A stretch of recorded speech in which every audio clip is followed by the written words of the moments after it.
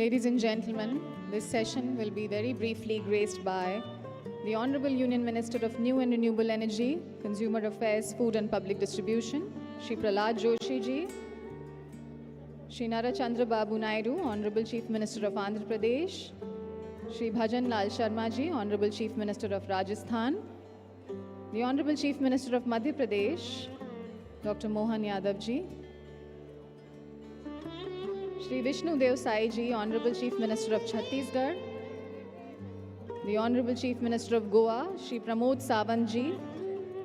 We also have on behalf of the Honorable Chief Minister of Uttar Pradesh, the Honorable Energy Minister.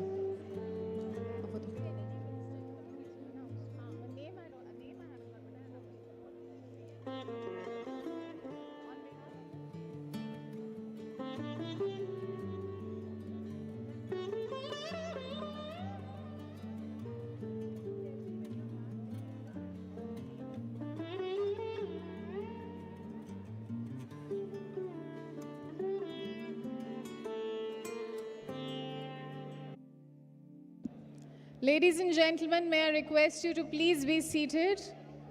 Ladies and gentlemen, as a matter of protocol, we all need to go back to our seats. This is a very important Chief Minister's plenary session, which is going to take place very shortly. I invite you to please take your seats. Please settle in, ladies and gentlemen, please settle in now. I invite you to please take seats now. We have to begin with the Honorable Chief Minister's session. This is a plenary session, ladies and gentlemen, to be graced by the Honorable Chief Minister of Andhra Pradesh, Shri Chandra Babu Naidu ji, Honorable Chief Minister of Rajasthan, Shri Bhajan Lal Sharma ji, the Honorable Chief Minister of Madhya Pradesh, Dr. Mohan Yadav ji, Honorable Chief Minister of Chhattisgarh, Shri Vishnu Dev Sai ji, and Honorable Chief Minister of Goa. And with that, ladies and gentlemen, I will now hand over the proceedings to our host of this session, Caroline. This is Aishwarya Singh, and I have to sign off. Caroline, over to you.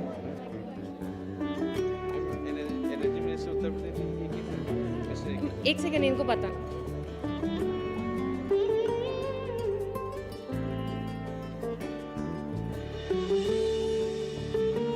Gets to kindly take their seats. The CM plenary session is starting shortly.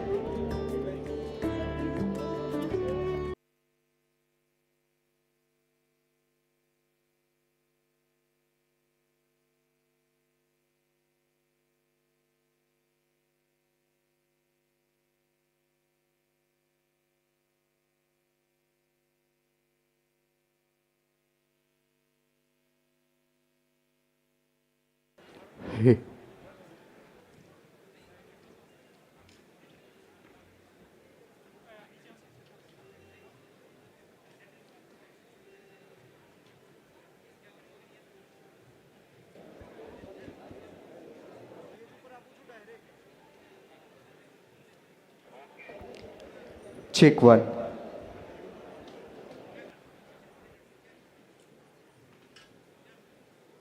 Hey. Check, hey.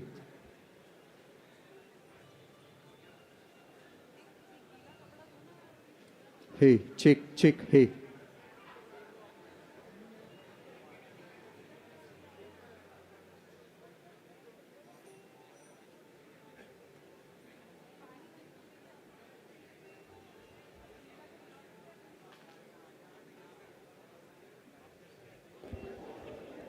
Requesting our friends from the press and media to kindly vacate the space near the stage. The session is about to begin shortly. Requesting our delegates to kindly take their seats and vacate the stage area.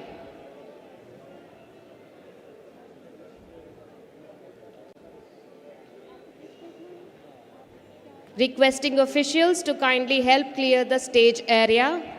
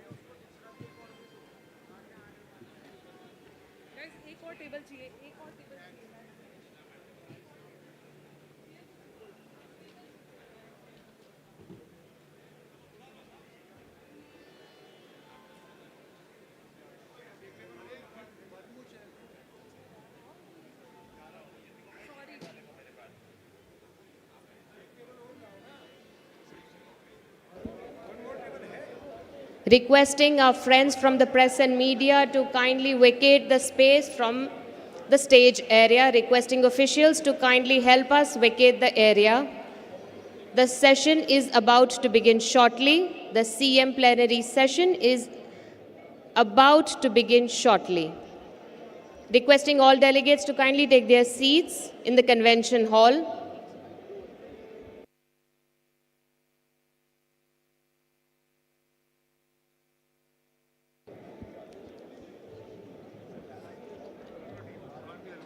Hey, hey, hey, chick, hey.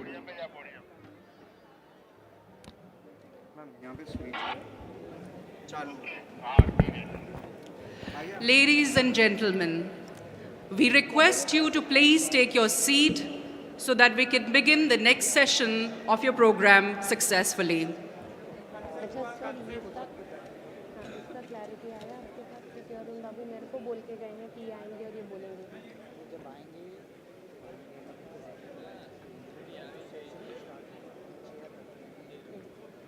और ये नहीं आ रहा है ना deputy CM sir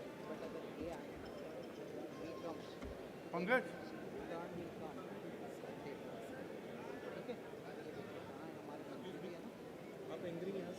जी sir यही sir हाँ जी sir पहले certificate solve होगा फिर इनके पास Hey, hey.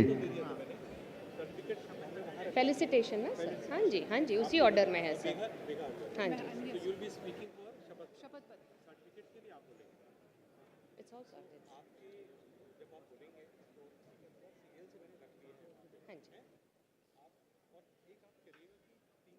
जी सर मैंने ऐसे ही लिखा हुआ है अपनी शीट में I request officials from the states to please step forward for the award and then I will read it all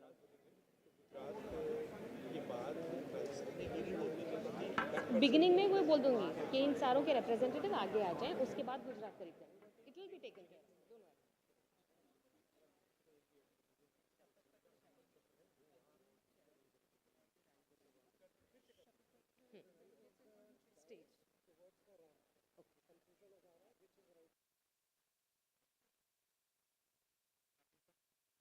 Requesting all Shapath Patra presenters to kindly take their seats on the right-hand side of the dais near the ramp.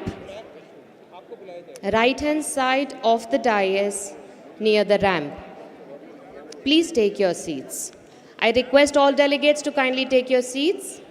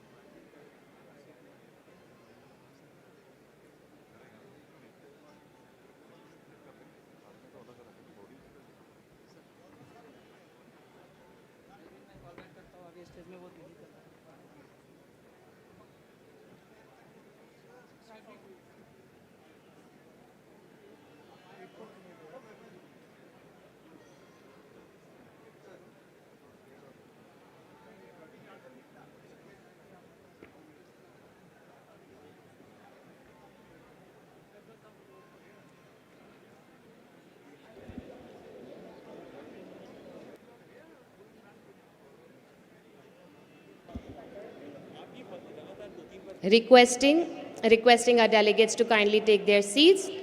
Shapath Patra presenters can take their seats on the right-hand side of the stage near the ramp.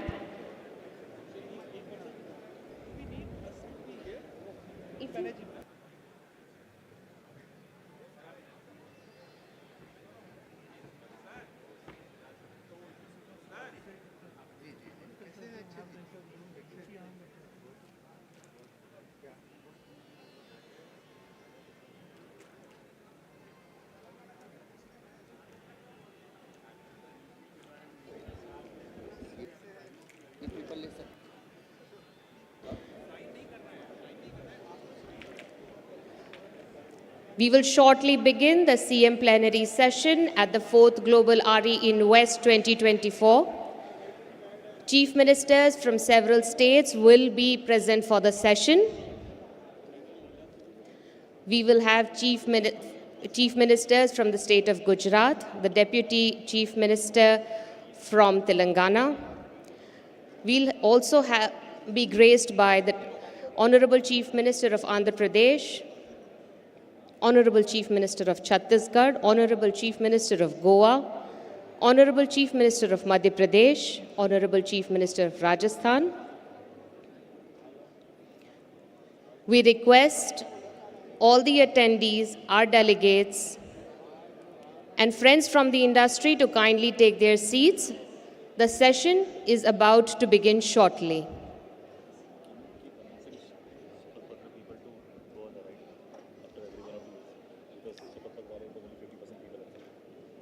Requesting all Shapath Patra presenters to kindly take their seats on the right-hand side of the stage near the ramp.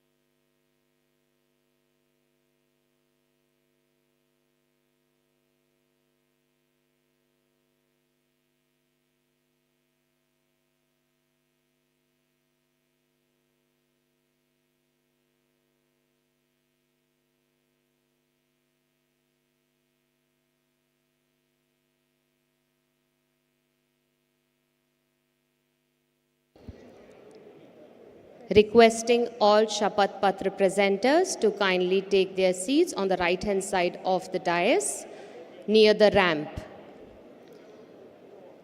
Stage के right hand side पे ramp के पास शपथ पत्र presenters अपनी seats ले सकते हैं.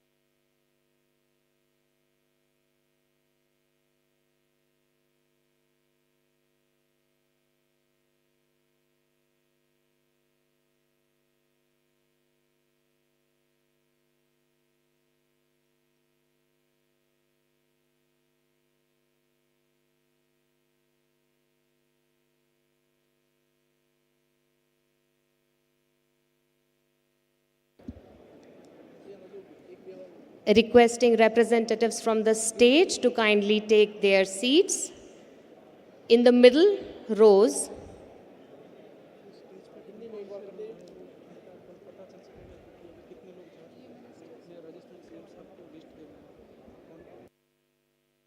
आप सबसे निवेदन है कि आप अपने अपनी स्थान पे ग्रहण कर लें.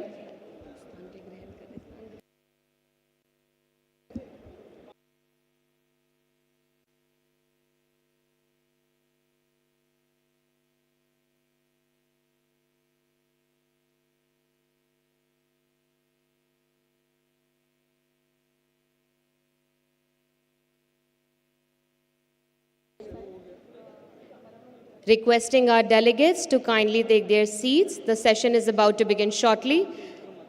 Requesting all officials to help clear off the area near the stage. Requesting Honorable Chief Ministers to kindly take their seats on the dais.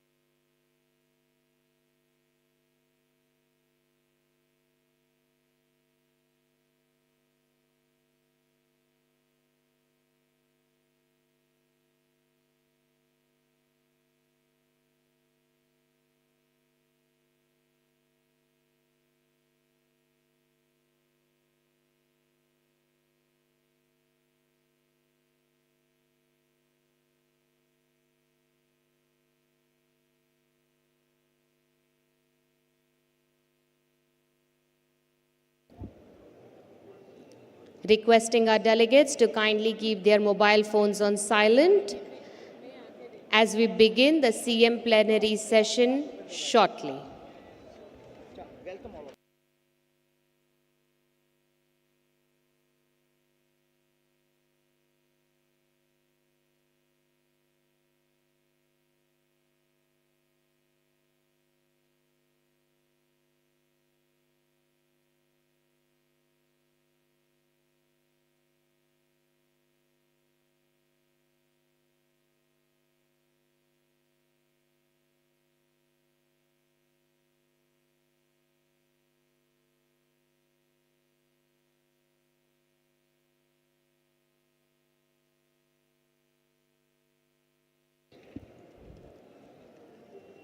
Requesting dignitaries and officials to kindly clear the stage area as we will begin the CM plenary session shortly.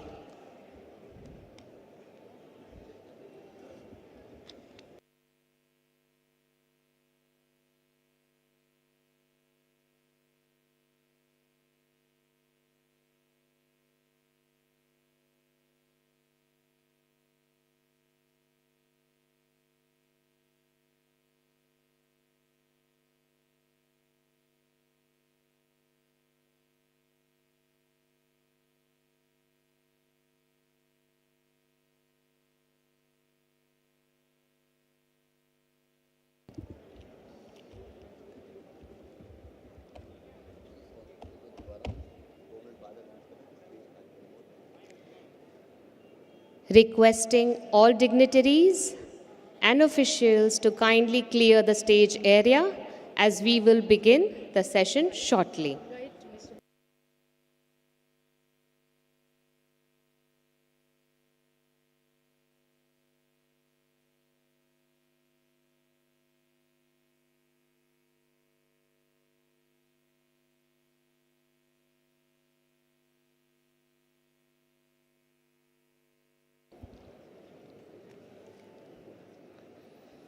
Good morning and a splendid welcome to the Chief Minister's plenary session at the 4th Global RE Invest 2024. We are honored to welcome and greet the Honorable Union Minister of New and Renewable Energy, Consumer Affairs, Food and Public Distribution, Shri Prahlad Joshi ji, Honorable Chief Ministers, esteemed secretaries, distinguished speakers, and an eminent assembly of industrialists and industry delegates. Your presence enriches this event as we embark on a journey towards a sustainable and innovative energy future. I once again welcome Shri Kanubhai Desai, Sir, Honorable Minister of Energy and Petrochemicals Department, Gujarat. Shri Mallu Bhatti Vikramarka, Honorable Deputy Chief Minister of Telangana. Shri Nara Chandrababu Naidu, Honorable Chief Minister of Andhra Pradesh. Shri Vishnu Deo Sai, Honorable Chief Minister of Chhattisgarh. Shri Pramod Sawant, Honorable Chief Minister of Goa. Shri Mohan Yadav, Honorable Chief Minister of Madhya Pradesh. Shri Bhajanlal Sharma, Honorable Chief Minister of Rajasthan. Shri Chandrajit Banerjee, Director General, Confederation of Indian Industry. Mr. Bhupinder S. Bhalla, Secretary, Ministry of New and Renewable Energy. And Shri Prahlad Joshi ji, Honorable Union Minister of New and Renewable Energy and Consumer Affairs, Food and Public Distribution. A round of applause for our dignitaries, please. May I now request Mr. Bhupinder Bhalla, Secretary, Ministry of New and Renewable Energy, to kindly deliver the opening remarks.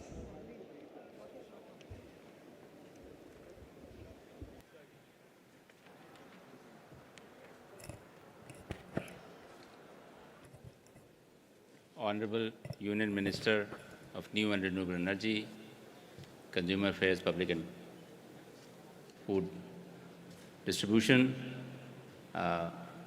Honorable Chief Ministers of various states on the dais, Honorable Minister of State for New and Renewable Energy, Honorable Minister of State on the dais, and ladies and gentlemen.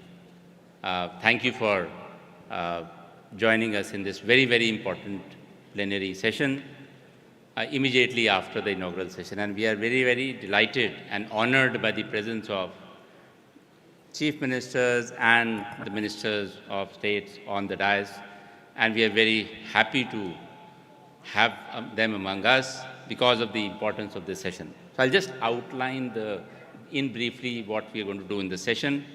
Sir, of course, in the inaugural session, you heard that India has emerged as a global leader in the renewable energy sector. Of course, but there are challenges while we are going ahead on reaching the 500 gigawatt target that we set for ourselves. And looking at the challenges, what we had done was that we also wanted to celebrate the momentous achievement of achieving 200 gigawatt of non-fossil power capacity. We also wanted to see how the states and the industry can come together to help us achieve the 500 gigawatt target. And for the first time, if ever, the Ministry of New and Renewable Energy has decided to recognize all the states and UTs and the other stakeholders who have contributed to India's success of reaching 200 gigawatt target. That's one thing that we wanted to do. The second thing was that moving towards 500 gigawatt target, I mentioned the challenges. There are different kinds of challenges that everyone faces. So we also requested the states and the union territories. We also requested all stakeholders, industry, all kinds of industry, developers, manufacturers, transmission, everybody, and the financial institutions to tell us what is their commitment of helping us achieve this 500 gigawatt target. And sir, what we've done is we've outlined in the session. Of course, we had the honor of the chief ministers, and looking at that, we wanted to, in the presence of all the dignitaries, we wanted to recognize all the states and union territories who have achieved, who have significantly helped us achieve this, made this achievement, and also as part of the commitments, we had sought Shapath Patra from states and UTs and of course all developers. So we would like to have these Shapath Patra given to the Honorable Union Minister in the presence of all the dignitaries, to our Minister, and together then we can hope to achieve the 500 gigawatt target at the earliest. Just to give you an outline of some of the achievements which have been there, of course, we will give you the entire list when we are announcing that. Gujarat is the highest achiever state in the overall renewable energy capacity, about 28,220 megawatt. It is also the highest achiever state in overall wind power capacity, with a capacity of 11,822 megawatt.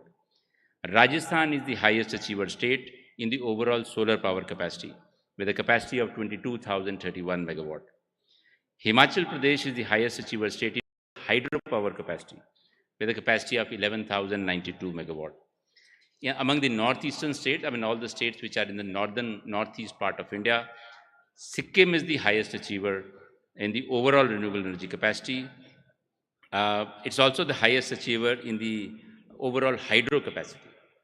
Jammu and Kashmir is the highest achiever in the Union Territories uh, in the overall renewable energy capacity with 3,725 megawatt. It is also the highest achiever in the UTs in the overall hydropower capacity.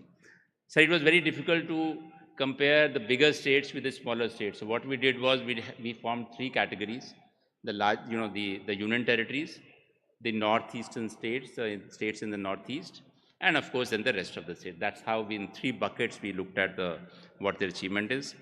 Assam is the highest achiever in the northeastern states in the overall solar power capacity, and NCT of Delhi is the highest achiever in the Union Territories in the overall solar power capacity. So these are some of them, some of the achievements we wanted to just highlight here. In the industry, Adani Green Energy Limited is the highest achiever among independent power producers in the overall renewable energy capacity commissioned, with a capacity of over 11,600 megawatt. It is also the highest achiever among independent power producers in the overall solar power capacity commissioned, 9,373 megawatt. Renew Private Limited is the highest achiever among independent power producers in the overall wind power capacity commissioned, with a capacity of 4,700 plus megawatt. In manufacturing, Swari Energy Limited is the highest solar PV module manufacturer with a capacity of 10,775 megawatt.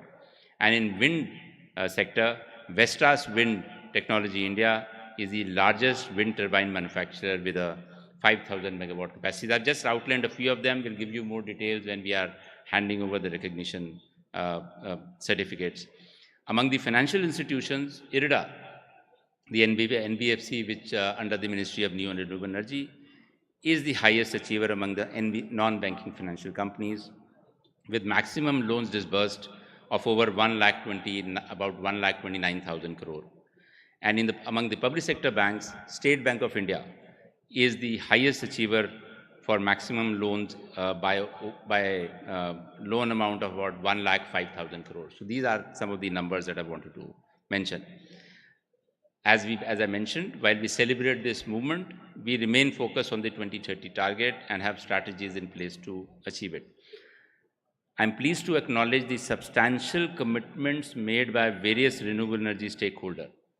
We requested for commitment. We received over 116 commitments from all stakeholders toward achieving this target of 500 gigawatt. States and union territories have not only set ambitious targets, but also pledged to implement supportive policies, and that is going to be a key as we go forward to 2030. Developers have committed to an additional 570 gigawatt of renewable energy installation, while the states have committed for the total additional capacity committed by states is over 500 gigawatt. The developers have committed to 570 gigawatts of capacity across over different parts of India. Equipment manufacturers, as the Honorable Minister mentioned in his inaugural speech, have given commitments of 340 gigawatts of solar PV module capacity in the country, 240 gigawatt of solar cell manufacturing capacity in the country, 22 gigawatt in wind, and 10 gigawatt in electrolyzer. And this, if you compare with the current capacities of solar, is only 60 or so. Wind, of course, is about 18. Solar cells is only 6 or 7 right now. From 7 to 240 is what we are looking at. And banks and financial institutions have together pledged an additional $300 billion in financing by 2030, and that's what is all important. So we look forward to, of course, celebrate. Recitation part of the session. Ladies and gentlemen, in line with the Honorable Prime Minister's vision on energy transition, the Ministry of New and Renewable Energy is working towards achieving 500 gigawatt non-fossil power generation capacity in India by 2030. Steadily progressing in this direction, the country has crossed 200 gigawatt non-fossil power capacity, that is 201.76 gigawatt, as on the 31st of May 2024, which has now risen to 207.76 gigawatt energy. Crossing the milestone of 200 gigawatt in non-fossil power capacity is a momentous opportunity to celebrate and recognize various stakeholders who've played a significant role. Achievers have been categorized as follows: states, northern eastern states, and union territories for overall renewable energy capacity, overall solar power capacity, overall wind power capacity, overall hydropower capacity. Independent power producers for overall renewable energy capacity commissioned, overall solar power capacity commissioned, overall wind power capacity commissioned. Moving forward, we have renewable energy parks, solar PV module manufacturers, wind turbine manufacturers, highest achievers for maximum loans disbursed to renewable energy sector amongst non-banking financial companies and amongst public sector banks. I request officials from the state of Gujarat, Rajasthan, Tamil Nadu, Sikkim, and Arunachal Pradesh to kindly step forward to receive their awards. I request Honorable Union Minister of New and Renewable Energy, Consumer Affairs, Food and Public Distribution, Shri Prahlad Joshi ji, to kindly hand over the awards.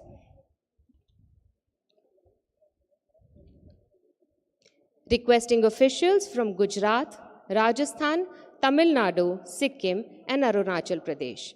Gujarat, for the highest achiever state in overall renewable energy with a capacity of 28,220 megawatts. Highest achiever state in overall wind power with a capacity of 11,822 megawatts. These numbers definitely deserve a huge round of applause.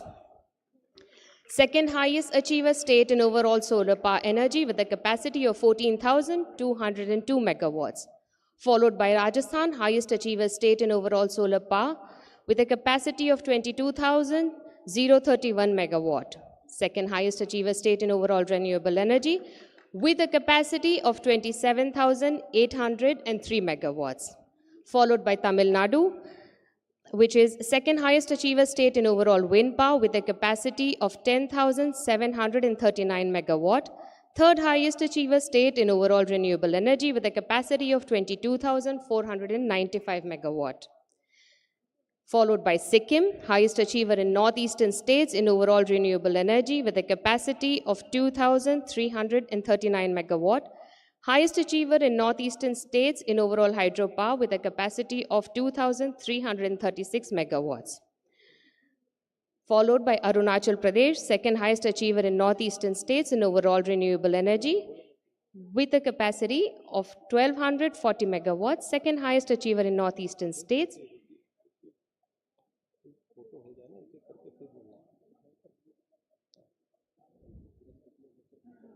In overall hydropower with a capacity of 12.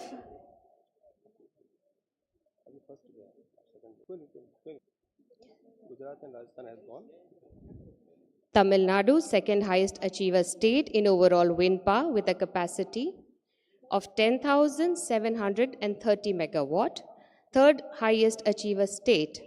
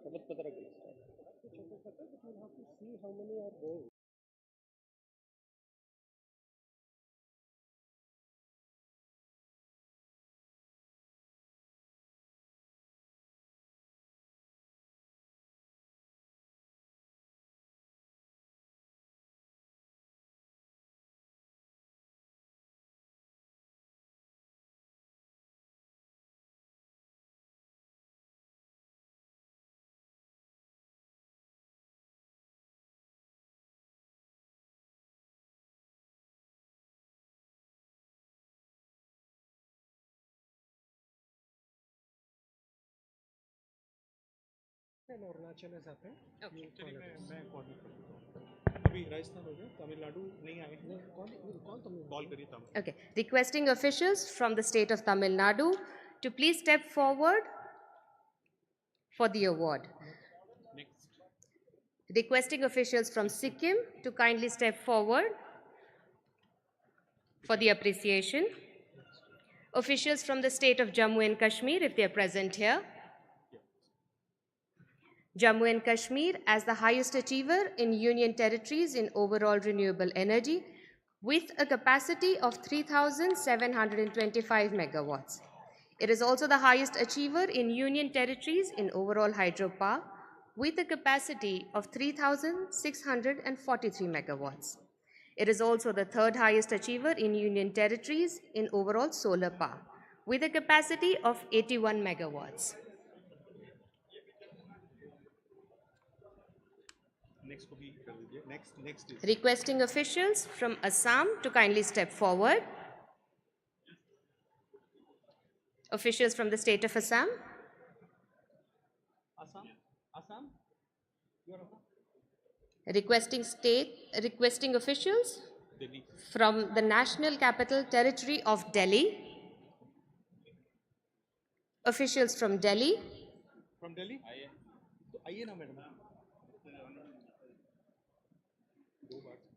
Assam as the highest achiever in northeastern states in overall solar power with a capacity of 287 megawatt. It is the third highest achiever in northeastern states in overall renewable energy with a capacity of 673 megawatts. It is also the third highest achiever in northeastern states in overall hydropower with a capacity of 384 megawatts. May I request officials from Ladakh to kindly step forward.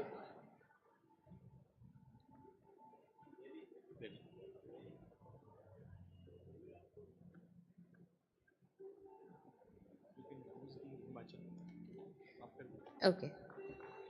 May we have officials from Himachal Pradesh to kindly step forward.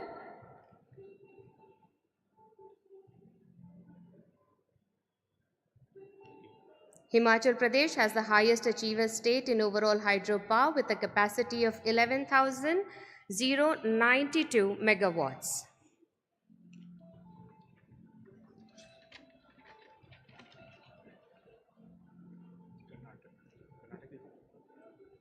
May I now request officials from Karnataka to kindly step forward.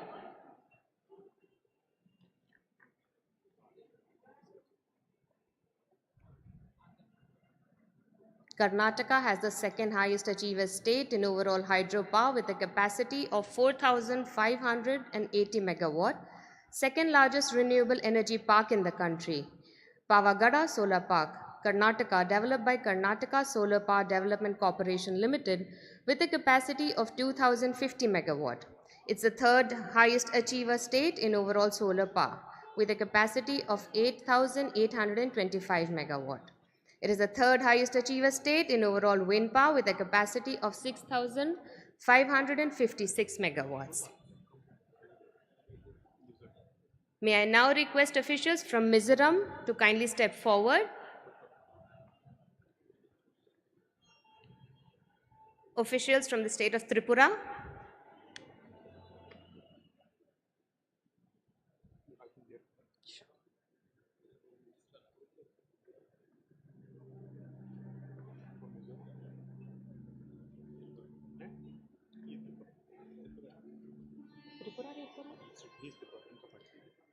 Tripura is the third highest achiever in northeastern states in overall solar power with a capacity of 23 megawatt.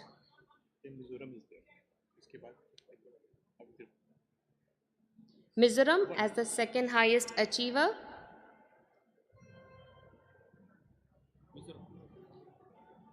Mizoram as the second highest achiever in northeastern states in overall solar power with a capacity of 30 megawatt.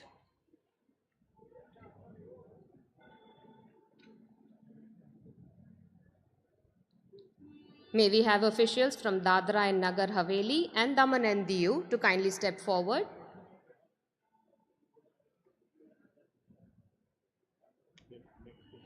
May we have officials from Uttarakhand to kindly step forward.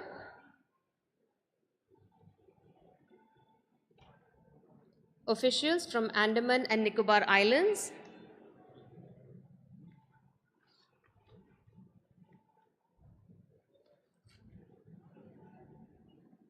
May I now request officials from the following organizations to kindly step forward to receive their awards. Adani Green Energy Limited. Officials from Adani Green Energy Limited.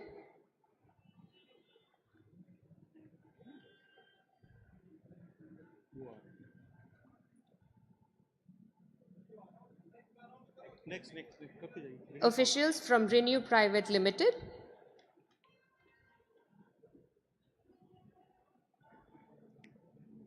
Renew Private Limited as the highest achiever among independent power producers in overall wind power capacity, commissioned with a capacity of 4,741 megawatt. It's the second highest achiever among independent power producers in overall renewable energy capacity, commissioned with a capacity of 10,260 megawatts. It's the third highest achiever among independent power producers in overall solar power capacity, commissioned with a capacity of 5,429 megawatts, and the third largest solar PV module manufacturer with a capacity of 3,698 megawatts. Ladies and gentlemen, this definitely deserves a huge round of applause. We are talking about energy, and we can definitely show some energy here as well. May we have officials from Tata Power Company Limited?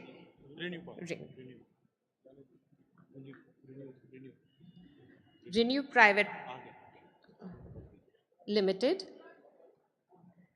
for the highest achiever amongst independent power producers in overall wind power capacity, commissioned with a capacity of 4,741 megawatts.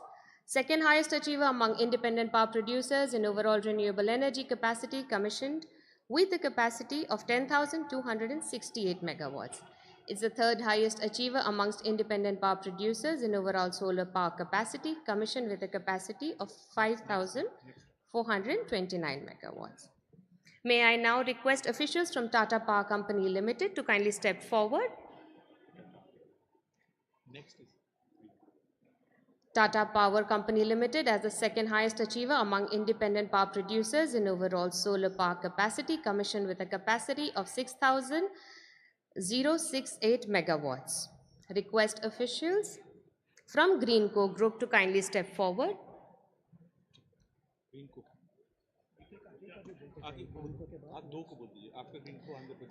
Requesting officials from Greenco Group. Greenco Group as the second highest achiever among independent power producers in overall wind power capacity, commissioned with a capacity of 3,187 megawatt. Third highest achiever amongst independent power producers in overall renewable energy capacity, commissioned with a capacity of 7,301 megawatt. Andhra Pradesh Solar Power Corporation Private Limited officials, kindly step forward. Requesting officials from Vari Energies Limited to kindly step forward. Officials from Mundra Solar Technologies Limited.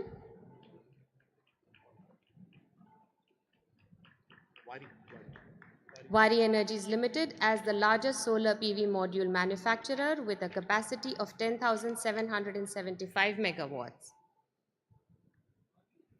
Mundra Solar Technologies Limited. Vestas Wind Technologies India Private Limited. Officials from Vestas.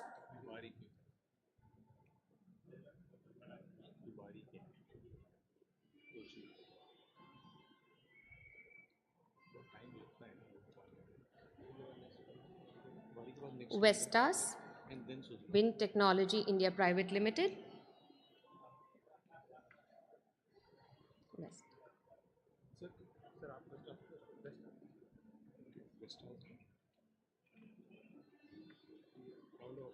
Next.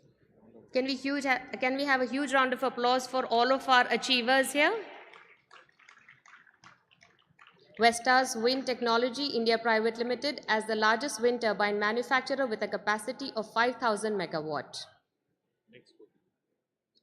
Officials from Suzlon Energy Private Limited.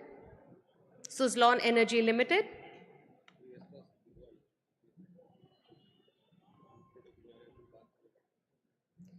May we have officials from Envision Wind Power Technologies India Private Limited, Inox Wind Limited, Siemens Gamesa Renewable Power Private Limited.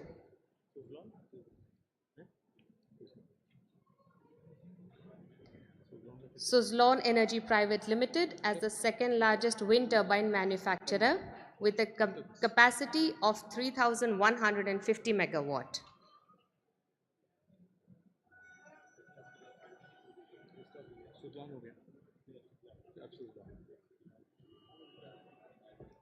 Envision Wind Power Technologies India Private Limited.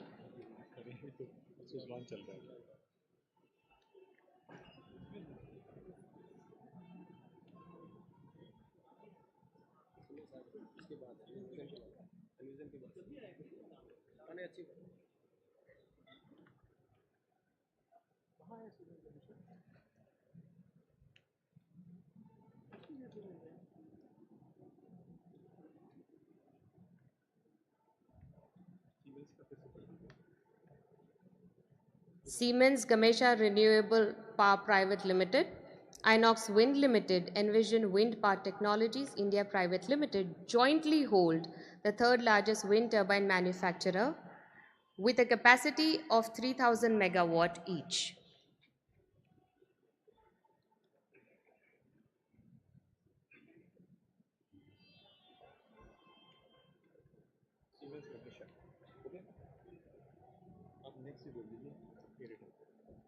Indian renewable companies for maximum loans disbursed to renewable energy sector with a total disbursed loan amount of rupees 1,28,846 crores.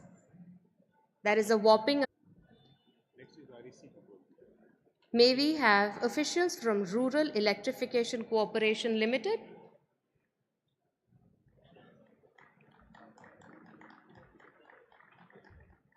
There are a lot of us in the room and the energy could be better, so a huge round of applause for all the awardees.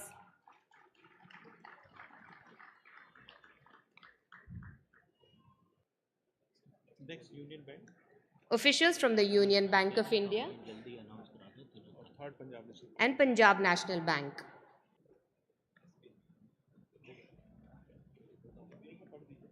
State Bank of India as the highest achiever among public sector banks for maximum loans disbursed to renewable energy sector with a total disbursed loan amount of 1,05,000 crores. Union Bank of India as the second highest achiever amongst public sector banks for maximum loans disbursed to renewable energy sector with a total disbursed loan amount of 26,664 crores.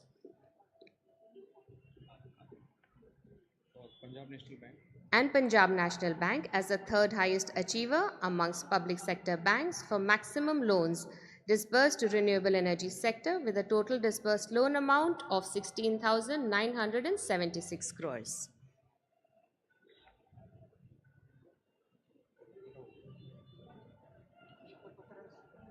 With this, we conclude the felicitation ceremony.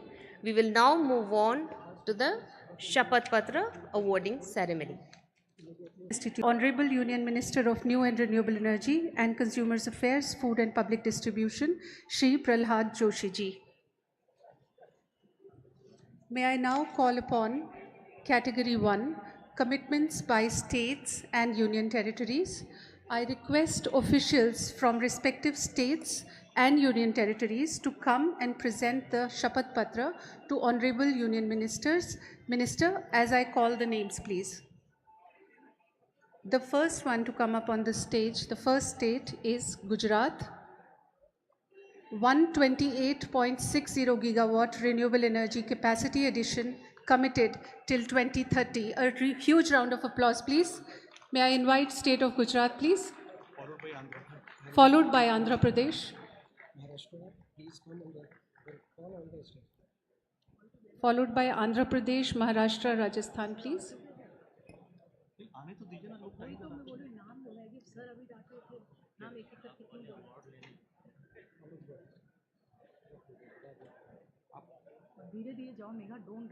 Yes, yes, yes, yes, yes. बताइए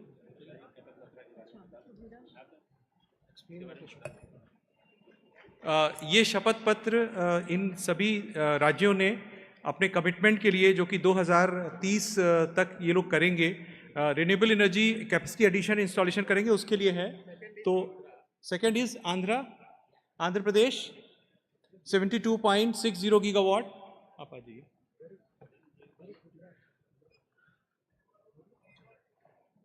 Andhra Pradesh 72.60. I invite officials from Andhra Pradesh. Uttar Pradesh 63 gigawatt renewable energy capacity addition committed till 2030. जेठानी ये बताओ ये कहाँ से है? हैं? Rajasthan? I invite officials from Madhya Pradesh to come up on the stage, please. Followed by Tamil Nadu. Telangana. I request officials from Telangana. Karnataka. Officials from Karnataka, invite them on the stage, please.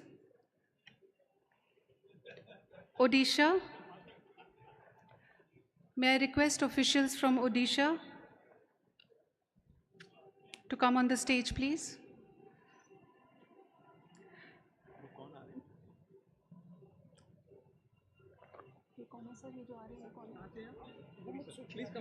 Odisha. Officials from Himachal Pradesh are requested to join us on the stage, please. Bihar. Officials from Himachal Pradesh are joining us on the stage. Himachal Pradesh has committed 9.08 gigawatt of renewable capacity addition till 2030. Bihar, Bihar, may I request officials from Bihar, please?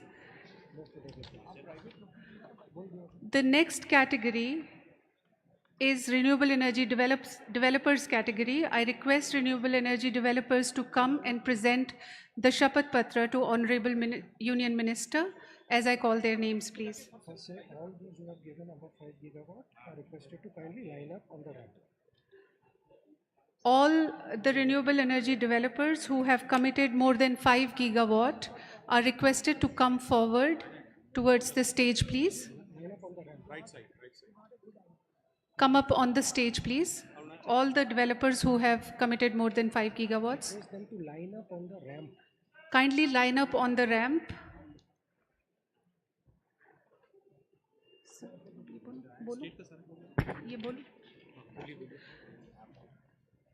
The first renewable energy developer, Reliance Industries Limited, for 100,000 megawatt additional renewable capacity installation committed till 2030. Also committed for manufacturing of 20,000 megawatt per year integrated solar PV and 20,000 megawatt equivalent of glass. Keep calling. They have to give. We don't bother about the others. We keep calling and explaining. Keep it going. I invite NTPC officials to kindly come on the stage. NTPC has committed 41,300 megawatt.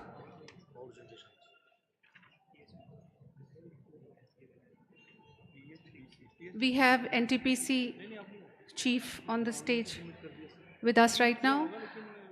I invite Renew Private Limited, who have committed 40,000 megawatt and also committed for manufacturing of 6,000 megawatt per year ingot wafer, cell and modules.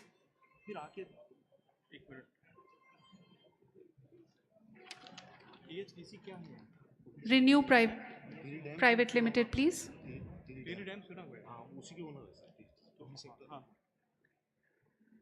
May I now request Adani Green Energy Limited, who have committed 38,800 megawatt.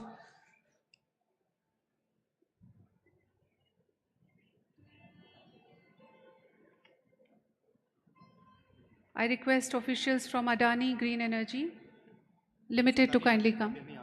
Okay. Hero Future Energies.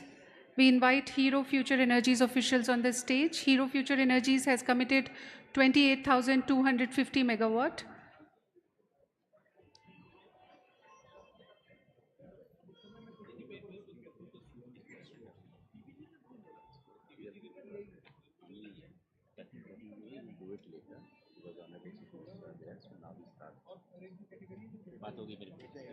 We will do it later.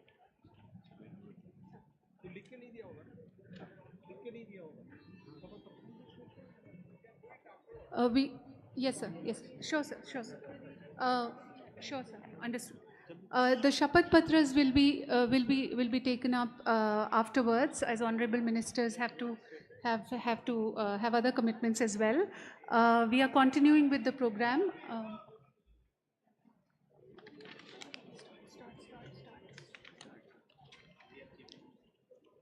Thank you. We move forward to special remarks from Honorable Chief Ministers of various states. May I request Shri Kanubai Desai, Honorable Minister of Energy and Petrochemicals Department, Gujarat, to deliver his address. Please, sir. Gujarat અને ગુજરાતીઓ આપણા જોશ માટે જણાય પણ અહીંયા કોઈ બી તાલીઓ નથી વગાડતું. I request all of us to kindly give a huge round of applause to all the ministers present here. Thank you.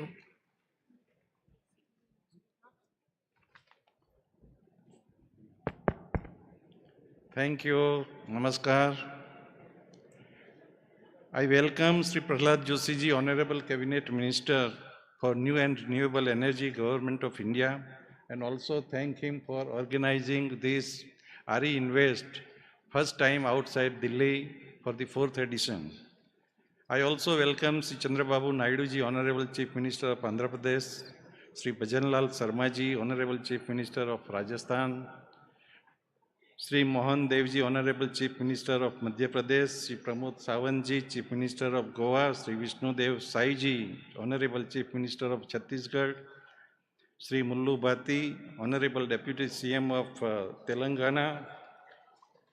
I welcome all the ministers of different states, particularly A.K. Sharma ji from Delhi, UP.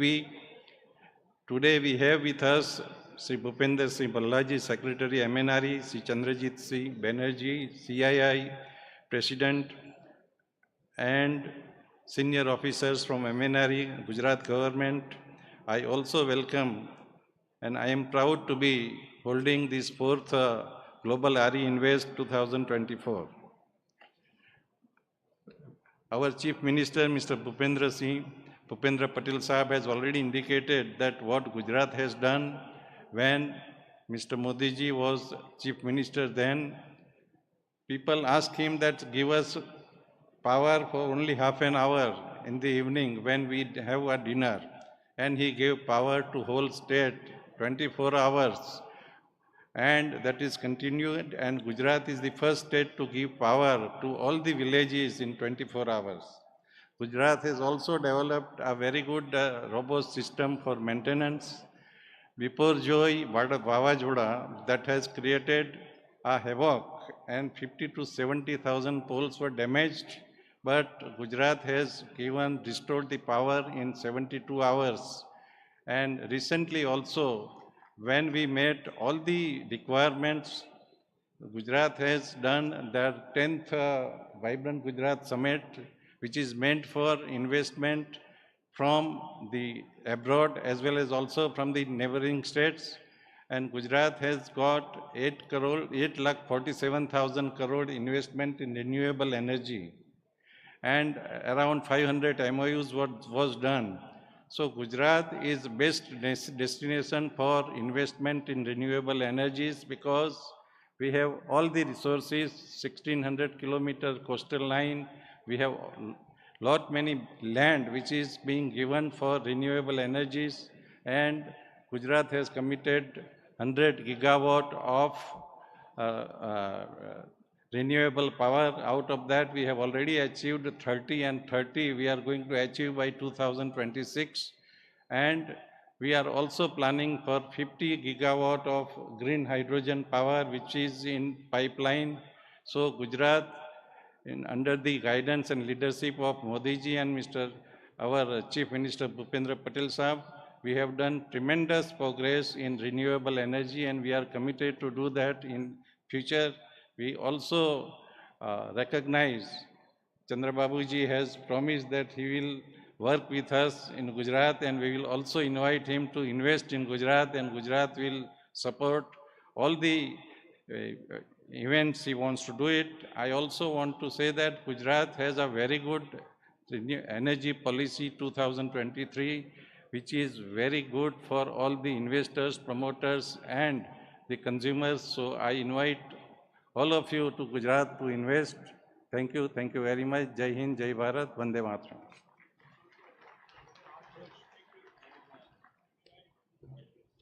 Thank you, sir. I request our delegates to kindly maintain decorum of the session and please take your seats.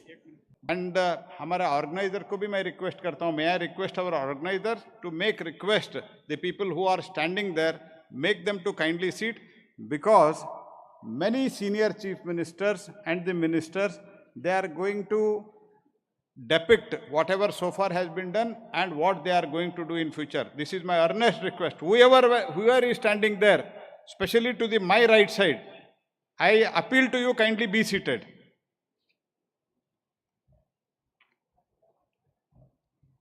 Requesting everyone to kindly take their seats and maintain decorum of the session.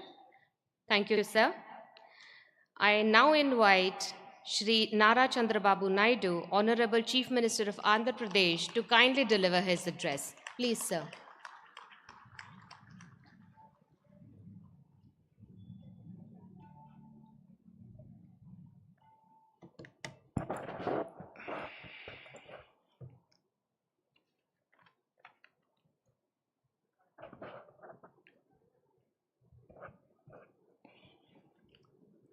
Honorable Minister for Renewable Energy, Sri Prahalad Joshi ji, Honorable Chief Ministers, Honorable Ministers, and respected investors, bankers, and delegates from all walks of life, and media and friends. I am very happy today to participate with you. It is a game changer for India in future. Exactly 25 years back, I used to promote information technology. That was the first mover advantage for India. Even now, according to me, now things are happening. In future, all states, those who are all well aware the future, they are already participating in this mission. Today, Honorable Prime Minister has given excellent vision, not only vision, and also clear-cut target 2030, thereby policies how to support. We are all in agreement with him. It is not difficult to achieve his target. I want to place before you some facts, and then I want to listen you in the afternoon during Andhra Pradesh plenary session. If you see here, achieve 30% energy efficiency and electrification.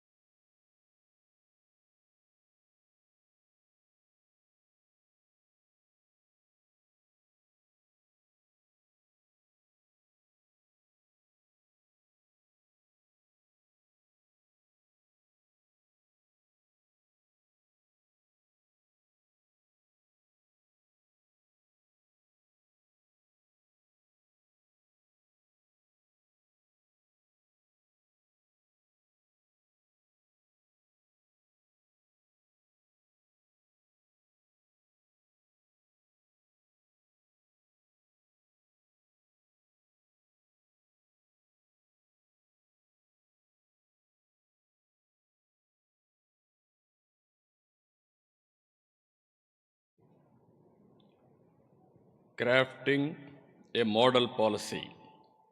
4 T's policy.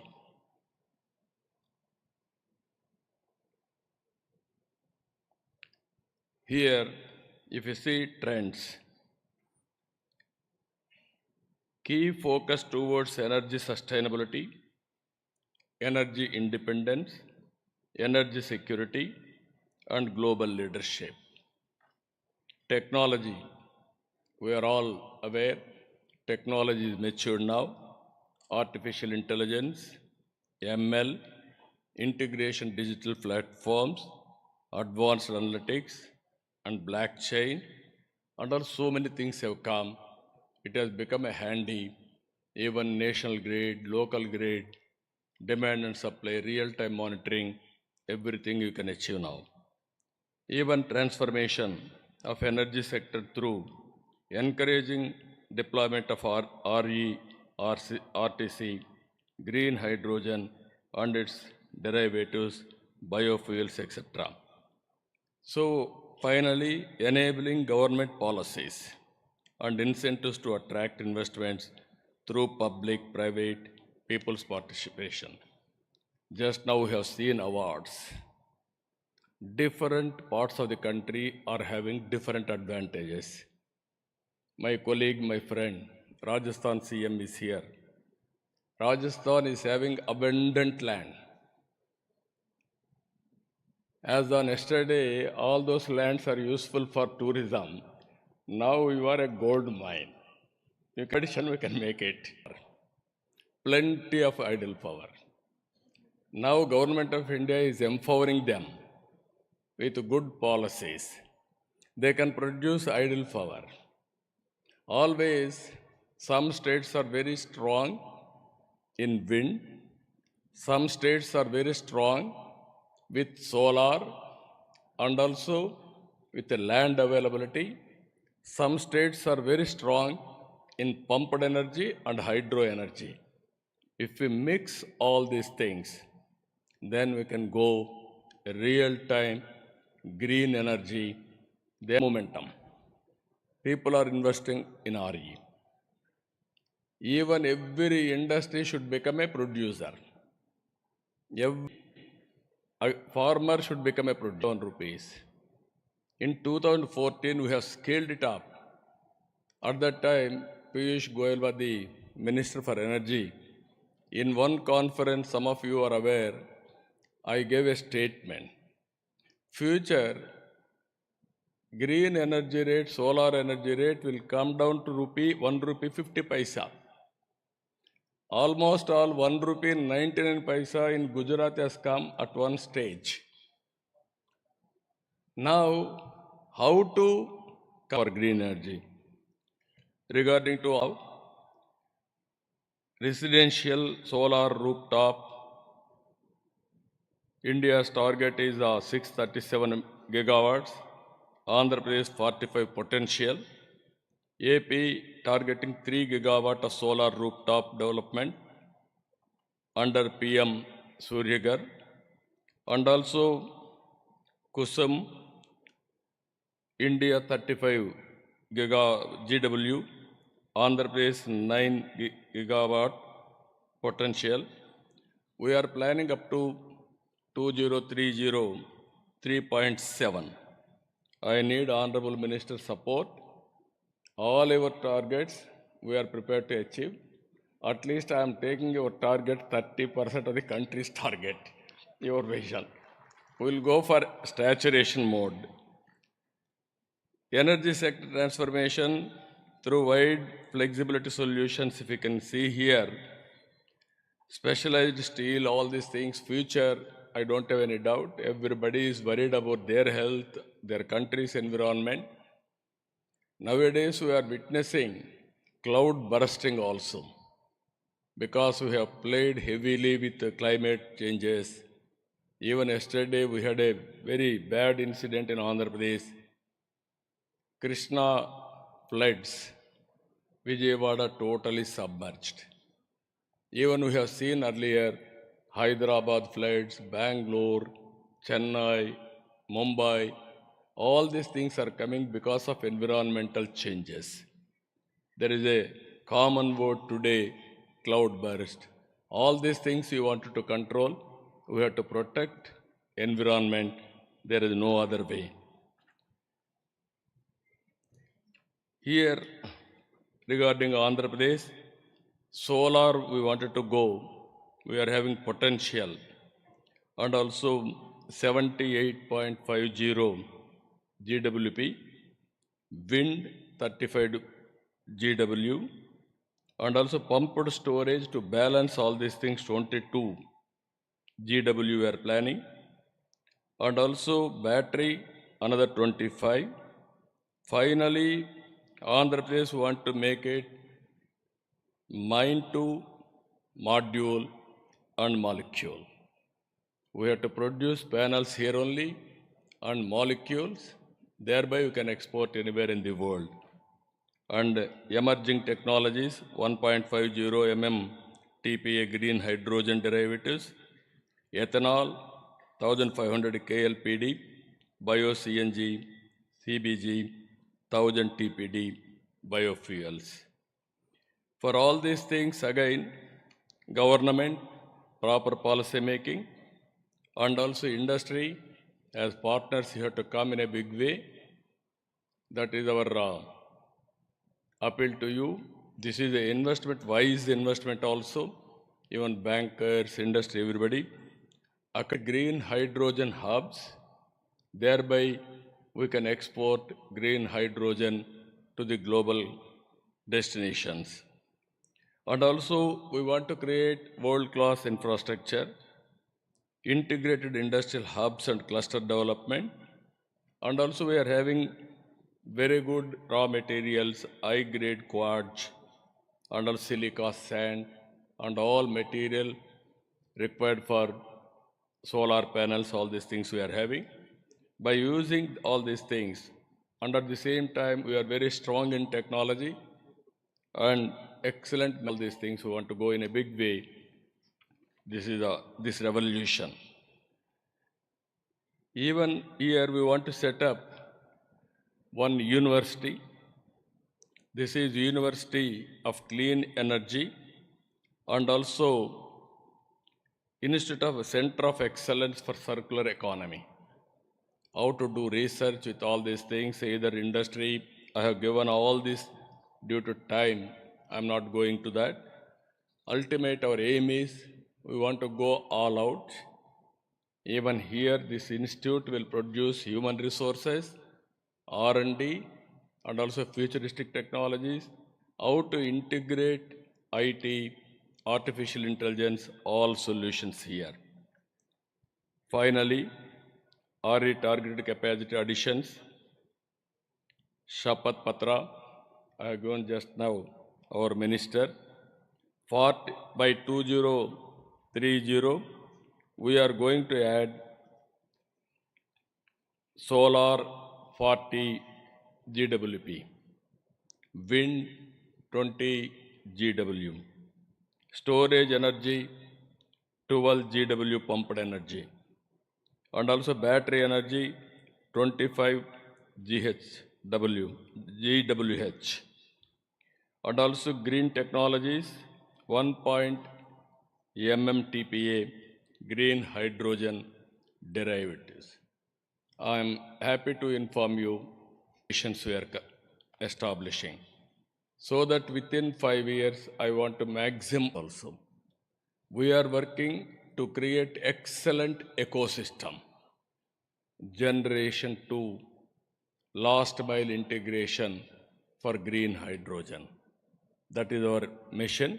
And also not only producing green hydrogen, and also we wanted to use green hydrogen in all walks of life, either domestic, agriculture, industry, transport, commercial, you name anything. We want to go in a big way. This is our vision. I strongly believe once IT revolution, now energy revolution. Everybody will focus about energy revolution. At this crucial stage, Prahalad Joshi ji is the minister. You will be remembered in the history of India.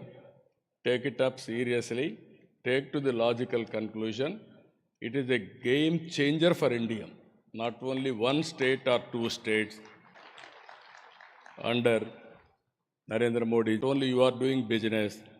We are making public policies. Everything for in the interest of the public only. I am very happy with all of you. I have seen so much of enthusiasm. This has to be transformed into outcomes. I am confident in the near future all these things will happen. With this, I am thanking all of you.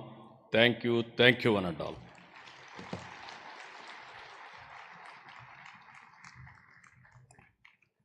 Thank you, Chief Minister, sir.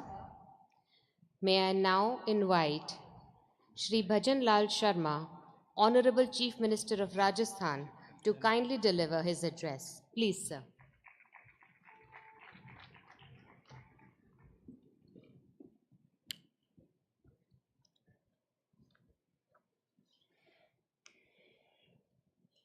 चौथे global renewable energy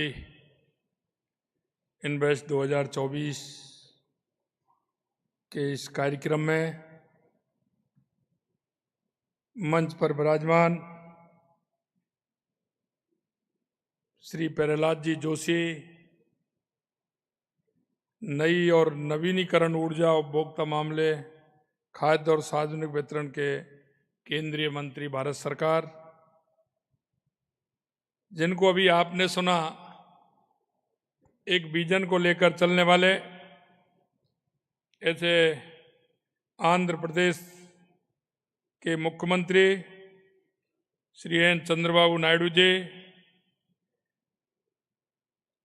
Madhya Pradesh के मुख्यमंत्री doctor Mohan Yadav जी, छत्तीसगढ़ के मुख्यमंत्री माननीय विष्णुदेव साई जी, गोवा के मुख्यमंत्री प्रमोद सावंत जी,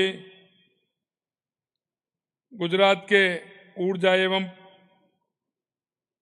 वित्त मंत्री भाई कनुभाई मोहनलाल देसाई जी,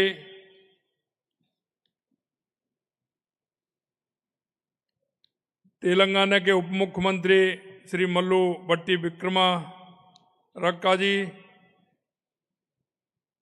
श्री अरविंद कुमार शर्मा जी, ऊर्जा और नवीनीकरण ऊर्जा मंत्री उत्तर प्रदेश, श्री भूपेंद्र कल्ला जी, सचिव, मंच पर विराजमान सभी अतिथिगण, मेरे सामने विराजमान सभी इस क्षेत्र से जुड़े हुए सभी अधिकारीगण, सभी मेरे भाई और बहनों, सबसे पहले तो मैं धन्यवाद देना चाहता हूं माननीय प्रहलाद जी जोशी जी को और यहाँ के मुख्यमंत्री जी को कि उन्होंने एक बहुत ही अच्छा ये कार्यक्रम रखा है और इस कार्यक्रम आने वाले समय में ये पूरे के अनुरूप देश को नवीकरणीय ऊर्जा के क्षेत्र में अग्रणी बनाने के लिए आयोजित इस समिट के सफल आयोजन हेतु बधाई और शुभकामनाएं देता हूं।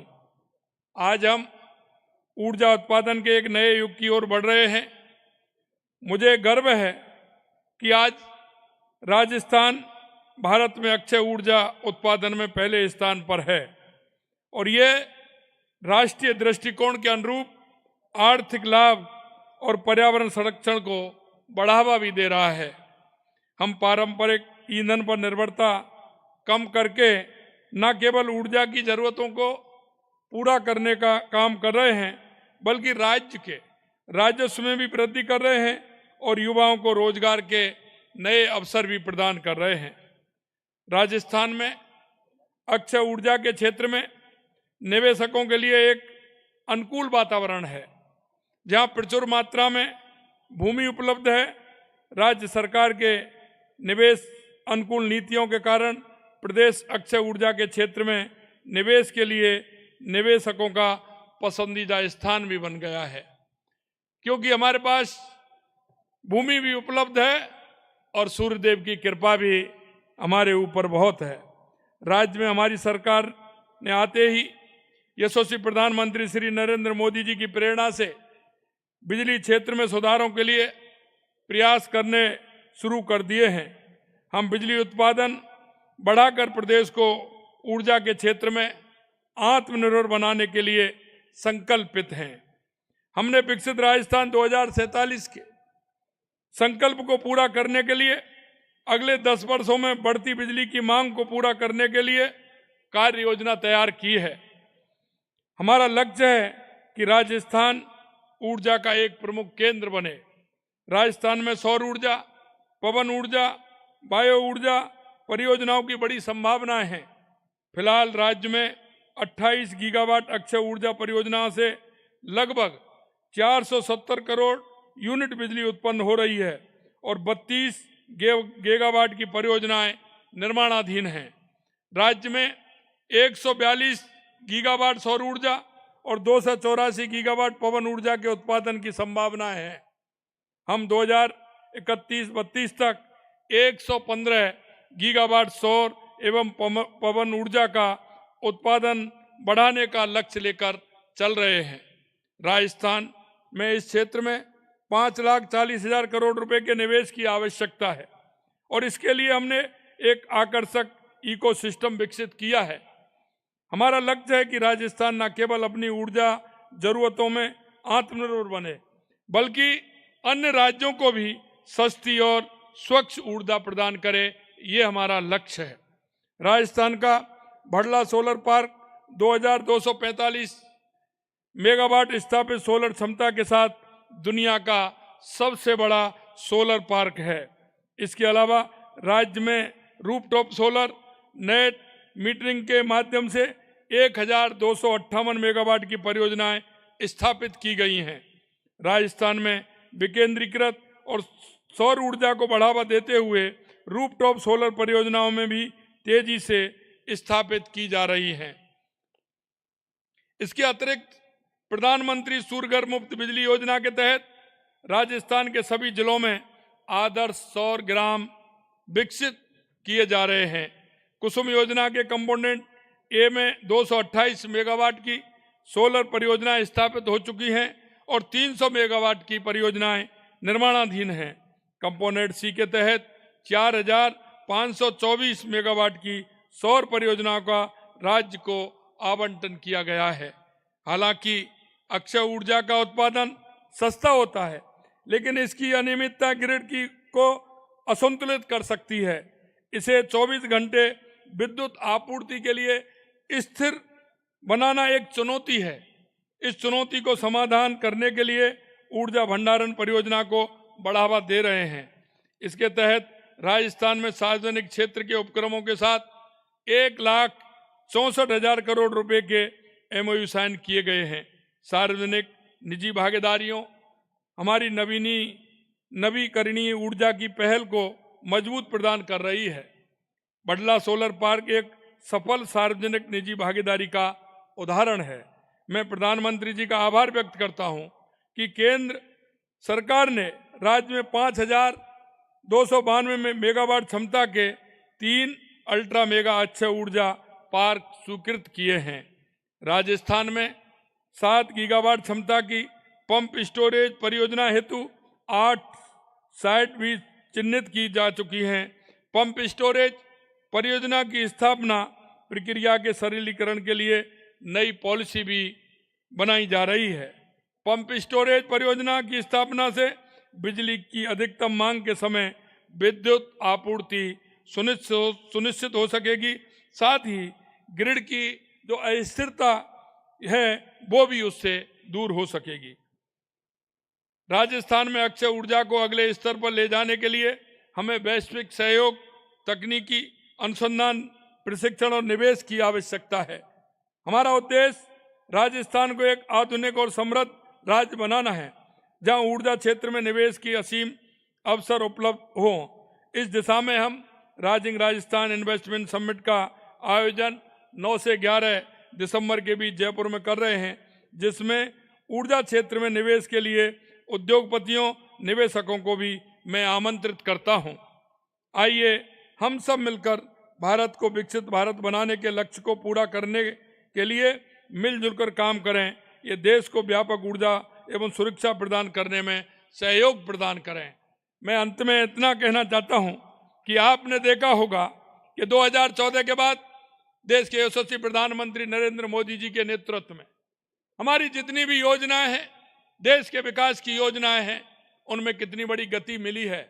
2014 के बाद चाहे हमारा गरीब कल्याण की योजनाओं से लेकर के, चाहे हमारा ऊर्जा क्षेत्र हो, विकास का कोई भी क्षेत्र हो, उसमें जिस तरह से बढ़ोतरी हुई है, निश्चित रूप से हम आने वाले समय में माननीय प्रधानमंत्री जी का जो सपना है, क्योंकि माननीय प्रधानमंत्री जी जिस तरह से एक विकसित देश के लिए एक वातावरण होना चाहिए, हमारी सोच होना चाहिए, हमारा डेवलपमेंट का विजन होना चाहिए, उस विजन को लेकर के चल रहे हैं। निश्चित रूप से आज की ये समिट उस विजन में एक बहुत बड़े कामयाब के साथ सफल होगी। मैं इस आयोजन के लिए जिस तरह से आयोजन किया है उसके लिए मैं पुनः धन्यवाद देना चाहता हूं और मैं कहना चाहता हूं कि हमारा देश निश्चित रूप से देश के यशस्वी प्रधानमंत्री नरेंद्र मोदी जी के नेतृत्व में आने वाली पीढ़ी को भी जिस तरह से विजन है उसको भी हम बनाएंगे और हमारे देश को 2047 तक विकसित भारत के रूप में, विकसित राजस्थान के रूप में, विकसित गुजरात के रूप में, विकसित हर प्रदेश के रूप में हम आगे ले जाएंगे। इस आशा और विश्वास के साथ आप सभी को बहुत बहुत धन्यवाद। नमस्कार। जय हिंद, जय Bharat.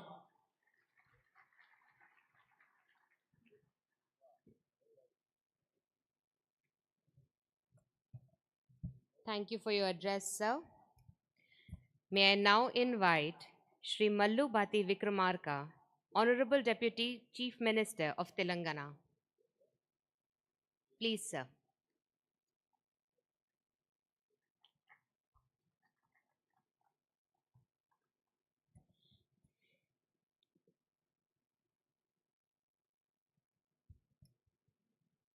Honorable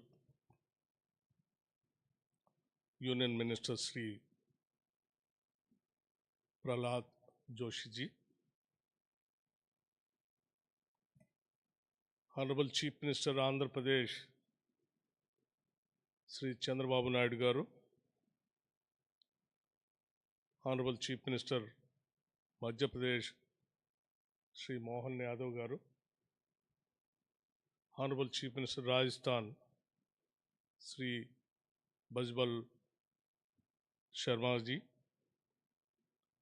Honorable Chief Minister Chhattisgarh Sri Vishnudev Sai ji, Honorable Chief Minister Goa Sri Pramod ji, and other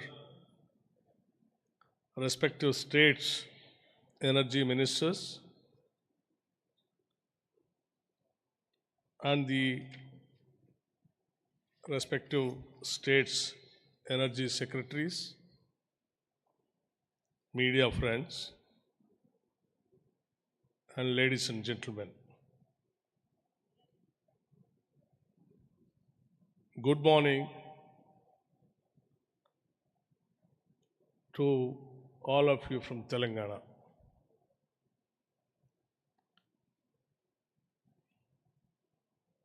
I would like to formally convey my sincere appreciation to Ministry of New and Renewable Energy and Government of Gujarat for the painstaking arrangements for this wonderful event in Gandhinagar.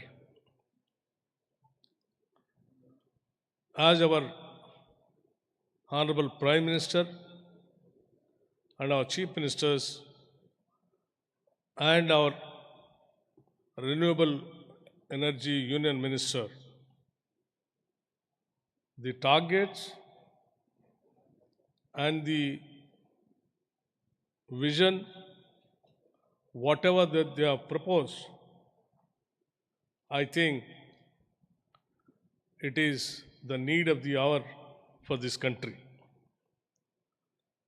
And even the state of Telangana is also very much committed for the cause of green and new renewable energy. In today's rapidly evolving world, clean and reliable energy is the foundation of both economic prosperity and societal well-being. India has set an ambitious goal of adding 500 gigawatts of renewable energy capacity, and Telangana, with its dynamic economic and thriving industries that includes IT, pharmaceuticals, manufacturing, intends to lead this transformation of balancing growing energy needs with a commitment to sustainability.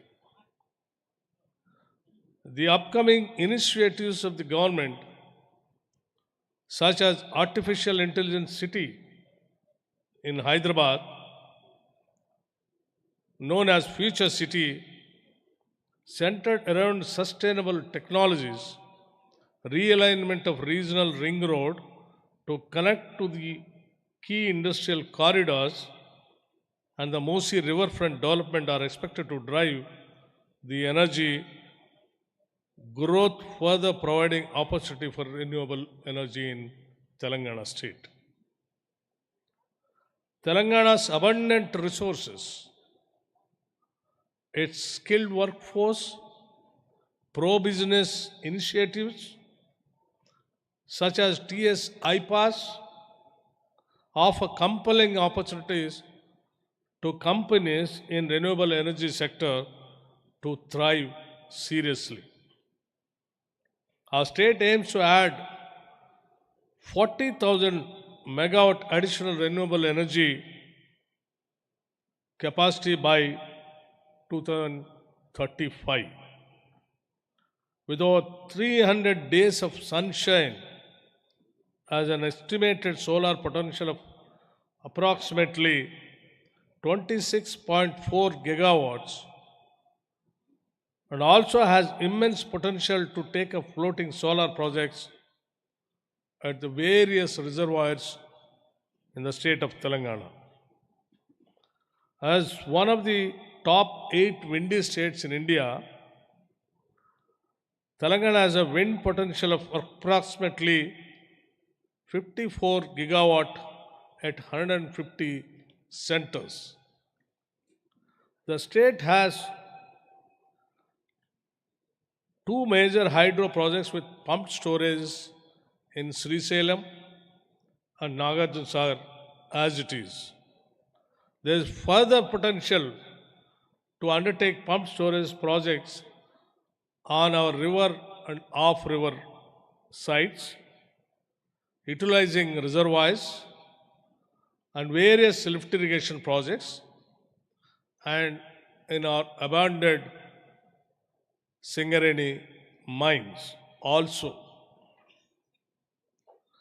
Other renewable energy potential includes green hydrogen, geothermal approximately 1500 to 3000 megawatts, mini hydel approximately nearing about 250 megawatts, etc. This ambitious target to our add 40,000 megawatts by 2035 is not just a number, it is a call to action. It is a call to promote solar, including floating solar, wind, hydel, and other explore energy storage solutions like battery, pumped storage, and to diversify our energy mix with the alternative sources in Telangana. Telangana is a developing comprehensive renewable energy policy to ensure sustainable, reliable, and affordable power, to promote renewable energy projects and attract private investments and ensure self-sustainability and self-sufficiency. Key features of this policy include investment incentives such as tax benefits and subsidies, single window clearances, transparent resource allocation, and procurement guidelines. A robust infrastructure plan for transmission and grid connectivity. The state is also promoting partnerships with research institutions to advance renewable energy technologies and incentives for renewable energy manufacturers who set up their facility in the state. The state of Telangana invites all stakeholders, government representatives, private investors, and innovators to join in this mission of our Telangana. Let us power the future with renewable energy, not just for the good of our state, but for the nation and the planet also. With this, without taking much of your time, I appeal all the investors, those who have come all over the country and the globe also, to welcome to the state of Telangana, where you have abundant resources to establish renewable energy power stations and sectors with a friendly state to encourage and to give incentives also to the investors. And also I request Prahlad Joshi ji, this kind of summit, which really encourages the states to take up this kind of mission, we also offer from the state of Telangana to extend our invitation to conduct this kind of summit in the next program and in the next proposal, wherever you want to conduct this kind of summit, the Telangana state is offering by making all the arrangements. We wanted to be host in the next for the summit. I thank once again the Prahlad Joshi ji and other state government machinery of the Gujarat for extending all kinds of cooperation and conducting this kind of summit. I thank you very much, and I also wish all the investors to take it as a positive sign and come forward to the state of Telangana. Thank you very much.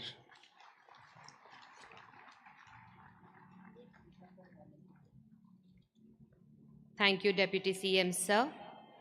I now invite Shri Vishnu Dev Sai, Honorable Chief Minister of Chhattisgarh, to deliver his address.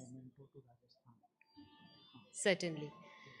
We would also like to extend a token of appreciation to the Chief Minister of Rajasthan. Please, sir.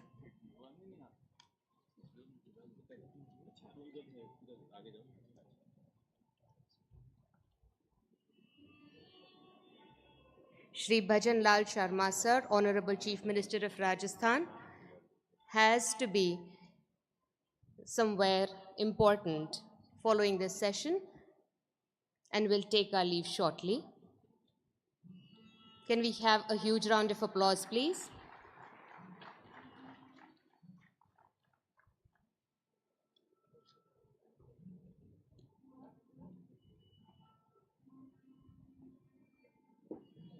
Over to you, CM, sir.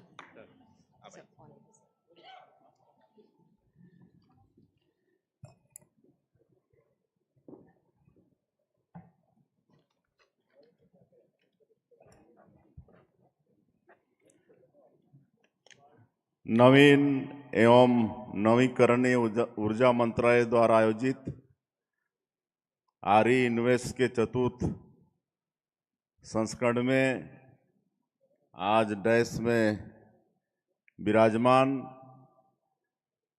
नवीन एवं नवीकरण ऊर्जा मंत्री भारत सरकार आदरणीय श्री प्रहलाद जोशी जी,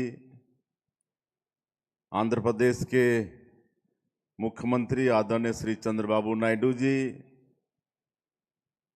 मध्य प्रदेश के मुख्यमंत्री आदरणीय doctor Mohan Yadav जी, गोवा के मुख्यमंत्री आदरणीय प्रमोद सावंत जी, इस विभाग के एमओएस आदरणीय श्रीपद यशो नायक जी, उप मुख्यमंत्री तेलंगाना, गुजरात के सम्माननीय ऊर्जा मंत्री, नवीन एवं नवीनीकरण ऊर्जा सचिव भारत सरकार,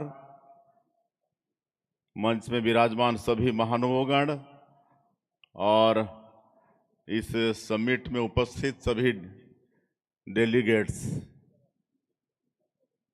मैं छत्तीसगढ़ प्रदेश के तरफ से आप सभी लोगों का हृदय से अभिनंदन करता हूं, स्वागत करता हूं। हम सभी जानते हैं कि हरित ऊर्जा के क्षेत्र में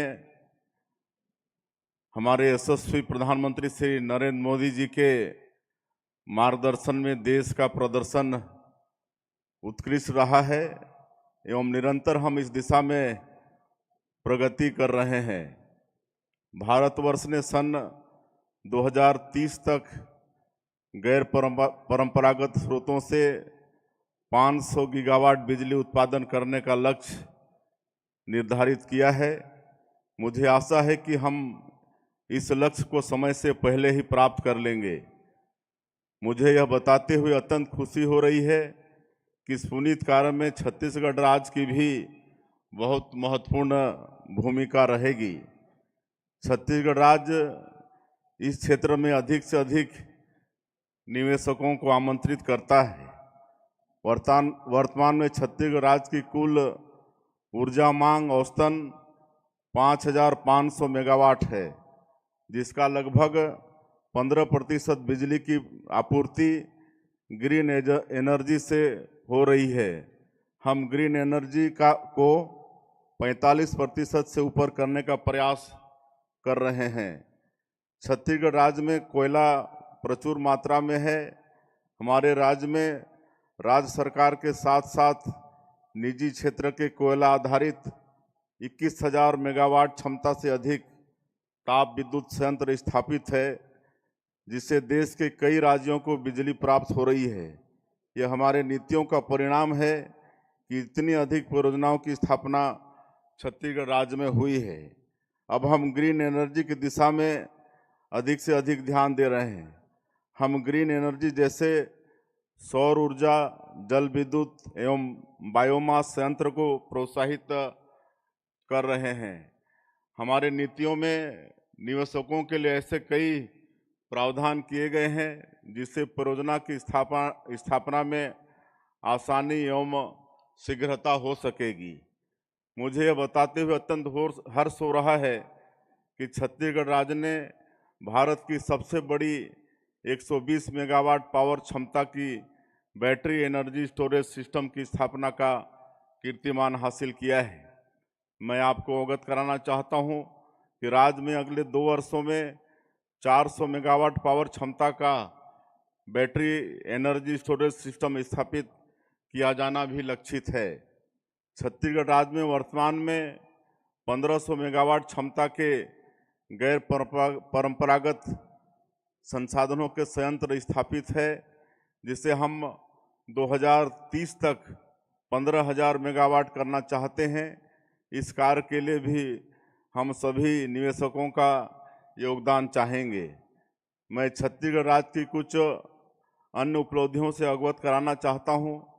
छत्तीसगढ़ राज्य में सोलर सिंचाई पंप, सोलर पेयजल पंप और ग्रामीण विद्युतीकरण, सोलर हाई मास संयंत्र, पीएम सूर्य घर योजना, बायोगैस संयंत्र, जल विद्युत संयंत्र से संबंधित परियोजना का क्रियान्वयन किया जा रहा है, जिसमें मुख्य रूप से प्रधानमंत्री कुसुम योजना कंपोनेंट ए के अंतर्गत 2 मेगावाट क्षमता के सौर संयंत्र स्थापित कर लिए गए हैं एवं मार्च 2025 तक 14 मेगावाट क्षमता के प्लांट स्थापित कर लिए जाएंगे। इसी तरह कुसुम योजना के कंपोनेंट सी के अंतर्गत 300 मेगावाट क्षमता के सौर संयंत्र की स्थापना हेतु आदेश पत्र जारी किया जाना प्रक्रियाधीन है। माननीय प्रधानमंत्री जी के महती योजना प्रधानमंत्री सूर्य घर मुफ्त बिजली योजना के अंतर्गत प्रदेश के 100% सरकारी भवनों एवं 5 लाख घरेलू उपभोक्ताओं की छतों में सौर संयंत्र स्थापित किए जाने का लक्ष्य हमने रखा है। राज्य में अब तक 1,58,000 सोलर सिंचाई पंप लगाए गए हैं, जिससे 1,93,000 हेक्टेयर भूमि में सिंचाई हो रही है। हमने 230 सौर सामुदायिक सिंचाई पंप, 24,000 सोलर पेयजल पंप की स्थापना भी की है। इसके अतिरिक्त 2,600 शासकीय भवनों, आश्रम, छात्रावासों, स्वास्थ्य केंद्रों के सौर विद्युतीकरण का कार्य भी किया गया है। राज्य के प्रमुख सड़कों, घाटियों में सुरक्षा एवं प्रकाश की व्यवस्था हेतु सोलर स्ट्रीट लाइट लगाए गए हैं। राज्य में कुल 75 मेगावाट के 7 जल विद्युत संयंत्र संचालित हैं एवं हमने 630 मेगावाट क्षमता की कुल 37 जल विद्युत परियोजनाओं की स्वीकृति भी दी है, जिसे हम आगामी वर्षों में स्थापित करने वाले हैं। बंधुओं, छत्तीसगढ़ राज्य का भौगोलिक संरचना का अवलोकन करने से आपको यह जानकारी होगी कि यह राज्य 40% से अधिक वनों से आच्छादित है। इस कारण से जमीन की उपलब्धता भी हम लोगों के लिए चुनौती हो जाती है। हमने फ्लोटिंग सोलर पावर प्लांट की स्थापना करने का निर्णय लिया है। राज्य की 32 डैम का चिन्हांकन कर लिया गया है, जिसमें फ्लोटिंग सोलर पावर प्लांट की स्थापना की जा सकेगी। हम ग्रामों को ऊर्जा के क्षेत्र में आत्मनिर्भर बनाना चाहते हैं, जिसके लिए 53 ग्रामों को सौर ऊर्जा ग्राम के रूप में विकसित किए जाने की भी कार्य योजना है। सौर ग्राम में शून्य कार्बन उत्सर्जन सुनिश्चित की जाएगी। अब मैं एक महत्वपूर्ण योजना जिस पर हम आगे बढ़ रहे हैं उसके बारे में बताना चाहता हूं। छत्तीसगढ़ राज्य में पंप स्टोरेज आधारित जल विद्युत परियोजना की अपार संभावना है। राज्य की उत्पादन कंपनी ने 5 परियोजनाओं का चिन्हांकन किया है, जिसकी क्षमता 7,300 मेगावाट है। हम इसकी स्थापना सार्वजनिक उपक्रम के साथ संयुक्त रूप से करने का प्रयास कर रहे हैं। इसके अतिरिक्त निजी निवेशकों द्वारा भी स्वयं स्थल का चिन्हांकन किया जा रहा है। हमारे नीति में इसका भी प्रावधान किया गया है। इसके लिए मैं राज्य की ओर से आप सभी को भी आमंत्रित करता हूं। हमारी सरकार ने राज्य के सभी ग्रामों में सोलर स्ट्रीट लाइट की स्थापना की घोषणा की है। यह गांवों की सामाजिक सुरक्षा तथा विकास हेतु एक महत्वपूर्ण कदम है, जिसकी ओर हम तेजी से दिस ओर बढ़ रहे हैं। इलेक्ट्रिकल व्हीकल के उपयोग का बढ़ावा देने के लिए उद्देश्य से बैटरी चार्जिंग हेतु रियायती दर पर बिजली उपलब्ध कराने का विशेष प्रावधान विद्युत टैरिफ में किया गया है। इसके साथ साथ मैं आपको जानकारी देना चाहता हूं कि राज्य के अंतर्गत निर्माण होने वाले भवनों हेतु एनर्जी कंजर्वेशन बिल्डिंग कोड भी लागू किया गया है। हम जैव ईंधन के रूप में compressed biogas, bioethanol, green hydrogen आदि तथा इलेक्ट्रिक वाहन, सौर ऊर्जा के प्रोत्साहन की दिशा में भी कार्य कर रहे हैं। हमारे राज्य के पूरे ग्रामीण परिदृश्य में बायोमास जैसे कि कृषि अपशिष्ट, डेयरी उद्योग से निकलने वाले अपशिष्ट, फल एवं सब्जी बाजारों के अपशिष्ट, गोबर की अधिकता है। इन बायोमास का उपयुक्त तकनीकी के उपयोग से बड़े पैमाने पर ग्रीन हाइड्रोजन के उत्पादन की अपार संभावनाएं हैं। इसके लिए भी मैं आप सभी को आमंत्रित करता हूं। हमारी अवधारणा में वर्ष 2030 तक प्रदेश हरित छत्तीसगढ़ राज्य की दिशा में विकसित होगा, जिससे कि एक हरित अर्थव्यवस्था का निर्माण होगा। भारत सरकार द्वारा जैव ईंधन के क्षेत्र में निर्धारित मानक को प्राप्ति की दिशा में राज्य सतत प्रयासरत है।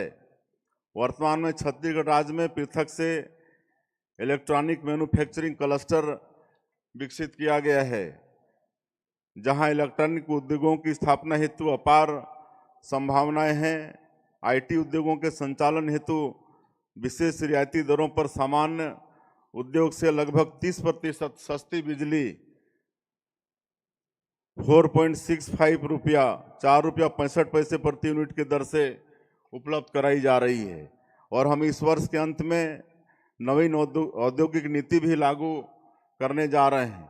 अतः यहाँ आए हुए समस्त इन्वेस्टरों को सौर ऊर्जा में उपयोग होने वाले विभिन्न उपकरण, इलेक्ट्रॉनिक सामान इत्यादि के निर्माण स्थापित किए जाने हेतु भी हम आमंत्रित करना चाहते हैं। मैं आश्वस्त करता हूं कि राज्य के नवीन औद्योगिक नीति 2024-29 में हरित अर्थव्यवस्था के निर्माण हेतु निवेशकों को यथासंभव प्रोत्साहन मिलेगा। यह हरित अर्थव्यवस्था राज्य के किसानों को आर्थिक रूप से मजबूत करेगा। ग्रामीण स्तर पर नवीन रोजगार का अवसर सृजित होगा। पर्यावरण प्रदूषण नियंत्रित होंगे। इस तरह ऊर्जा संरक्षण की दिशा में आत्मनिर्भर भारत की परिकल्पना को साकार करने में मदद मिलेगी। हमने संक्षिप्त में छत्तीसगढ़ राज्य की ग्रीन एनर्जी की दिशा में प्रयासों एवं उपलब्धियों से आप सभी लोगों को अवगत कराने का प्रयास किया है। मैं आपको आश्वस्त करना चाहता हूं कि हमारे राज्य में सोलर, जल, बायोगैस, जैव ईंधन आदि सभी क्षेत्रों में भरपूर संभावना है। देश की महत्वपूर्ण लक्ष्य की पूर्ति हेतु आप सभी के योगदान का मैं आह्वान करता हूं। मुझे इसी इन्वेस्ट 2024 में राज्य के प्रतिनिधियों के साथ उपस्थित होने का सौभाग्य प्राप्त हुआ। इसके लिए मैं पुनः भारत सरकार के नवीन एवं नवकरणीय ऊर्जा मंत्रालय एवं आयोजन समिति का बहुत बहुत आभार व्यक्त करता हूं और इस कार्यक्रम की सफलता की भी मैं कामना करता हूं। बहुत बहुत धन्यवाद।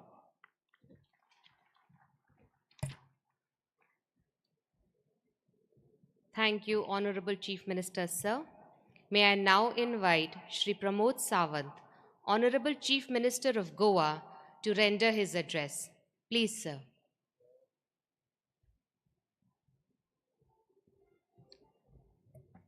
Good afternoon, friends. I'll not take you much time.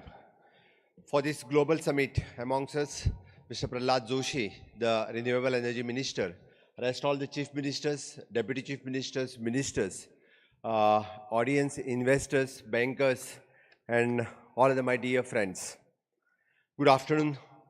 The Honorable Prime Minister Narendra Modi ji has given us the vision of renewable energy, the carbon emissions zero by 2070. The Government of Goa has launched the Clean Energy Roadmap, a state-level blueprint in decarbonizing all sectors by 2050 at the recently held G20 summit in Goa, and has geared up for the Honorable Prime Minister Narendra Modi ji's commitment of COP26 Glaxo to achieve the net zero emission by 2070. Goa has a consumer base of the 7.2 lakhs and current peak demand of the state is about the 850 megawatt.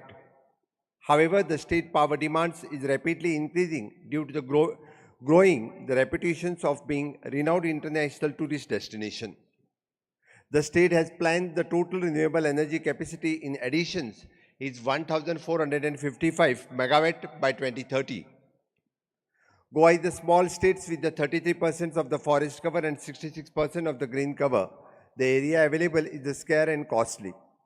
Also, the Goa is one of the lowest tariff in the country. The poses challenges in the penetration of the solar plant across the state. To overcome the challenges and to propel the renewable energy installs in the state, the government has initiated the various schemes and across the state. This includes the state provides the additional subsidy of the 50% for the residential consumers and for the educational institutions and 20% and for the commercial and industrial over the establishment. In order to fast track the installation of the rooftop, the solar plant at the state under the PM Suryaghar Muft Bijli Yojana, the Goa government has recently introduced Goa Vinamulya Wij Yojana, and with the targeted of the 10 megawatts in the financial year 2025 by providing the free installed rooftop solar system up to the 5 kilowatt. Under PM Kusum Component A scheme, the state government has decided to bear the cost of the power evacuation infrastructure for the farmers. The state government has also provided a subsidy scheme for the installation of the solar water heating system and installation of the biogas plant based on the kitchen organic waste, and also for the purchase of the retrofitting 2, 3 and 4-wheelers electrical vehicles. The Goa state shall provide the exemption of the electricity duty for the 10 years of the renewable energy open access consumer. Goa state shall set up to provide the facility single window clearance for all the RE project and to develop in the state. Besides this launching of the various subsidy schemes, the state government has also launched the numerous pilot project for propagating the utilizations of the renewable energy source in the state. This includes the concrete solar thermal boilers. Second one is in BIVP, the building integrated the photovoltaics. Fourth one is the membrane blaze floating solar technology. Fourth one is the solar on the canal of the rocks, and also the floating solar with the SJVN Green Energy Limited in association with the Goa Energy Development Agency is identified the floating solar, which is an 197.23 megawatts across the 4 dams in the state, and the same as expected to be the financial year. It is in wind capacity additionals via the vertical axis, the wind tubes.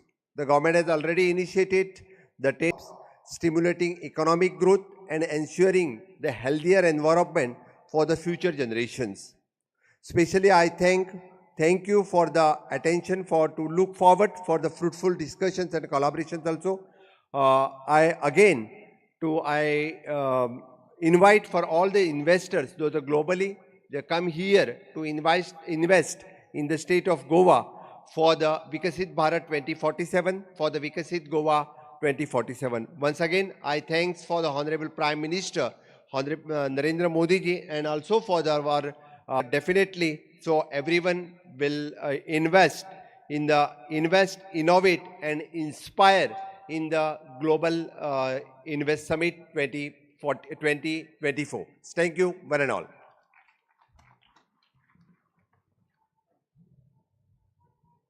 Thank you for your address, sir. I now invite Shri Mohan Yadav, Honorable Chief Minister of Madhya Pradesh, to share his views with us.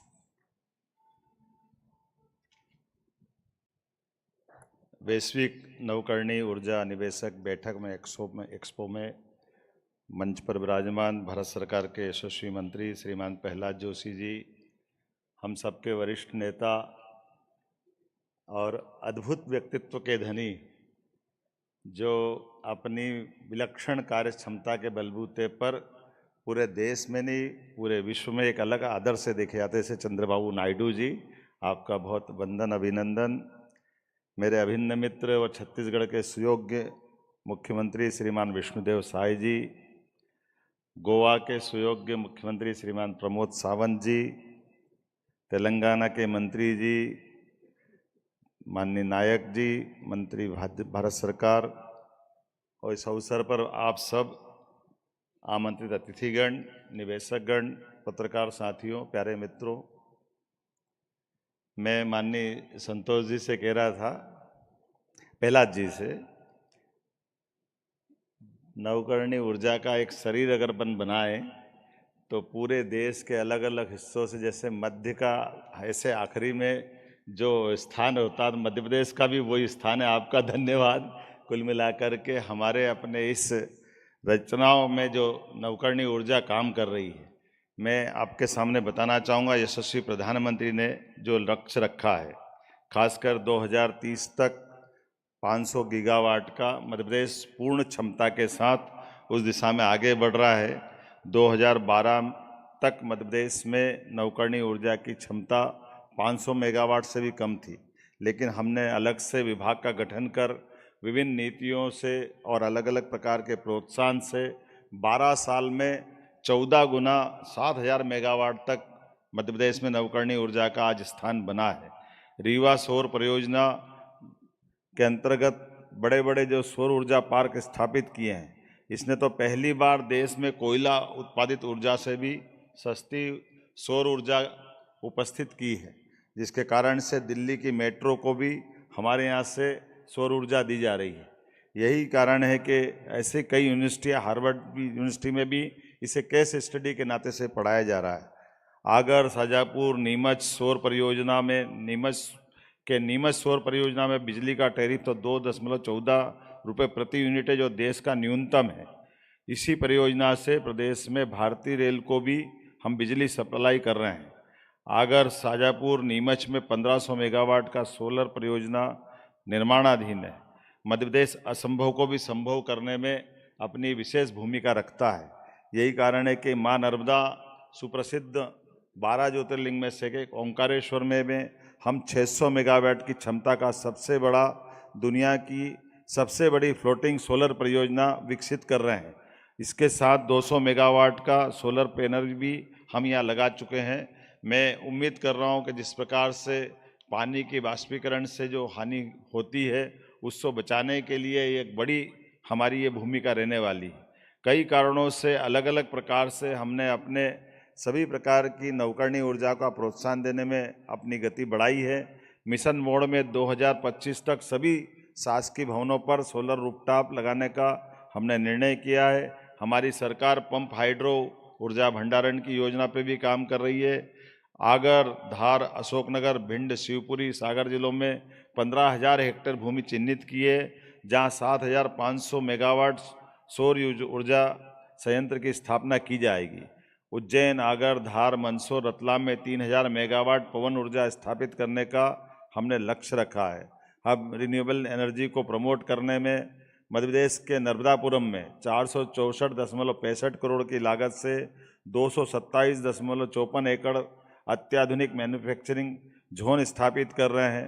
Madhya Pradesh इस zone में भूमि, विद्युत, जल दरों पर आकर्षक प्रोत्साहन दे रहा है, जिसमें भूमि प्रब्याजी ₹1 टोकन पर भूमि का आवंटन हम करेंगे। लीज रेंट भी वार्षिक दर ₹1 प्रति वर्ग मीटर देने वाले हैं। विद्युत टैरिफ ₹4.36 प्रति यूनिट में 5 वर्षों तक का। इसके अलावा प्रदेश की भी और कई सारी रियायत हम देने वाले हैं।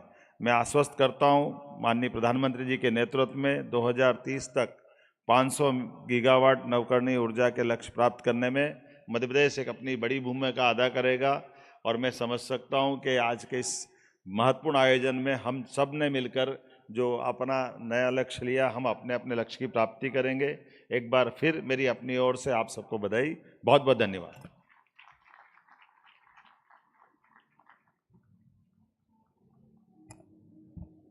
Thank you, Honorable Chief Ministers, for this enlightening session. May I now, with a huge round of applause, request Shri Prahlad Joshi ji, Honorable Union Minister of New and Renewable Energy and Consumer Affairs, Food and Public Distribution, to kindly render his address. Please.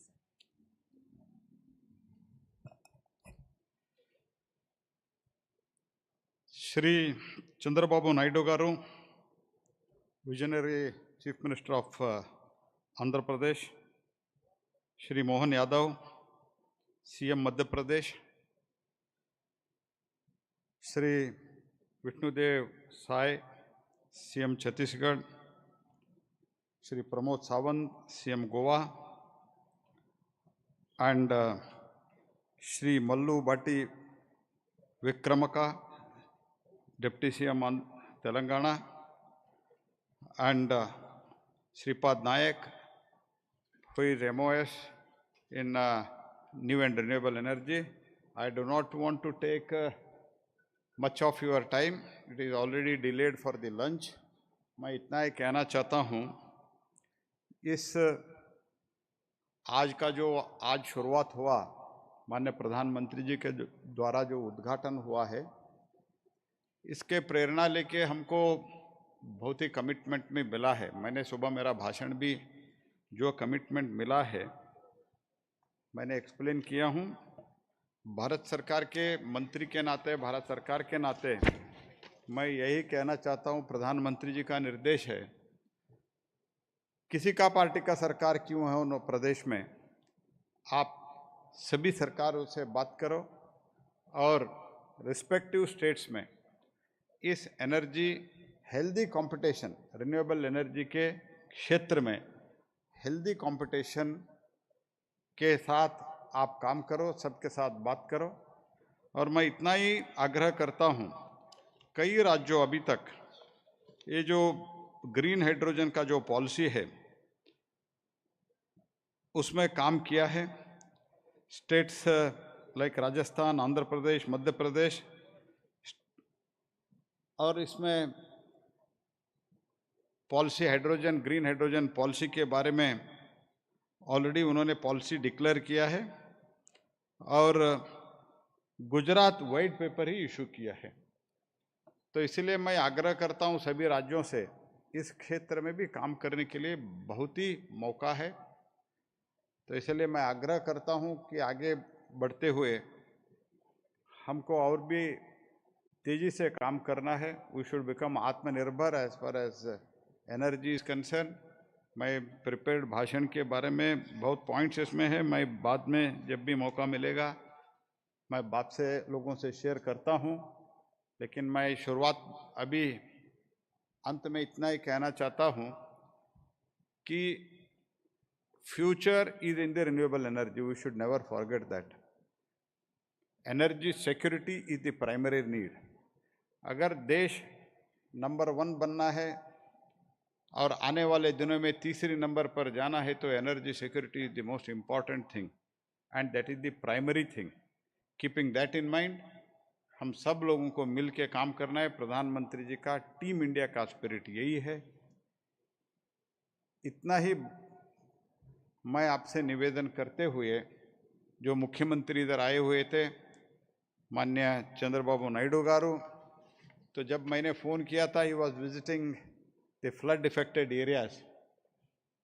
Initially उन्होंने कहा बहुत ज़्यादा flood है हुआ है, तो इसलिए मुझे थोड़ा समय दे दीजिए, मैं बाद में आपको बताता हूँ. बाद में उनके ऑफिस मुझे कंफर्म किया और चंद्रबाबू जी ने यही कहा कि माननीय प्रधानमंत्री जी आ रहे हैं और आप बुला रहे हैं इसलिए मैं आ रहा हूँ. That is what he told.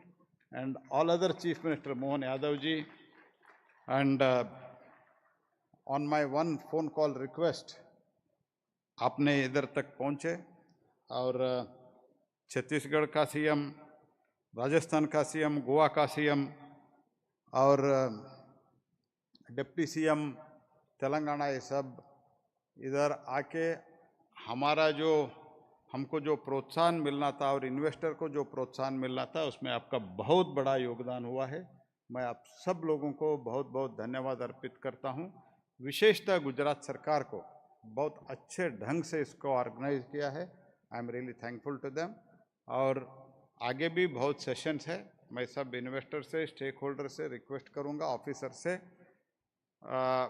कई मुख्यमंत्री और मंत्री जा सकते हैं लेकिन ऑफिसर और जो मंत्री समय का उपलब्धता है वो सब लोग कृपया इधर रहिए.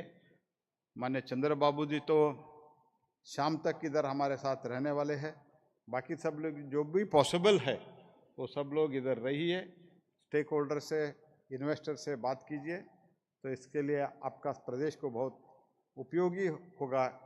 इसी के साथ मेरा वाणी को विराम देता हूं. आप सब लोगों को बहुत बहुत धन्यवाद. नमस्कार.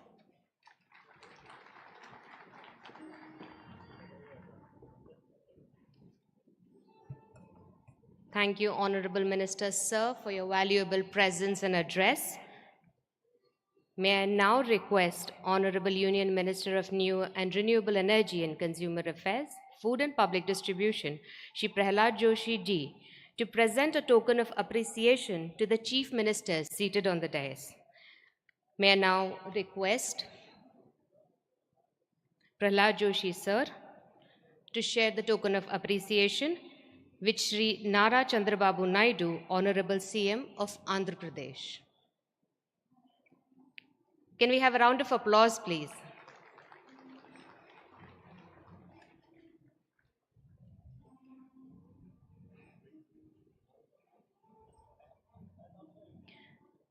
I request, sir, to share the token of appreciation with Shri Mohan Yadav, Honorable Chief Minister of Madhya Pradesh.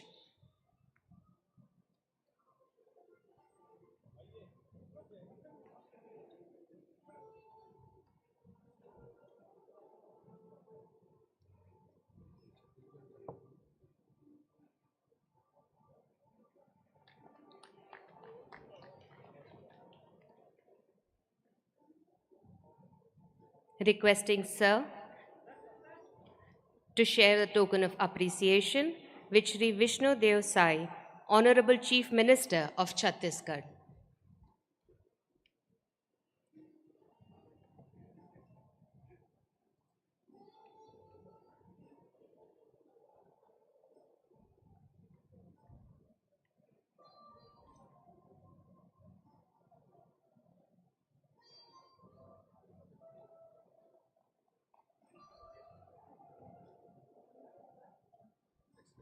I request Sir to kindly felicitate Shri Pramod Sawant, Honorable Chief Minister of Goa, with a token of appreciation.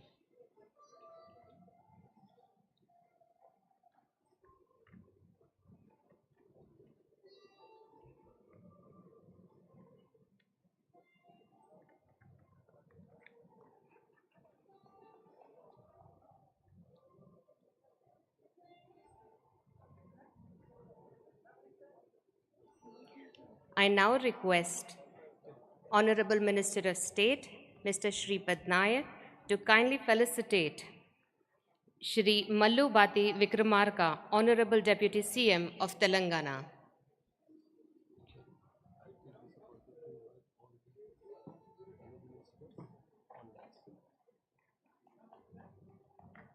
I take this opportunity to now invite all the energy ministers on the dais, requesting all ministers to please join us on the dais.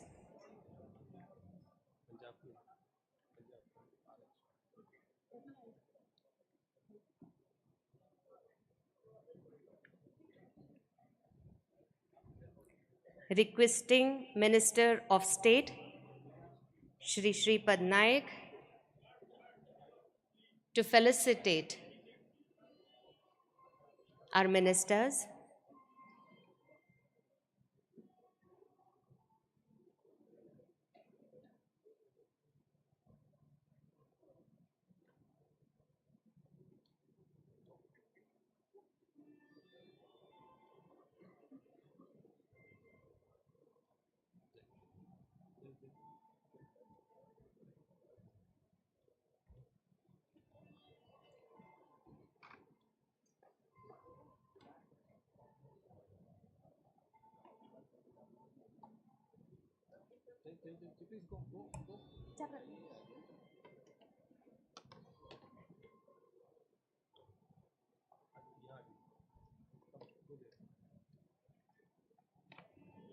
May we please have a huge round of applause for this august gathering.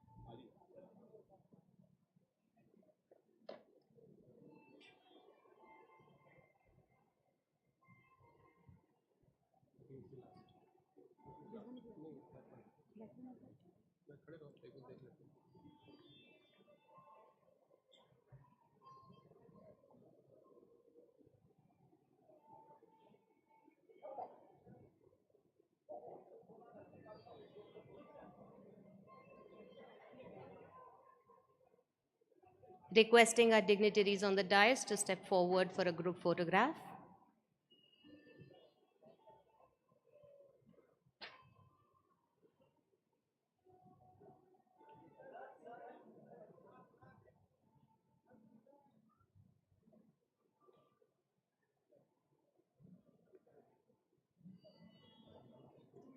Thank you, dignitaries, for your invaluable contributions and engagement. Let us continue to drive innovation, foster collaboration, and work towards a greener, more sustainable tomorrow. When you part for lunch, please take the opportunity to look around at the exhibitions and the Dandi Kutir area. Thank you and have a lovely day ahead.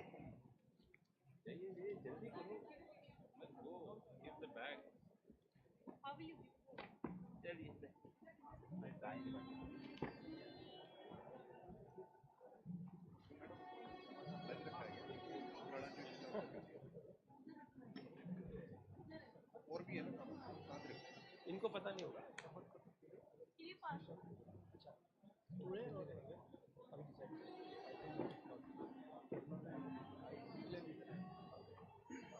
Just completely का slot check कर लेंगे हालांकि मैंने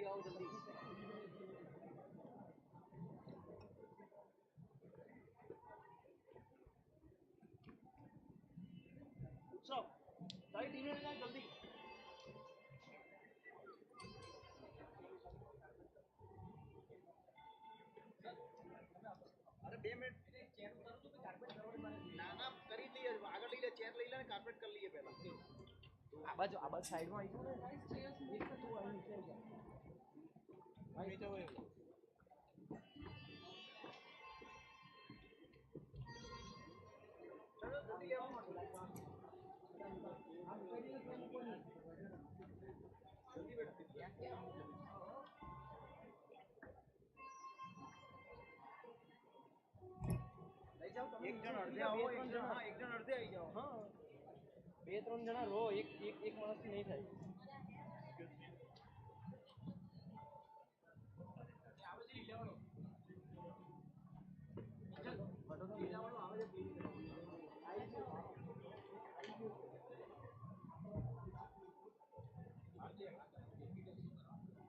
લઈ લે જલ્દી આ લઈ લે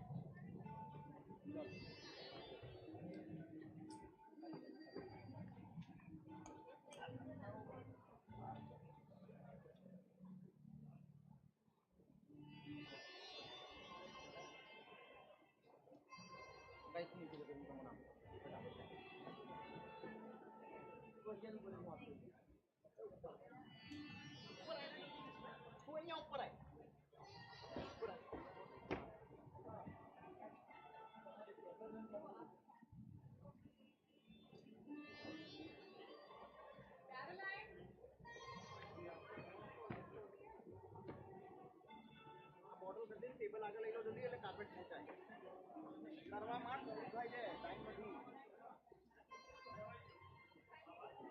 પોડિયમની પાછળ મૂકી દે બોટલ પોડિયમની પાછળ કલેક્ટેડ હિયર टेबल आगे ले लो एकदम जितना हो सके उतना यहाँ पे प्लीज नहीं है यहाँ पे सारा टेबल इधर गैदर दो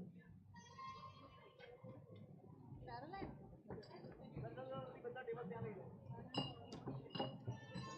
आई जाओ फटाफट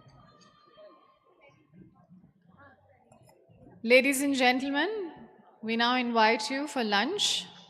The several lunch areas are now open and we request you to go to the designated lunch area. Thank you very much once again. It's now time for lunch and we request you to please join us and then come back here for the next set of sessions, ladies and gentlemen. Thank you very much once again.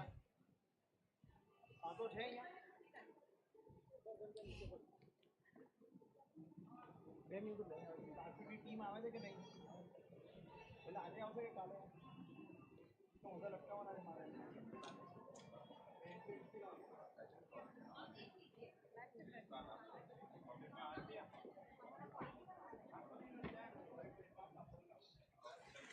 ધીરે ધીરે આડી ના જાય ધીરે નીચે વળજે હું પકડું છું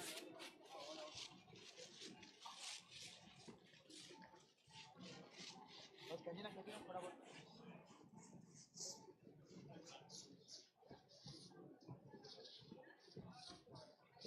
અંતિલ ભાઈ હિતેશનો ફોન લગાવો જલ્દી કાર્પેટની ટીમને લઈને આવે અહીંયા 5 મિનિટમાં આવે હિતેશ બીજા બધા ક્યાં ગયા ઉપર બોલાવી લીધું ઓ યાર આવી જાઓ બધા હવે પાછળથી તમે છે ને આને થોડી જોડો આ લઈ લીધો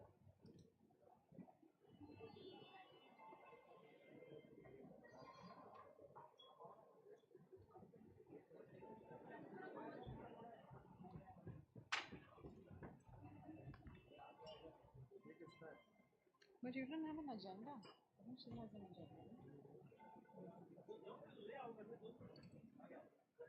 Shreya, no?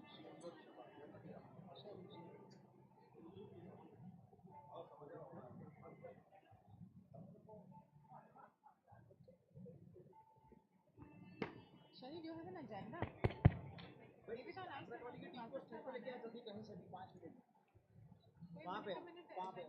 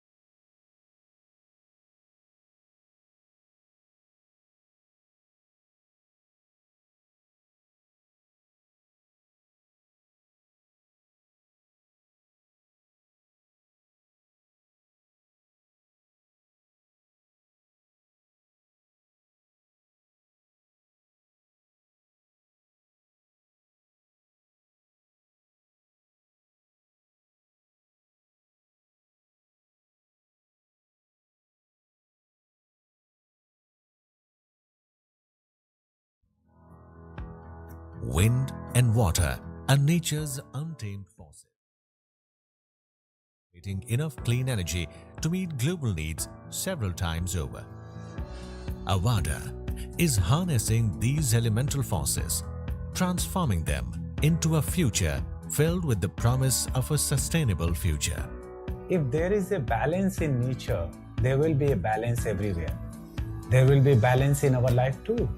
If we take care of nature, then nature will take care of us. That is exactly what Avada is doing. As pioneers in India's renewable energy sector, we have successfully built some of the country's largest solar and wind projects with the aim to reach 11 gigawatt capacity by 2025. Our horizon is ever expanding, and our commitment to advancing clean and sustainable energy remains strong. We are on track to becoming leaders in pumped hydro energy storage systems, wind energy production, and electrolyzer manufacturing.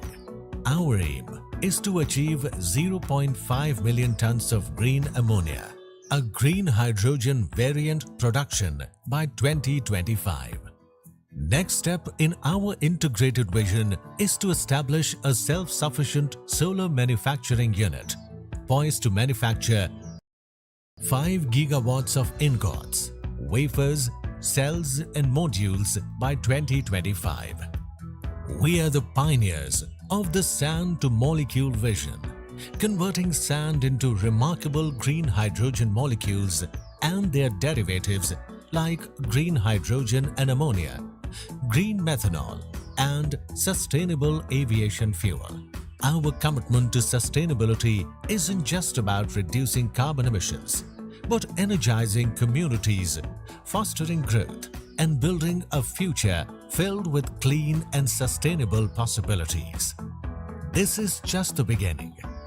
Join us as we write the next chapter of energy, a chapter filled with innovation, responsibility, and endless potential.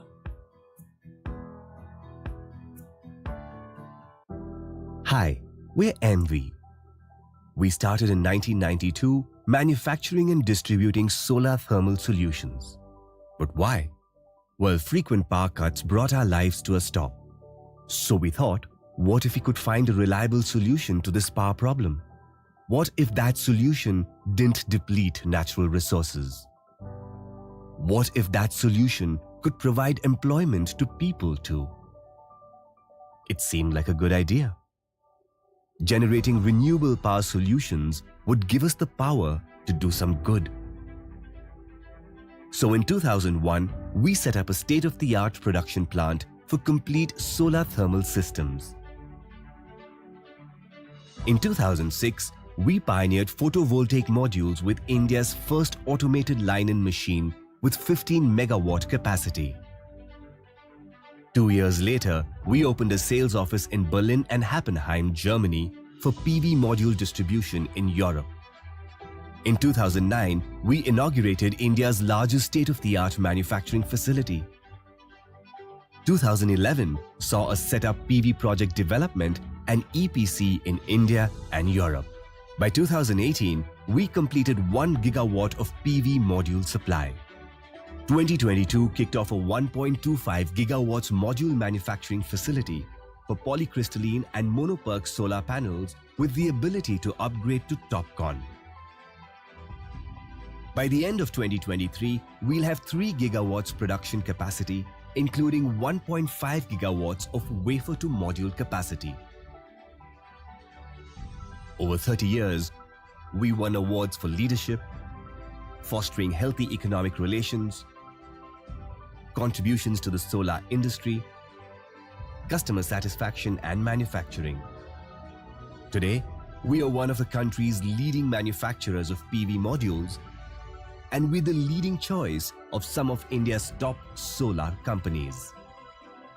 We're now a household name in solar water heater solutions with a 25% market share. We're trusted in markets from Europe and North America. They bank on us because we exceed international standards and make on-time deliveries. But remember all the good? Over 30 years, we created over 14 billion units of power. That's the carbon offset by over 100 million tree seedlings grown for 10 years. Or the carbon offset by a Belgium-sized forest in 1 year. Now that's not bad. In fact, it's pretty good. That's how we use our power for good. And we're creating a world where you can too. Because great things happen when you use your power for good.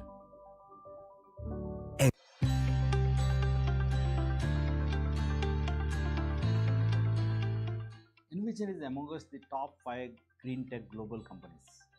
We offer comprehensive and integrated solutions for clean energy and aim to become preferred net zero tech partner to our esteemed customers.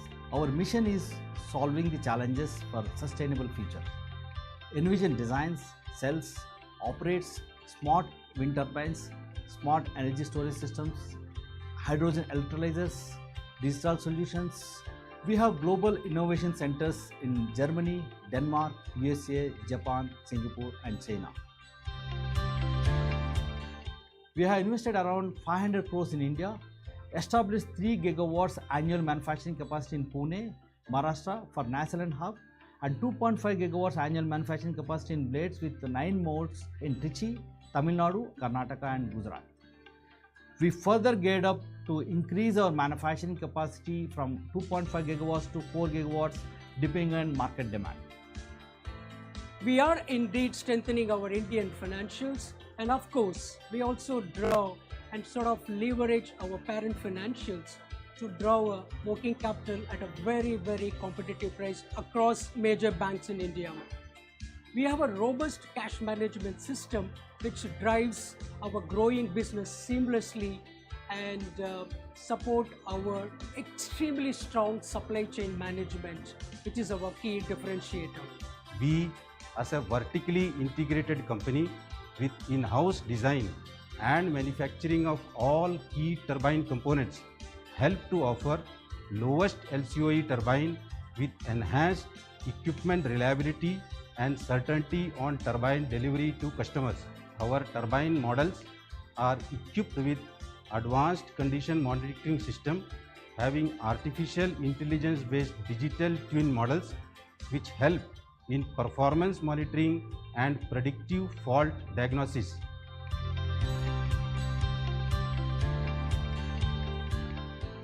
We started small, but we started well. We brought in a product which was most apt for the wind regime in the country. It proved its competency in terms of the uptime and also performance. And most important aspect that the market saw was the timelines of delivery. So supply chain has been a huge strength besides the technology superiority that the turbine carries. And then came 2021 or 22 when the market suddenly grew the size through the CNI application of the wind turbines. So besides the auctions regime of selling power, the CNI market really grew in a very high pace.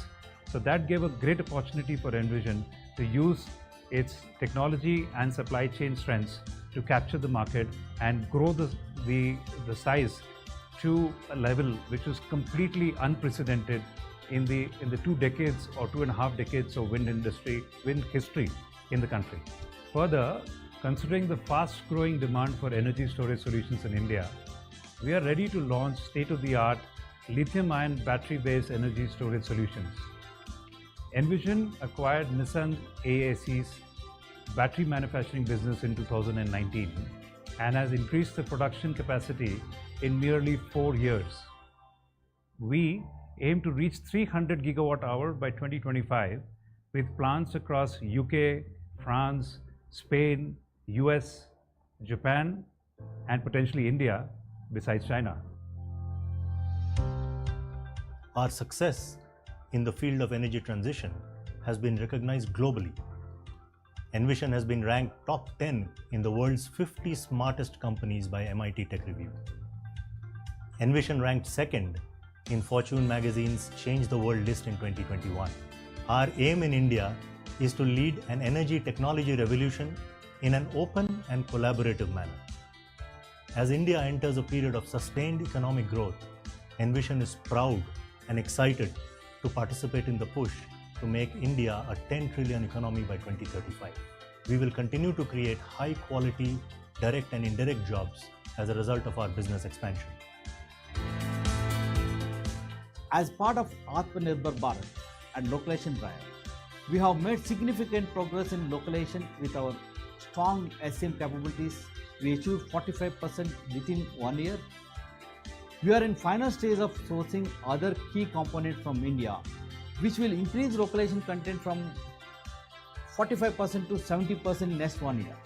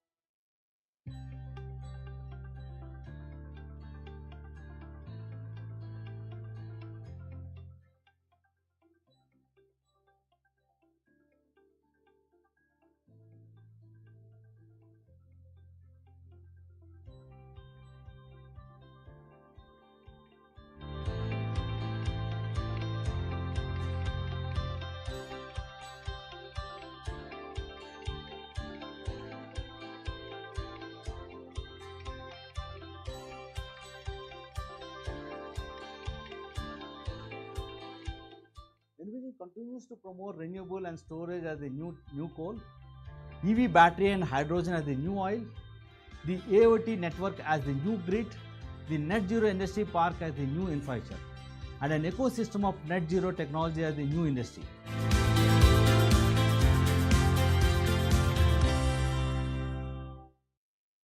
देश में विद्युत क्षेत्र 80 के दशक के मध्य तक बिजली की कमी, बुनियादी ढांचे की कमी और पर्याप्त धन की कमी जैसी गंभीर चुनौतियों का सामना कर रहा था। इन चुनौतियों ने बुनियादी ढांचे के सशक्तिकरण, क्षमता विस्तार और गुणवत्तापूर्ण बिजली पहुंचाने के लिए आवश्यक सुधारों को अपनाने और विद्युत क्षेत्र के पुनर्गठन की आवश्यकता को रेखांकित किया। इसी समय पावर फाइनेंस कॉरपोरेशन (PFC) की स्थापना हुई। 16 जुलाई 1986 को अपनी स्थापना के बाद से ही PFC मुख्य रूप से और लाभप्रद तरीके से विभिन्न विद्युत परियोजनाओं जैसे थर्मल, हाइड्रो, ट्रांसमिशन और डिस्ट्रीब्यूशन का वित्त पोषण करने के लिए समर्पित है। और आज हम देश के विद्युत क्षेत्र को सशक्त करने के लिए जाने जाते हैं। Power finance corporation limited PFC को वित्तीय क्षेत्र की पहली महारत्न कंपनी होने का गौरव हासिल है। PFC आज भारत में विद्युत क्षेत्र के विकास, फाइनेंस और स्थायित्व पर ध्यान केंद्रित करने वाली सबसे बड़ी गैर बैंकिंग वित्तीय कंपनी है। PFC के वित्त पोषण से विद्युत संयंत्रों, ट्रांसमिशन लाइनों और डिस्ट्रीब्यूशन के बुनियादी ढांचे का निर्माण हो रहा है। और उनका प्रचलन बेहतर हो रहा है, जिसके परिणाम स्वरूप विद्युत क्षेत्र का समग्र विकास हो रहा है। नई सोच, नई राहें के एक नए दृष्टिकोण के साथ पीएफसी ने अब रिफाइनरियों, बंदरगाहों, अपशिष्ट से ऊर्जा,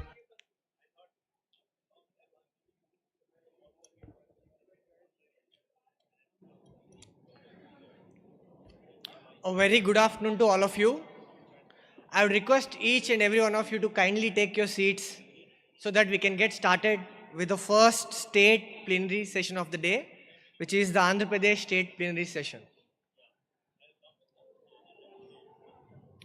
I would request people who are sitting on the left and right sides, if they can kindly take the seats at the center of the stage to utilize the seats that are vacant, if any.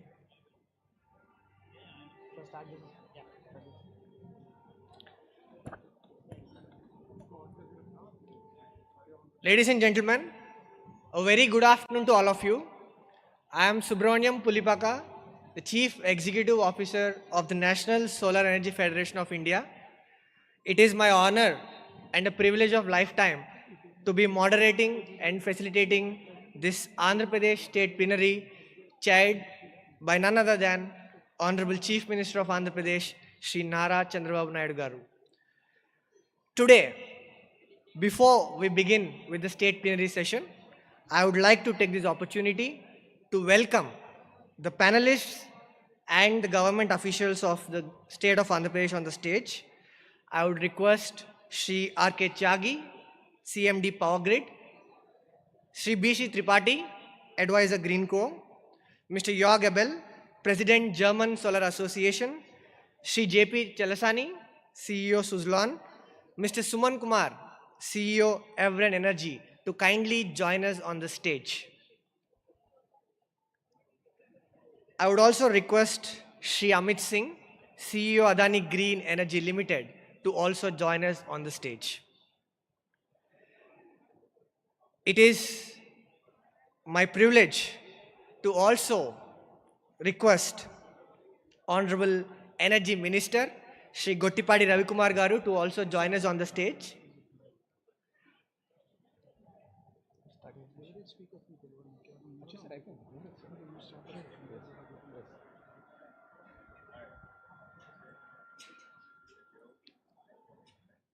Ladies and gentlemen, most of you who have been in the session before must have seen a very detailed orientation of a presentation from Honorable Chief Minister of Andhra Pradesh. It's not just by chance he is known as the CEO, Chief Minister, because his attention to detail is second to none. Today, we're going to talk about the opportunities of renewable energy investment in the state of Andhra Pradesh, which is slowly and steadily emerging as an integrated clean energy hub. The sunrise state of Andhra Pradesh is one of the fastest growing states in India.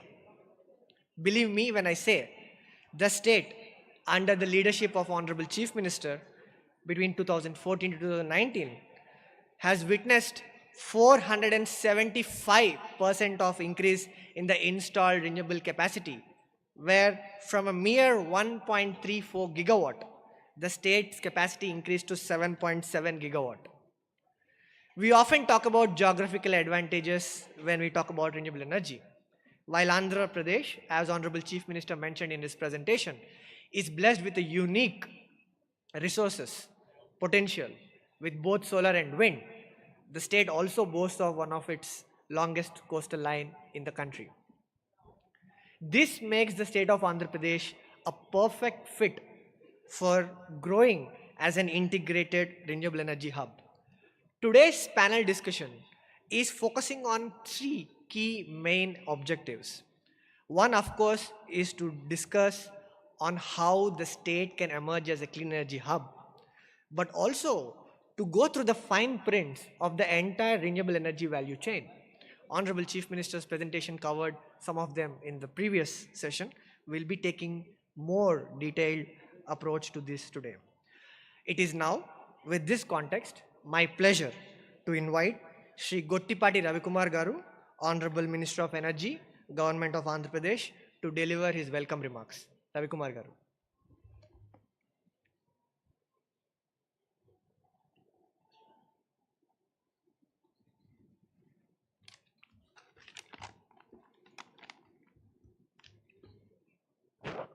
ముఖ్యమంత్రి నారా చంద్రబాబు నాయుడు గారికి ఇక్కడికి విచ్చేసిన ఇన్వెస్టర్స్కి బ్యాంకర్స్కి అందరికి కూడా ముందుగా పేరు పేరున ఉదయపూర్వక నమస్కారాలు.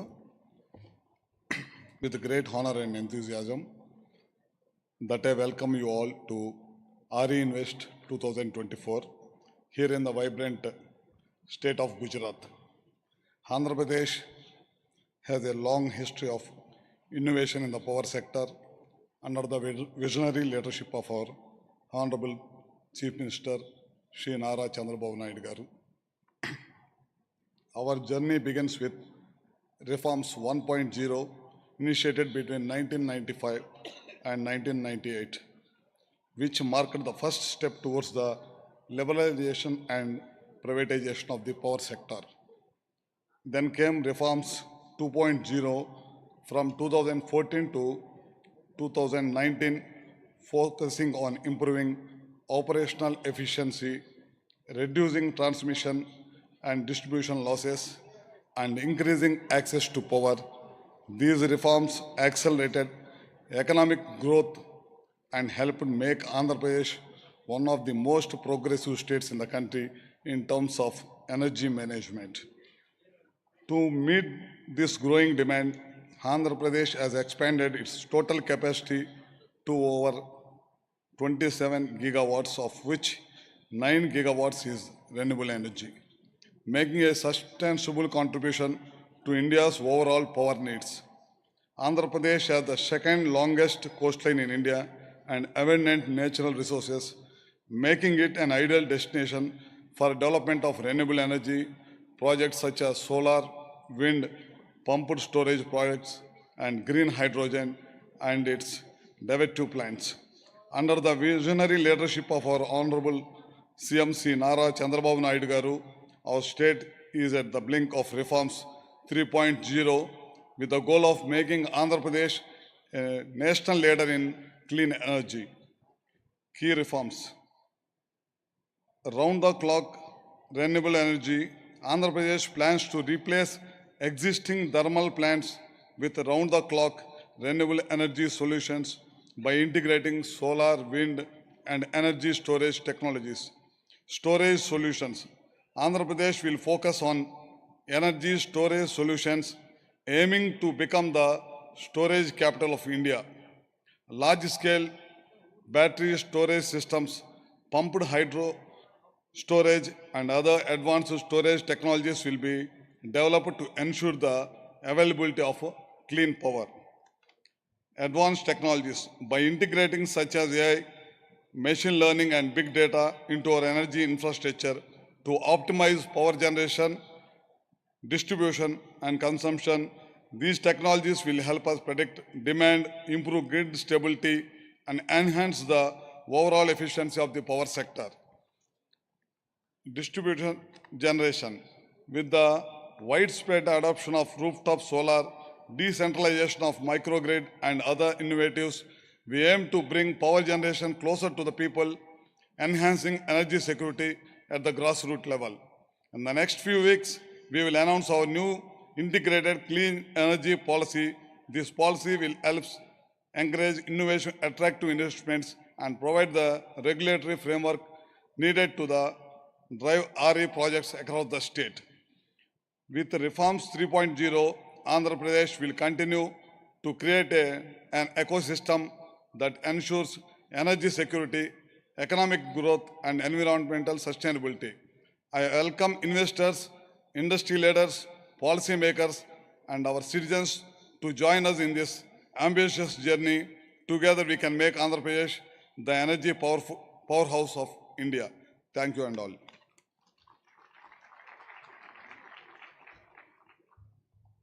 Thank you very much, Honorable Ravikumar Garu, for giving us an overview of what Andhra has done and the ambitious plans for Andhra Pradesh in future. Yesterday, as the CEO of the largest association, my job is to keep track of what states are doing and what policies are coming. I was pleasantly surprised to read an op-ed of Honorable Chief Minister Chandrababu Naidu Garu in Economic Times. I don't want to get into the details, but one single theme that was resounding throughout in the article was Andhra Pradesh, which is often referred as AP, is just not AP. It's also a state of abundant potential, which is also an AP. The visionary leadership of Honorable Chief Minister has shown the country as well as the world how a single state can actually be a role model, not only for developing states and other states in the country, but also developing countries outside the world. With this context, it is now my immense privilege and honor of life to invite Sri Nara Chandrababu Naidu Garu, Honorable Chief Minister of Andhra Pradesh, to deliver his chair remarks. Sir.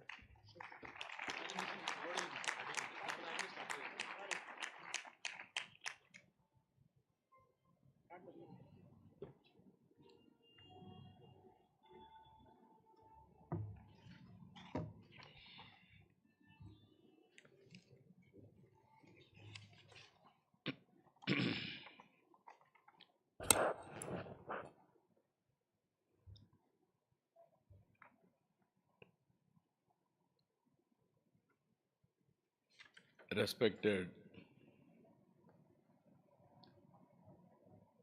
Minister for Energy, Government of Andhra Pradesh, Sri Ravi Kumar Garu, dignitaries on the dais, respected Sri Anil Sardana, MD, Adani Energy, R.K. Tyagi, CMD Power Grid, respected Sri B.C. Tripathi, Advisor Greencomb, respected Sri Abel, President German Solar Association, respected Sri J.P. Chalasani, CEO Sujalan, Special Chief Secretary Government of Andhra Pradesh, Energy, Sri Vijayanand, and investors, friends, and also Adani Green Energy, Amit Singh. There is a very good response. First of all, I am thanking on behalf of Andhra Pradesh government. 25 years back, exactly, I started up talking about IT. At that time, that was the beginning. If you see, mid-90s,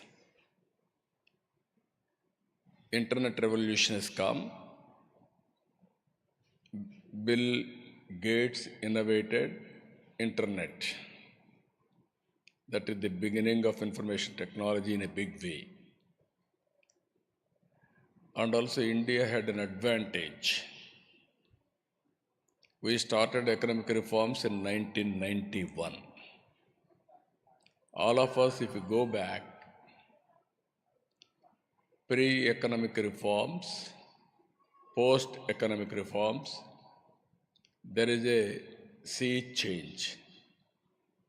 Pre-economic reforms, nominal growth, wealth creation also very nominal. There were no funds for day-to-day development also.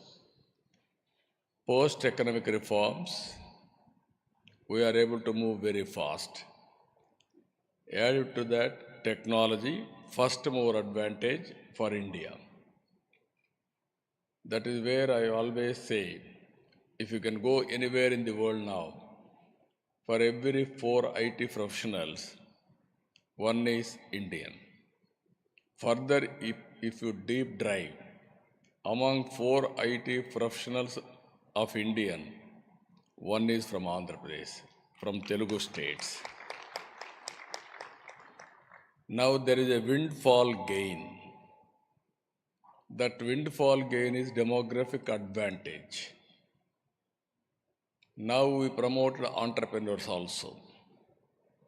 With all these things now, highest per capita income everywhere, all over the world, only Indians, number one.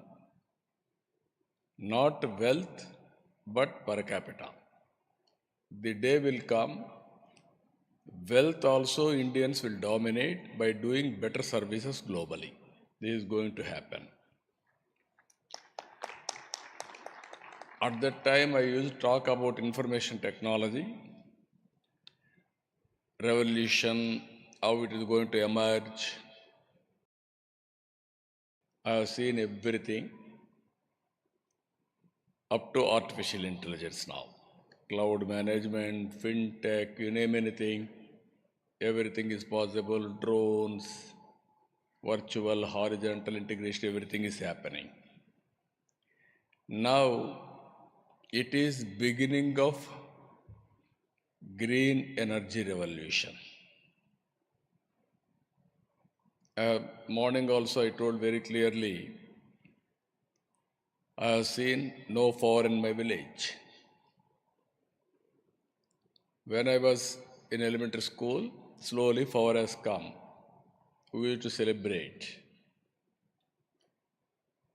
In 99, 97 or 90s, there is no full power.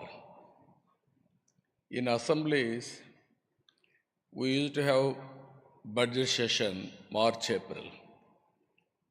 At that time, there is no power. So, most of our time was focused only power shortage. And also, agricultural lands are drying. Opposition parties wish to always stall the proceedings. Even sometimes in 95, first time, I adjourned assembly, I went to field to witness what is happening. That were the days. Then we brought power sector reforms, I told you morning. And by 2004, we have become power surplus. Again 2014, in democracy sometimes, we have to face so many problems also. Winning, losing elections, all these things, continuity, all problems.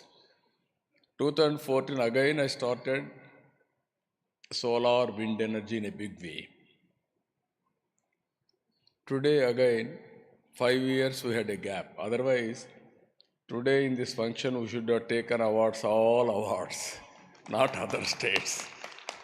First plate only for Andhra Pradesh, then others also. 5 years ease of doing business, we are number one at the time.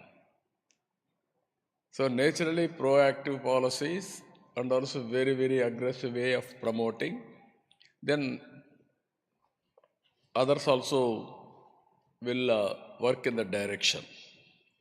Today, my request to you, we are very, very inspiring time. This is where energy, fuel management will be the future agenda. India is going to have excellent advantage. God has given India different zones, different advantages. Rajasthan, abundant land. Northeastern states, abundant idle power. Even East Coast, West Coast, green hydrogen exports, number of ports. If you can utilize all these things, if you can create a better ecosystem, then globally we will have a very good, bright future. Economy and also wealth creation, employment generation, so many advantages are going to come. In this background, I wanted to present to you Clean Energy ICE ICE Policy 2024, Andhra Pradesh. 4 main focus points I am placing before you. Our approach: harness RE potential in the state, promote clean energy solutions, contribute to the state and country's net zero targets. Number 2, optimize energy cost by increased RE adoption, cutting edge technologies. Cost optimization is very, very important. If I go lopsided, cost will be more, unsustainable, then we'll have a problem. So utilize transmission network for energy balancing and grid management. Dedicated green energy corridors. You are seeing today national highways. Everybody will have a car, their own way of transport or public transport. There is a national highway. Basing on vehicle movement, you can go 2 lane, 4 lane, 8 lane, 16 lane. That is the order of the day. So same thing, we have to promote in a big way these transmission lines. Even state, you must have a dedicated lines. Even green hydrogen hubs, you must have a direct transmission highways, I can say. And also we have to promote manufacturing ecosystem, attract investors, developers to set up clean energy plants. Finally, facilitate circular economy around clean energy solutions, creating employment, that is direct and indirect employment in a big way.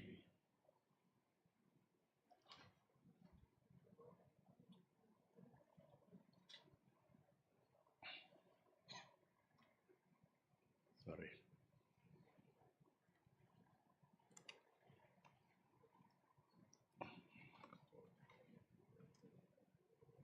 If you see here, key features, contours of API's policy, operating period tentatively, I am always proactive, not reactive. If somebody is giving viable alternative policy, compared to that, better policy I can give. That is my marketing strategy from the beginning. That is how I attracted so many projects for Andhra Pradesh.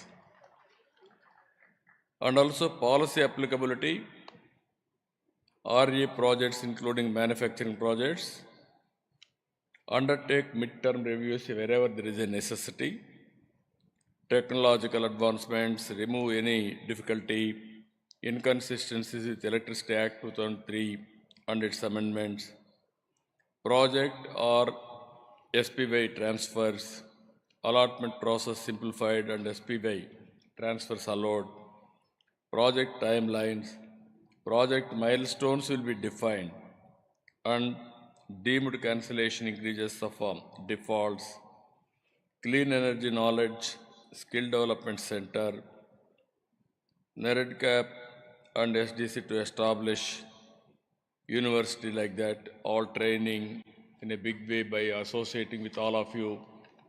It is a new industry altogether. I know the difficulty when I started IT. Now, same thing, electricity, everybody is aware, but green energy, latest technologies, all these things, we have to prepare skilled human resources. Our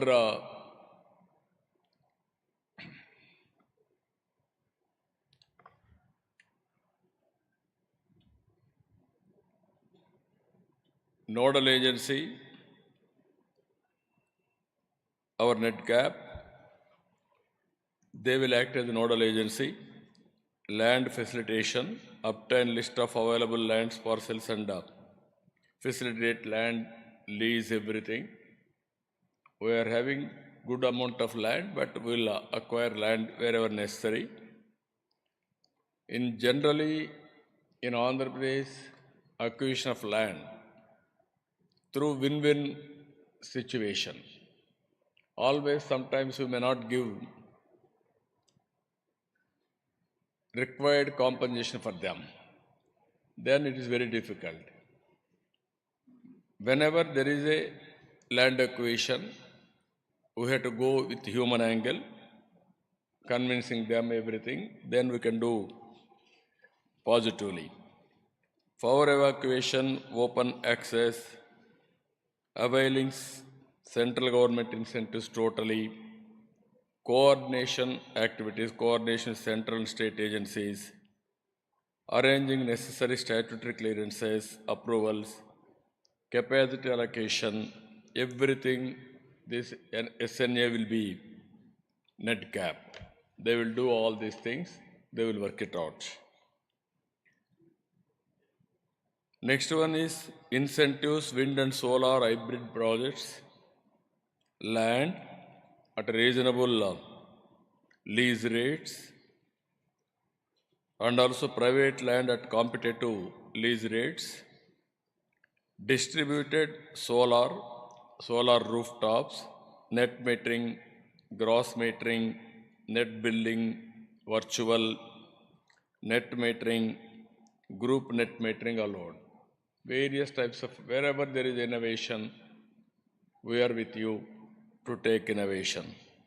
Banking allowed as per the APRC regulations.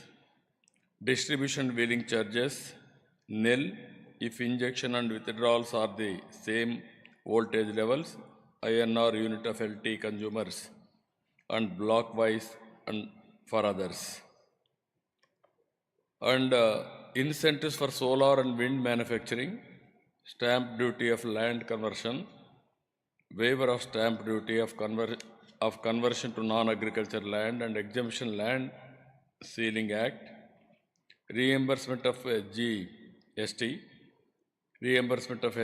for capital resources, manufacturing and on sale of products, off-take guarantee and priority, preferential allocation of capacity to manufacture at L1 tariff, preference to projects awarded under PLI scheme, electricity duty exemption, ED exemption on power consumption. These are all the tentative incentives we are working. Even will take some feedback and other states, and then we'll work it out, and then I will announce a policy. Pumped storage power,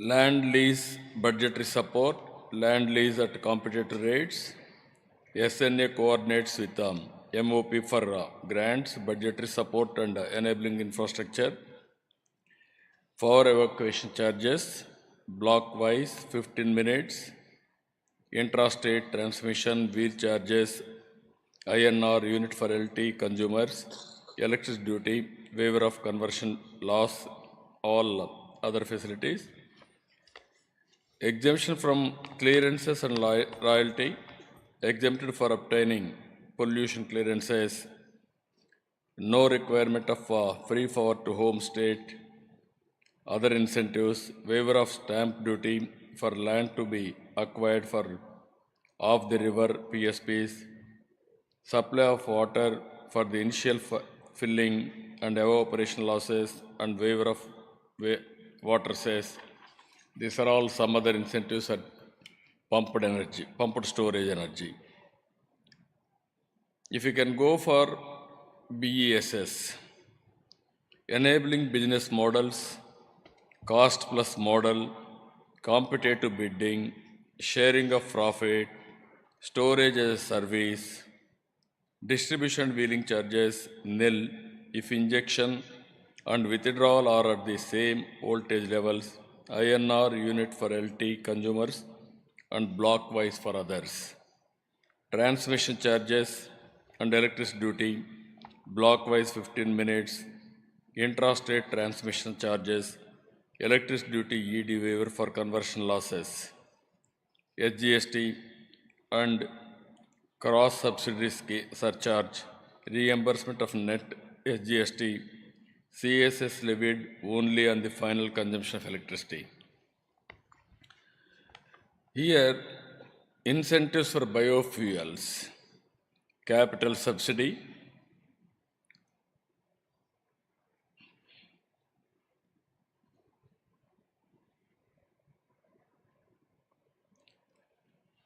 on cost of CBG and 2G ethanol plant equipment, SGST reimbursement, electricity duty exemption, biomass collection and subsidy, skilling and training, stamp duty, land conversion, power supply and non-agriculture status, procurement from feed stock, collection centers set up by farmers, single window clearances. These are all various incentives we want to provide for biogas, biofuels incentives.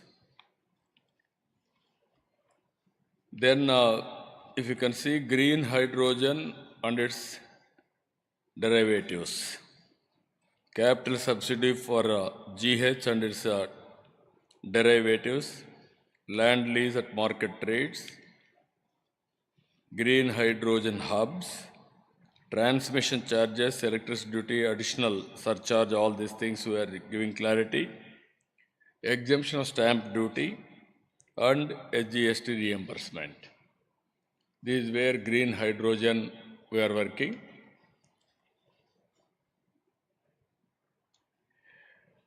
Then hydrogen manufacturing green hydrogen vehicles, refilling stations, BESS manufacturing. These are all incentives for electrolyzer manufacturing. Capital subsidy for manufacturing electrolyzer, exemption of land use, conversion charges and stamp duty, reimbursement of net SGST, employment generation, cost subsidy, electricity duty and power supply exemption of electricity duty and rebate and power tariff. Incentives for hydrogen vehicles, refilling stations, capital subsidy for green hydrogen fuel, cell trucks, buses and other transport vehicles, capital subsidy for fueling plants, SGST reimbursement on purchase of machinery for hydrogen generation and refilling stations, incentives for BESS manufacturing, capital subsidy and reimbursement, SGST revenue, off-take guarantee and reimbursement of electricity duty and power subsidy. Even electric vehicle charging infrastructure, quality standards, mandates, land lease, capital subsidy, tariff, maximum ceiling tariff for EV and consumers, separate EV tariff category to charge point operator, avail open access green OA generator. These are all various things we want to offer for charging stations. All these things, I want to create one of the best ecosystem. If I go only one area, I may not integrate everything. So all ecosystem we want to balance. Our main aim is cost optimization of energy, and at the same time, for future technologies I want to take first more advantage in the direction. There also we are working green hydrogen, downstream industries, other areas. For all these things, I am assuring you, as on today we are talking ease of doing business. From now onwards we are talking speed of doing business.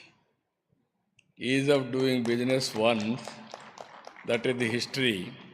There we used to get all 5 years number 1 in ease of doing business. Now you can appreciate how to do speed of doing business. Everything is virtual. No need to have any speed breakers everywhere. Once policy is very clear, automatically we'll put it on autopilot. That is what I am assuring all of you. And then you are going to see total change in this direction. Now we are talking about artificial intelligence, drones integration, even cell phone as a tool, wherever you say it, you can do virtual work. That is the order of the day. Even CCTV cameras we can track. These are all again cloud management, and by data optimum, how to go for artificial intelligence, real-time solutions. That is where it is going to happen. With all these things, you will have an advantage. Any decision, accuracy will be 80% minimum. It is only matter of time, 90-95% more than that. It may be health, it may be education, it may be agriculture, it may be power, it may be road infrastructure maintenance, infrastructure creation, everything is in real time we can monitor. So we are having an advantage here. 974 kilometers, nearly 1,000 kilometers east coast, that is on east coast.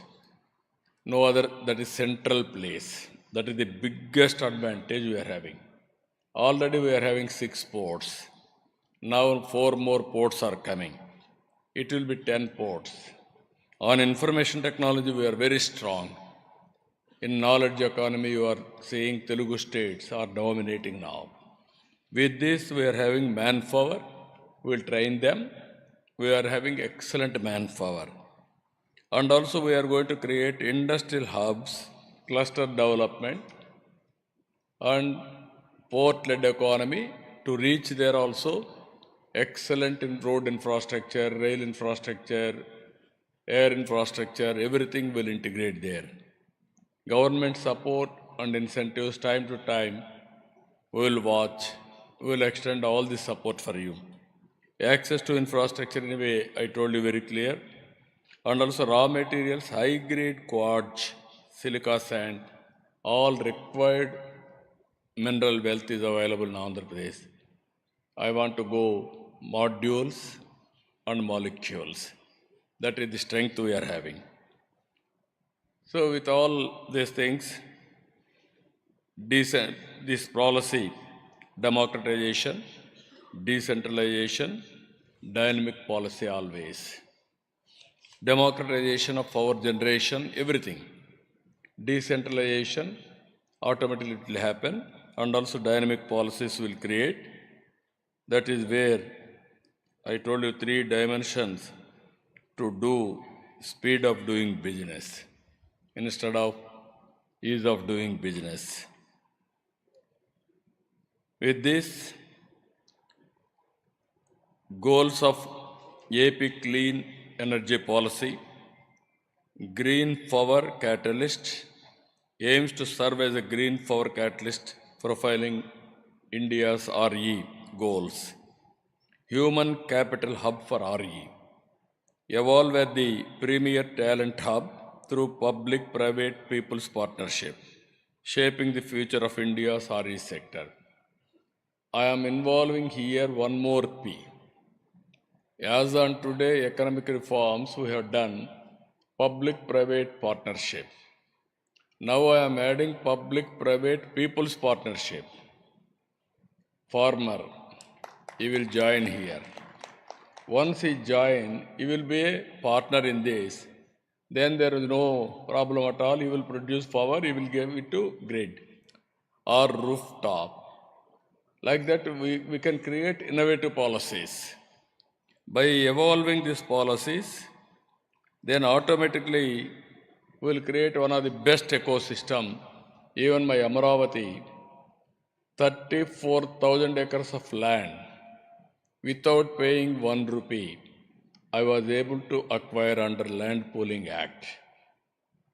I am taking 1 acre of land, In turn of development, I am giving 1,000 or 1,200 square yards return for him, either house site or otherwise residential or commercial. Both mix I am giving. Without spending one pie, even I am able to save nearly 10,000 acres of land. That land I am using for public purposes and also monetization. I can mobilize minimum 1 lakh crores or 2 lakh crores with this land. I can construct my capital. That is how I am thinking in a big way. Even power sector also we can go. That is where I want to involve people as partners. And also energy storage capital, emerge as India's energy storage capital to build resilient and flexible electrical grids. Clean energy manufacturing hub, emerge as the nation's clean energy manufacturing hub, mine to molecule, driving the green revolution forward. Green hydrogen economy, this is the future. How to go about we are working, we are going to do it. Finally, this is our goal, ICE policy, next 5 years. Solar, wind, solar target, 78.50 GWP. Wind energy, 35 GW. Pumped energy, pumped storage, 22 GW. Battery energy storage, 25 GWH. 5,000 PCS EV charging infrastructure. Emerging technologies 1.50 MMTPA green hydrogen derivatives. Ethanol 1500 KLPD. Bio CNG, CBG 1000 TPD. Biofuels. This is our targets. Total investments I am planning 10 lakh crores. 7.5 lakh employment, direct and indirect. Today, Minister has assured 30 lakh crores investment for next 5 years. In that, I am having an action plan for 10 lakhs, 1/3 investment in Andhra Pradesh. That is our aim. That is our goal. That is our vision. I strongly believe there is one more revolution, that is green energy revolution. Earlier revolution, so many revolutions we have seen. Earlier agriculture, then manufacturing, then technology, all these things we have seen. Now, energy revolution, particularly green energy revolution. Thereby, green hydrogen and downstream industries, it is going to happen. This is where I want to place before you, be partners with us. We will work together to achieve our goals. I don't have any doubt, India will become developed nation by 2047. By that time, we will reach green energy and green hydrogen downstream industries targets also for creating wealth and employment for this great nation.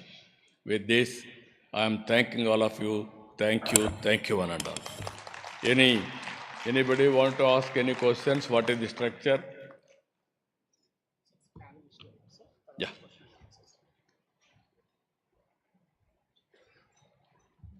Let's have a huge round of applause to Honorable Chief Minister. No wonder he is known as the CEO Chief Minister, where we have now gotten a run through of his vision for an entire integrated clean energy hub of the state of Andhra Pradesh. So thank you very much for sharing with us your vision of how Swarnandhra 2047 vision looks like when it comes to renewable energy. We also have a very eminent set of panelists today, and I would now take the liberty to request each of these panelists to speak about one of the key areas that the Honorable Chief Minister has highlighted in his presentation. To begin with, I'm very happy to mention about the presence of Mr. Jörg Abel, the president of German Solar Association, and he is also with IBC Solar. Mr. Abel, thank you for joining along with the official German delegation here. You've seen a very thorough presentation of Honorable Chief Minister. Can you share Germany's perspective from your experience, how energy transition was accelerated in the case of the German experience, and specifically if you can also touch upon how state like Andhra Pradesh, which has immense potential, can also leverage the rooftop solar potential growth and tap into its untapped potential of distributed solar. All yours. Thank you so much. First of all, a warm welcome from my side in the name of the whole solar industry of Germany. This was very inspiring to hear the words of you, Honorable Chief Minister. Thank you for this very inspiring words, numbers and details providing and sharing with us. In Germany, we have, of course, a long tradition in installing solar energy, and the company I have also the honor to present is active since more than 40 years. So we know a little bit about the barriers and burdens laying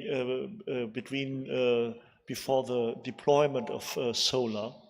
And answering your question, I may provide a little bit an insight what we do to strengthen the rooftop segment in the solar market. As you might know, the rooftop segment is in Germany, vice versa to those in India, the stronger part of the installations. We have more than 60% rooftop installations, and in last year we made alone 6 gigawatt in small houses, up to 30 kilowatt. So this might be a little bit interesting. And looking at this inspiration and inspiring words of you, I thought a little bit on our efforts to strengthen this segment, and the way to strengthen it in Germany runs through an instrument which is aligning with the technical questions we all are facing, looking at a raising rooftop segment. We are combining in Germany storage systems and mostly giving incentive to the storage system if they are combined together with the solar system. And so this approach is smart in our eyes because we have storage capacity, and we have a kind of energy management which is very important for the grid if it comes to higher installation numbers. And what we did this year was a new legislation which allows energy sharing. That means that we do not only focus on the single rooftop, but on several rooftops in the neighborhood. And we allow to install storage systems combined with several rooftop systems. And so it's much easier to have those installations in this way.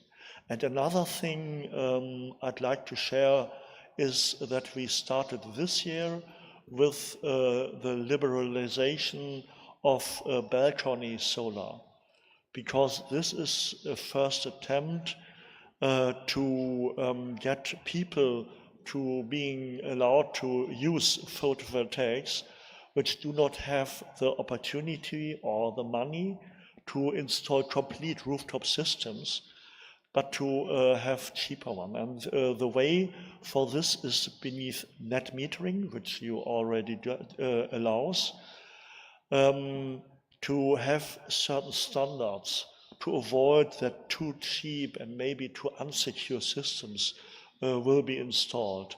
And we have a great success with those very small systems. They are sold at every corner, and also inhabitants of larger houses are now allowed, and it's possible for them to install the small systems at their balconies. And that might be another idea which could be thinkable about. Thank you very much, Mr. Abel, for sharing.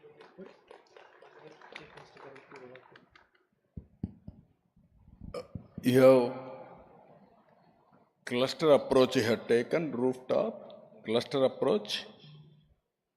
What I want to know from you, different rooftops, 10, 20, 30 like that. Then you are taking cluster approach, directly they can consume, or otherwise you can go for battery. What is the approach you are taking? I want to understand further details. What I am thinking, even friends are here. In a village, 100 or 200 rooftop, they will have installations. Sometimes they will use directly. Sometimes they will have a savings. Savings will come for battery charging. Then local charging, local battery will be available for a group of people. Whenever there is a necessity in the off season, they can use this battery. Is it workable? How you are doing that exercise? So it's very attractive for rooftop users. I have to tell about the history in Germany, because we had rules against self-consumption in Germany for several years, which hinders the use of those electricity, and for that reason storage was very, very unattractive. And now it has turned by 180 degrees, and now we vice versa are behind self-consumption, and beneath that it is something I was for long years asking for, and our industry were asking for. And we have now nearly every new installed PV system on rooftops combined with storage in Germany. Concerning the smaller residential houses. That is individual, not a group. Group or individual, your storage. Yes, it's a very new rule, and we're developing it new. It is European legislation which has to be adopted by the member states, for example, by Germany. And we are now clearing how we will adopt these rules. And then it is allowed to create energy sharing and to have those approaches.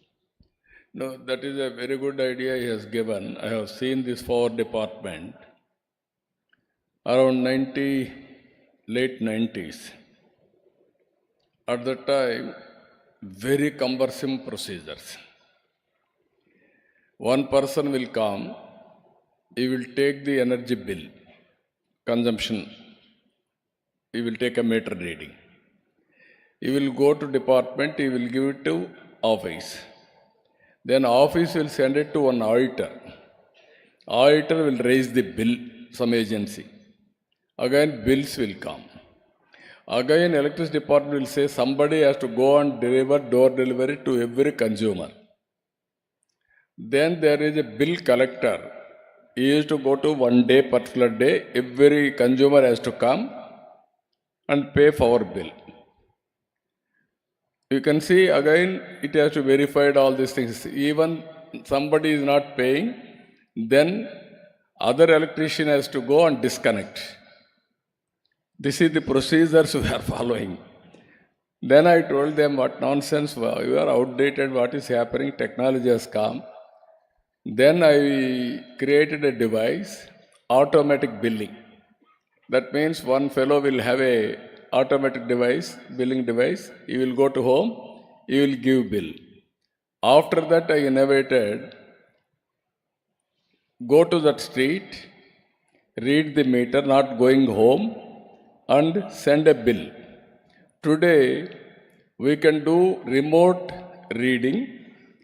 Automatically, you will cut his account, debit his account. That stage we have reached. This is where I am thinking, this is also a very good idea. Even they will generate, they can invest on battery, they can trade it also. Whenever there is a demand, or otherwise, cluster of houses, they can generate, they can invest on battery, somebody will invest in battery, pro rata he will pay, for that he will collect some money. Battery, this also, this is the two alternatives. Then rooftop will become more viable. That is what I am thinking. I am very happy. By talking to him, there is one more idea, we got it now. Originally I thought how to do it. Now sometimes only one person will use all his energy. Sometimes he may not use his energy also full potential. We are wasting. Once charged, you have to use it. Otherwise, it will be waste. So I am very happy for that. We'll evolve in course of time. Technology is very, very powerful now. We can remote control, remote operation, remote off and on. Every home we will cut power, we will do all these things. Even morning, that is what I told very clearly. Even governments wants some cross subsidies, everything. You can go for electricity duty. Why should we penalize people with inefficiency? Electricity board is most inefficient department. We are penalizing. That is not correct approach. Thank you. Very nice of idea. Good idea. Thank you. Thank you. Thank you very much, sir, for the idea. Sir, now I would like to turn to Mr. R.K. Tyagi-ji, CMD Power Grid. Sir, it's often mentioned, Tyagi-ji, that there is no transition without transmission.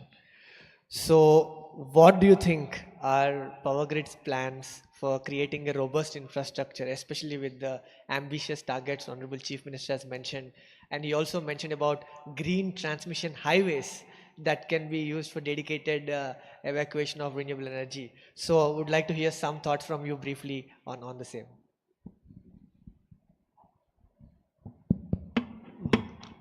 Thank you. Honorable Chief Minister has given a very broad picture of green energy revolution, especially for solar installed capacity of about 78.5 gigawatt, wind energy 35 gigawatt, and pump storage about 22 gigawatt. So without transmission system, this vision cannot be complete or it cannot be fulfilled. Worldwide, there is a discussion that energy transition means transmission has to be there. If no transmission, no energy transition. Power Grid is a largest transmission company, one of the largest transmission company in the world. We have 279 substations in almost all parts of the country, about 178,000 circuit kilometer, and it is integrated grid where power can be generated anywhere in the country and can be transmitted to any other part of the country.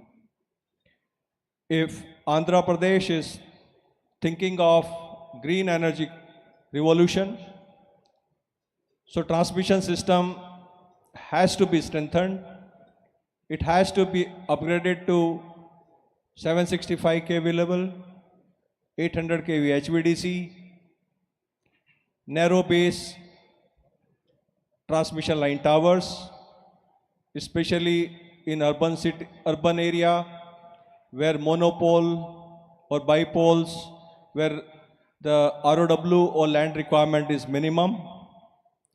Sir, we already have huge network in Andhra Pradesh, but more transmission network will be required.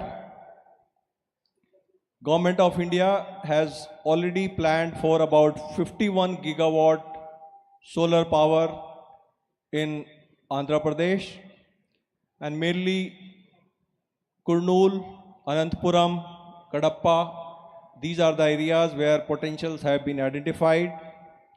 And as per your vision, more areas like 78 gigawatt, that means there are some potential areas. And green hydrogen hubs are in Kakinada, Vizag, and Ramayapatnam.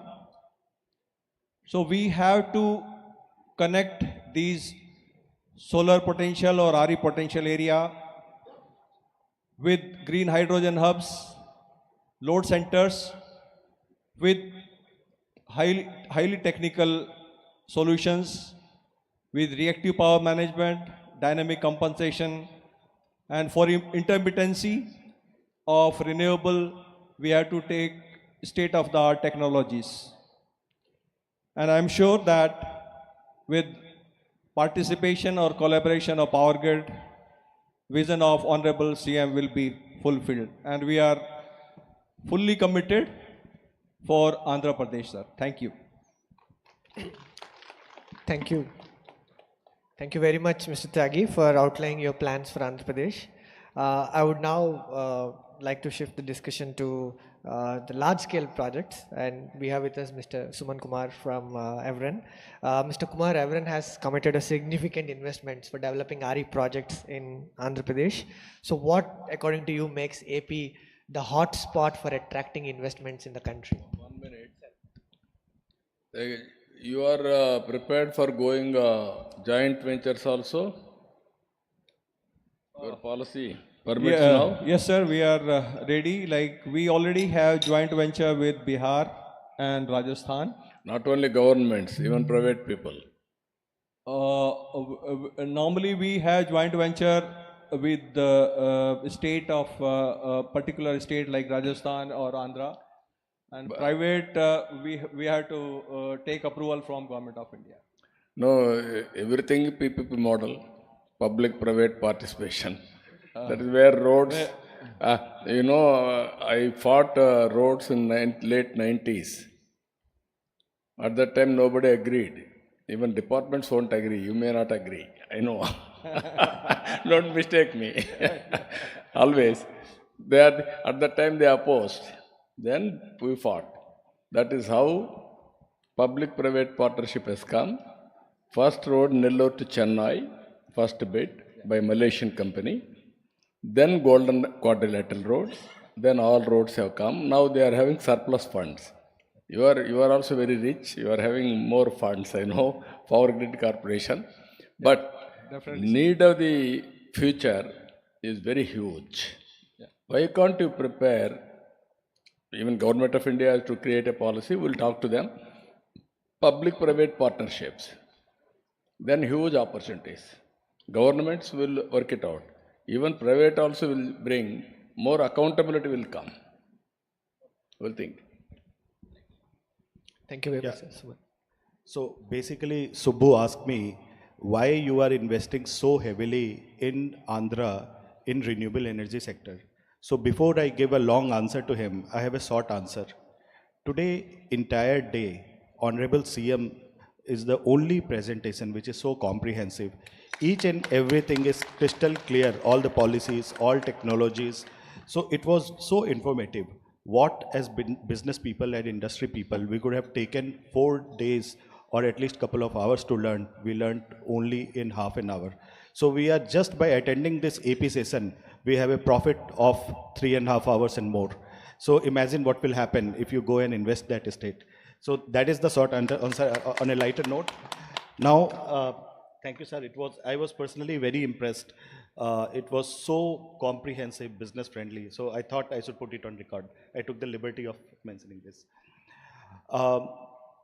We are already investing in the estate for past couple of years, and we have committed 50,000 crores, 9 gigawatt, which is already approved by us in solar, wind, and there are many good reasons for that. Number one, Andhra is one of the very few states where you have very large scale good resource potential. You have large scale potential of solar, you have wind, and you have pump hydro projects, and you have a very, very good coastline. Honorable CM mentioned that we have 4 ports coming up. I happen to visit some of them for myself. So you could basically leverage these ports for green ammonia export hubs. Port access is very, very critical. And we do not find any state where you could do solar and wind both. So that is number one. Number two, Mr. Tyagi is already here. Grid evacuation infrastructure. In our renewable industry, sir, we always discuss where do we find connectivity. That's the number one problem we have. And with the proactive support of state government, Power Grid and CTU is relatively more successful in creating grid infrastructure in Andhra, and that is a lesser constraint. And thanks to Power Grid, Mr. Tyagiji is here, and thanks to Mr. Vijay Anand. That is another reason. You have the resource, you have the grid. And third reason is capital can go anywhere where everything is friendly. And the state machinery now, and the policy is coming up soon. We see a lot of activity already in various state departments, NRED cap, the energy department, all the DISCOMs. So we feel quite comfortable, it's friendly. Of course, is always, we have room to improve, but given overall, we have been, we found that it is perhaps the best opportunity for our large scale capital. That's the reason we are there.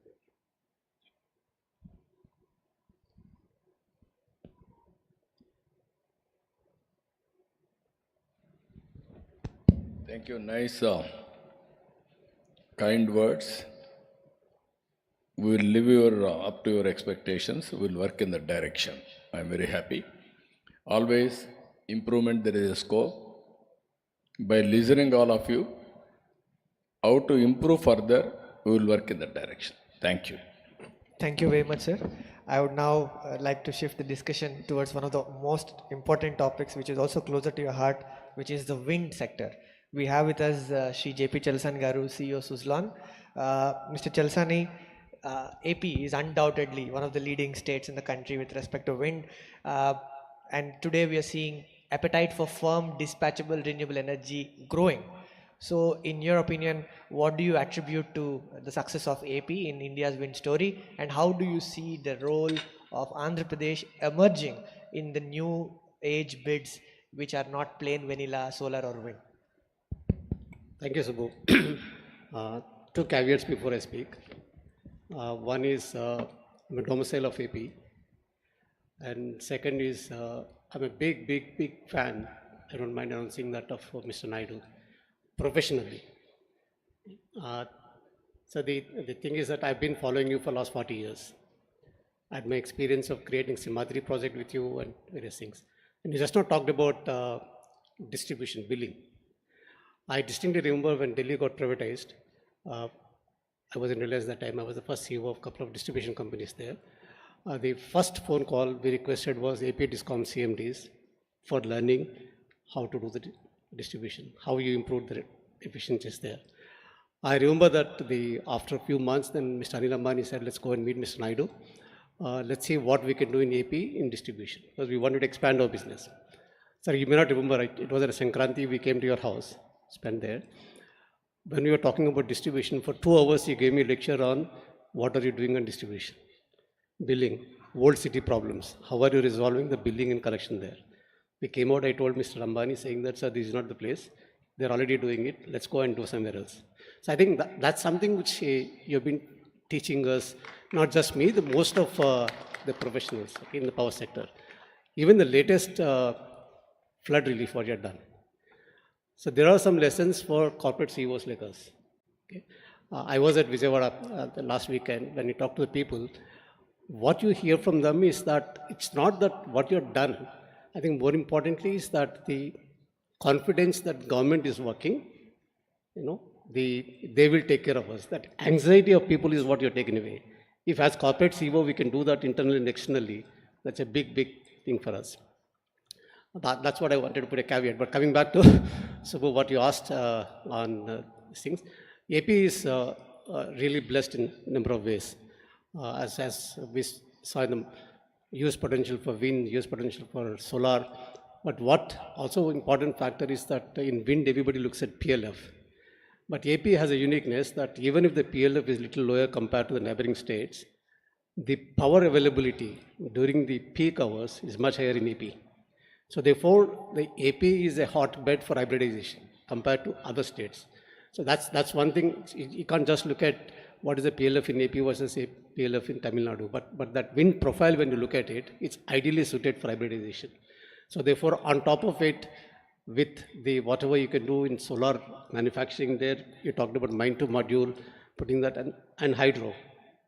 AP has been pioneer in pumped hydro and then left some time back, long back. One of the first pumped hydro power stations came up in AP. Hydro, because with all this, I think the AP is the real place where we can go for FDRE, because the load following FDRE is the one which will replace fossil fuel, where we can set up power plants which can actually meet 15-minute demand, which is what is the most of the bids are coming now, and even the tariffs are reached to sub 5, it will further come down. Practically same tariff as fossil fuel is the right one. So therefore, AP is the hotbed for FDRE and hybridization. So, but most important thing, sir, is that resources are huge in the country. Even as a country, we have 1,200 gigawatts of wind potential. We hardly used 4%. But what is most important is, in my opinion, is the enabling environment. Okay? It's not just the resources. Like you talked about a great thing today, you said that not ease of doing business, speed of doing business. So what the most of us look at is that what is the enabling environment there? What is the speed of decision making is what is important. That is what you're known to create. But one suggestion, I hope, is that the morning you spoke that reforms made you to lose elections, power sector reforms. My assumption is that the green energy revolution would make you to win the election. That is advantage to us, is that we will have policy stability. Otherwise, we don't want to have this 5 years policy push, and then we have a 5-year holiday, then 5-year policy push. We would like the policy stability. The only way we request you is keep winning elections, so that will provide us the policy stability. Thank you so much, sir.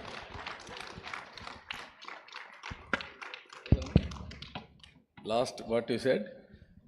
Sir, I said, I know everyone sitting here, only want in AP is that AP is, as long as you're there, we all will run with you. Okay? I know you will run faster than us in giving decisions and demanding. I know how closely you monitor the progress. You're a terror in monitoring the progress. Okay? But we want that policy consistency, policy support to continue. Don't want to have a policy holidays. So I'm only saying that through this green energy revolution, keep winning elections. And then, so also my personal interest of coming from that state, okay, so we will, you couldn't become number one, you said, would have been number one today. So, but maybe, get that permanent position of number one, so that's my wish to you. Chalasani Garu has rightly mentioned, always I am ahead of times. From now onwards, 20 years, what is going to happen, I will plan from now itself, today itself. That is my strength. At the same time, sometimes in politics, I have to balance and manage and communicate properly public. Sometimes with obsession, I want to do everything. If all of you praise, then I will think, okay, I am doing right, and then move forward fast. Then at the end of the day, sometimes we will lose balance, or we are not in a position to communicate properly. This time it won't happen. I will maintain balance. Continuously I will see the public feedback. That's why I am balancing both welfare and also development and also feel-good factor. Continuously with public, I will manage. Then my policies will be permanent. I can do better work by doing that. I entirely realized. Now I am very technology, everything has come. I will integrate everything. This time I had a historic victory. 93% we have won. Never in the history of my party also. Opposition party got only 11 seats. There are so many historical reasons also. So with this victory, I wanted to take forward continuously how to take them into confidence, my stakeholders. Agree, sir. You That's are what all you my said. supporters. Real stakeholders are my voters. How to empower them continuously, I have to work with them. I will do that. No, but that's what you said. I read in the article. What attracted me today was you talked about the land acquisition problems, and you talked about three Ps, which you mentioned now: public, private, and people. I think that's what is required, sir. So just by pushing on the people, you're not really going to do that. So the what I like, No, best everybody part is of the article smart. is three Ps. No, everybody is smart. You are smart. Public also very smart. But we have to balance everybody. Win-win situation. Empowering people is our criteria. I am introducing one more policy here. P4. Public-private people's partnership. How to eradicate poverty. How to empower them. I wanted to involve industrialists also in that. Some people are always poor. Is it not our social responsibility? You are having CSR, so many things. Spending money is one, and hand-holding is another. Sometimes I was born in a small village. I used to walk to a high school 7 kilometers, even high school. Even Modi ji always is saying how he brought up. So that is the humble stories behind everybody. So what we have to do by using our management techniques or bandwidth, can we change 1,000 families, 500 families basing on our resources and bandwidth? You are having so many verticals, all industries. One vertical you can create how to eradicate poverty, how to handhold poor people. Plan short term, medium term, long term, and move in that direction. I will come back with that policy. I'm very fascinated. I don't want to see 2047 below poverty line. Second one, this inequality is also too much disparities. That is also not good for the society. How to bridge the gap between haves and have-nots is a continuous process. All of us has to work in that direction. Then only we'll have that type of impact. Thank you. Thank you. Thank you very much, sir. We are almost running out of time, so I'd request the last two panelists to kindly keep their remarks brief. Honorable Chief Minister has mentioned in Chief Minister plenary also, and even in the presentation a little while back, about modules to molecules. So I think there is none other than Amit ji from Adani Green Energy to sort of answer this question. Adani is one of the largest renewable energy companies in the country. You also have ambitious manufacturing plans. So would like to know from you how AP, as you heard from Honorable Chief Minister, can leverage its geographic as well as demographic dividend and become one of the leading manufacturing states. Request you to kindly keep your remarks limited to 2 minutes. Yeah, sure. No, thank you. First of all, I think I would just echo everybody's sentiment. Very, very precise and very futuristic vision which was presented by you, Honorable Chief Minister. I think it's going to help us accelerate our move in Andhra. And I must also compliment that for Adani Green, Andhra is a key state, and the people of Andhra, we have 7+ gigawatt of projects which are under construction, which are getting ready for Andhra. And we have 2 large pump storage projects, one in Chitravati, which we have already started. It's our first project in India, which is under construction, and we have another 1,000 megawatt project in Andhra, which is under planning stage. We have very, 2 things which I want to just talk about, which I feel is important to emphasize. One is the reliance on storage systems. As renewable power grows in our country, we need to really promote storage solutions. The subsidy you talked about, the incentives you talked about are going to go a long way. I think we should keep them and enhance them as we go. I also saw very clearly you talked about exporting power will have no charges or any royalties. Great. I think we should have this kind of system in place everywhere. Second, I think you talked about people. I want to highlight that vocational skills in these projects is in limited supply. A lot of times when we are running fast, we need people who are skilled, people who have the competency to work, both in the manufacturing side and execution side.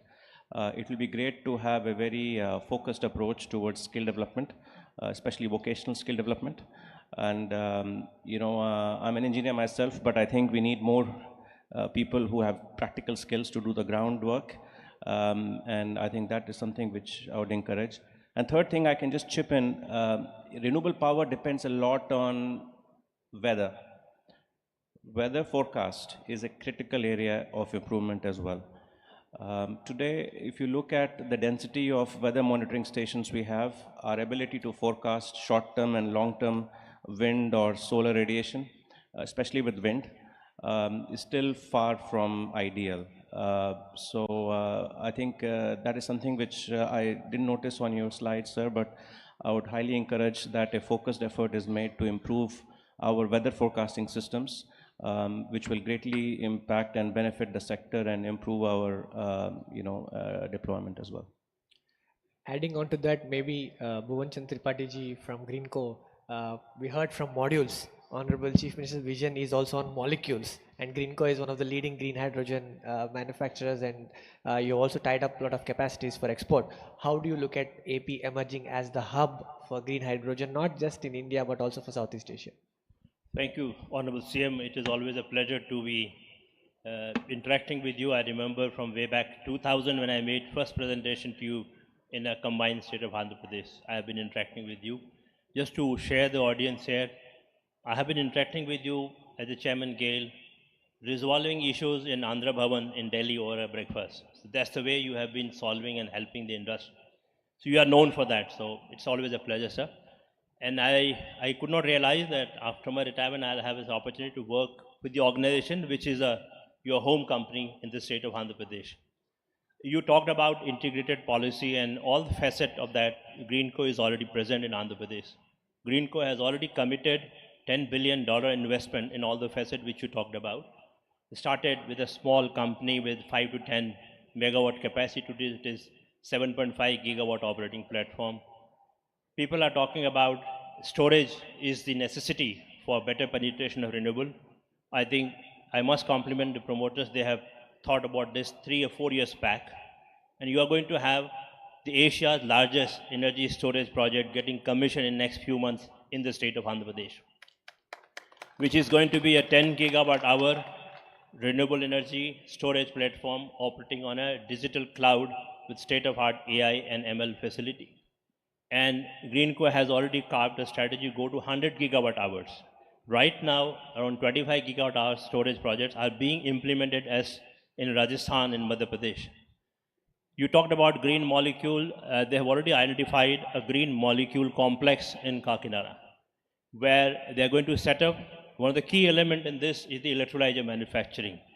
2 gigawatt assembly line is going to be operational by 2027 to start from 2026, and 27 will be fully commissioned, where they'll be producing green electrolyzer in collaboration with John Cockrell from Belgium. They're also looking at possibility of setting up sustainable aviation fuel, methanol, a lot of other chemicals from methanol to olefins. And one of the important aspects which we have not discussed is the use of green chemical into pharma sector. The whole Andhra and Telangana region is rich in the pharma sector, so it's going to be a major producer of those green chemicals. So under the platform of Greenco, they are providing the large storage platform, and they have already committed $6 billion of adding 6 gigawatt capacity of solar, wind and hydro together in Kurnool. They have committed $4 billion for setting up 4 million tons of green ammonia complex. Nagarjuna Fertilizers, you know, is being converted as a green hub, where they will be producing green hydrogen by first quarter of 2026. And the Spectrum Power area, which is again near Kakinada, is being developed as a SEZ. Couple of issues I was thinking to raise, what more can be done in the Andhra Pradesh. I think the subject is so important and it is a sunrise sector, as you rightly said. This is going to be a revolution of green energy. Probably this kind of session needs more attention, more discussion. I would request a focused discussion in the state of Andhra Pradesh later on, where you may like to invite all the industry players what more can be done, where we spend more time in going into the detail. I was thinking to request you for facilitating the aggregation of land, which you already talked about in your proposed policy. The second thing I was thinking about green access, which you already talked about. Third was providing a skilled resource. I know Andhra Pradesh has a huge talent pool, but they need to be trained and skilled to the new form of energy, new form of industry, where you already talked about skill council. I think the industry will be looking for this policy to be announced soon, and definitely a focused discussion on this, where we could really spend more time. I know you have a shortage of time, so I would like to stop here. And Greenco, being already a home company to Andhra Pradesh, has already committed almost $10 billion going forward from here to 2028. Thank you. Thank you. As you rightly mentioned, one is Amit Singh, vocational skills, weather forecasting, either wind or solar radiation, all these things. Now, slowly it is coming, it is there, but we have to perfect, we have to go in how to predict accurate. That is where we are thinking. Now we have to tell us where to keep all these things. State government is very keen to put all these things. Now we are going for weather forecasting. We are going different websites, different countries also we are following. Even till today, people are unable to predict exact rainfall.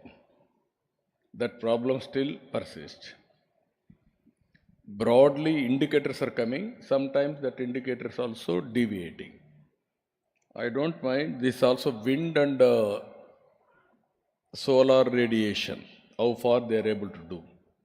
If you can guide us, we'll go all out, we'll establish. One is for industry, it will be useful for solar, and also for guiding the people continuously. Against in summertime, warning, all these things, it will be useful, we can work it out. Tripathi has rightly mentioned, long back I used to tell him, as you rightly mentioned, we have gone energy auditing also, long back. Even GAIL pipelines, there were some leakages. Then I asked them, why can't you put it sensors? That is how we forced him to put it sensors and control room. Thereby no accident should happen. That is how we have gone at that time. So with all these things, as you rightly mentioned, we will have similar sessions continuously. This is the latest technologies up to green energy, which are all the innovative ideas. How to go reduction of cost in generating power, high efficiency, and also cost reduction in raw materials, domestic, how to go about, that is one. Second one, downstream industries, how to make it more viable. Except you, others are also working. I am 100% confident it will happen. Now people are saying green energy means 2x, or green hydrogen means 2x. How to reduce that, and ultimately how to go about cost reduction or optimization solutions. That is very, very important. Sir, Vijay is pushing behind. I think he wants us to close fast. That's why I requested it needs some more time, because from green electron to green molecule, the spin-off benefit of molecules are much larger than pure electricity. The impact in the society and the value addition into molecule going into downstream chemistry, replacing all the polymers, plastics, pharmaceuticals, agri-chemicals. There is a huge opportunity when Andhra could be a hub for all those green molecules. That's what I wanted, to have more time and discussion in the state. One more session, we'll discuss all these things. Thank you. I am also learning, I am a student. Always I am saying, life is a continuous learning process. If you stop learning, then diminishing returns will start. So I'm a good student. I will listen to you and then I will implement everything. Thank you. Thank you very much, sir. We found out that in today's panel discussion that AP is not just Andhra Pradesh, but it's also a state of abundant potential. But from Honorable Chief Minister's leadership, we now know it is capital for accelerated progress. I would now request Honorable Chief Minister to kindly felicitate all the panelists. We have with us Mr. Jörg Abel, who is the President of German Association. Honorable Chief Minister will be presenting Andhra's famous GI tagged Kondapalli toys. Andhra's Kondapalli toys have achieved fame over the years for being one of the most indigenously made, very old handcrafted toys in the world. I would also request Honorable Chief Minister to felicitate Sri JP Chalasani, CEO Suzlon. I would also request Honorable Chief Minister to felicitate Sri R.K. Chagi, CMD Power Grid.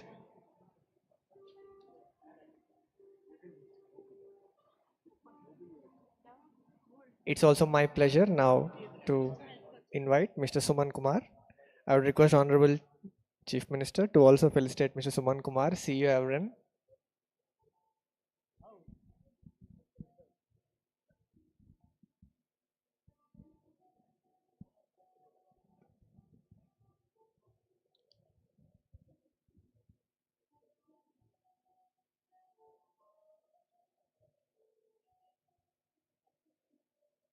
I would also take this opportunity to invite Sri Amit Singh, CEO Adani Green Energy Limited.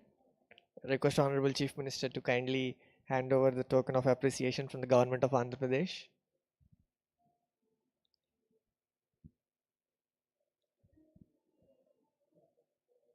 I'll also request Sri Bhuvanchand Tripathi ji to kindly join us on the stage. Honorable Chief Minister Chandrababu Naidu garu request you to kindly felicitate Sri Tripathi garu.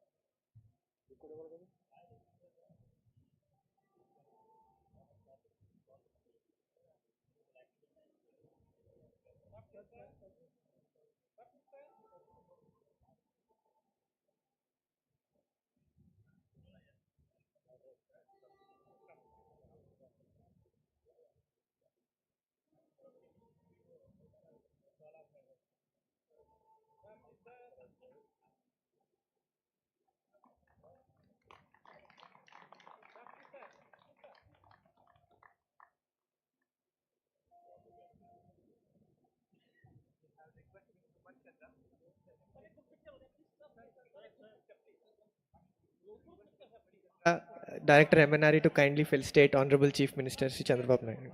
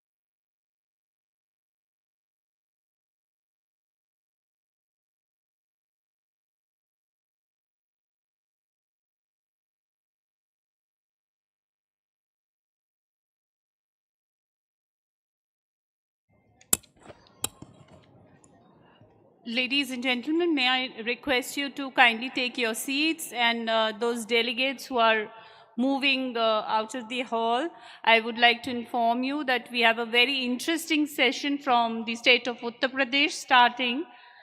As you all know, Uttar Pradesh is a very important state in the heart of the country. I would request all the delegates to please take their seats in the middle of the hall, please.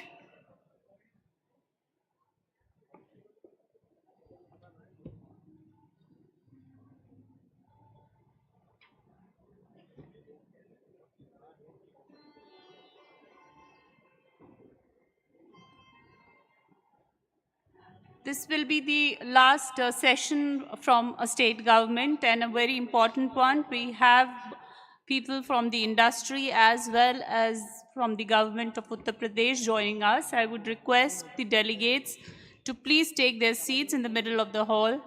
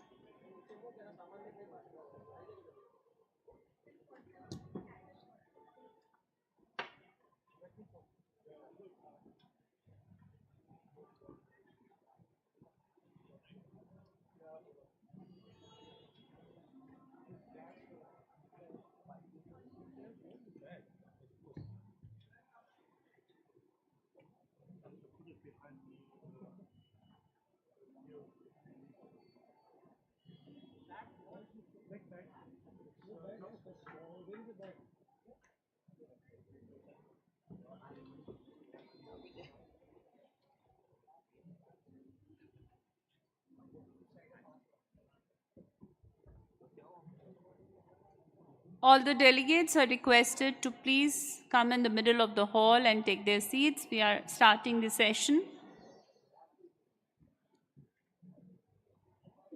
Those on the left and the right, I would request you to please take the middle row.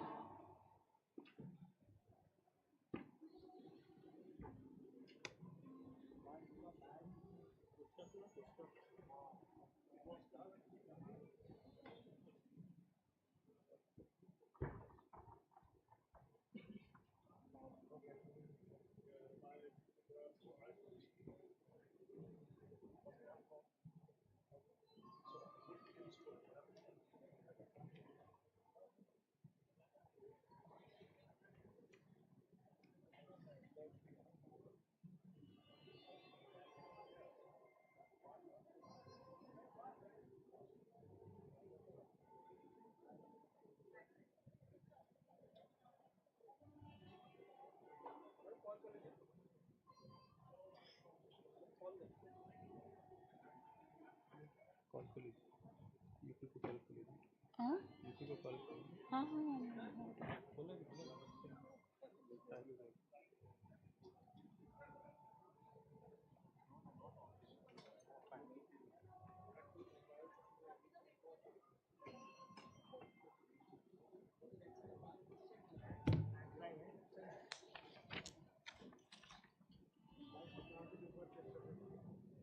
done.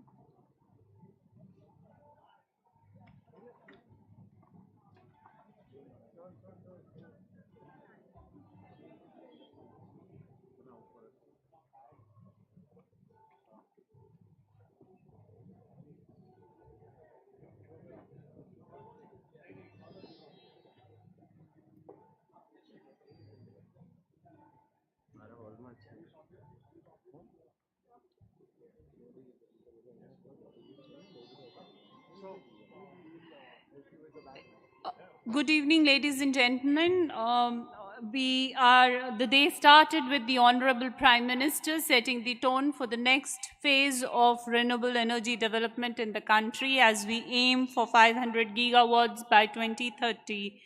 It is very important to know what the states think and how they are looking at their plans and what are the issues with the industries can help discuss with them, because the action for RE in our overall in the power sector lies in the state. We have with us today now the Uttar Pradesh session, and Uttar Pradesh, as you all know, is one of the most populous states of India with over 240 million people, and herein lies the demand for power. And it is important that with such population numbers, the state transitions to green energy. I would like to now call upon the officials from the state government. We are really honored to have Mr. Anupam Shukla, Director UP NIDA and Special Secretary Energy, Government of Uttar Pradesh. May I welcome you to the stage, sir. Mr. Shukla, I would request the delegates to please welcome him with a round of applause, please. We are also joined by our industry representative and a very active member of CII, Shri T.R. Kishore Nair. He is CEO of Avada Energy. Welcome to you, sir. We have with us also Mr. Anil Dubey, Senior Team Lead, Reliance Bioenergy Limited. Good evening, sir. And we have, please put your hands together and please welcome Mr. Pankaj Singh, Secretary, Department of Additional Sources of Energy, Government of Uttar Pradesh. Welcome to you, sir. Before the panel starts discussion, there will be a short film on renewable energy initiatives in Uttar Pradesh. May I request the organizers to please put the film on.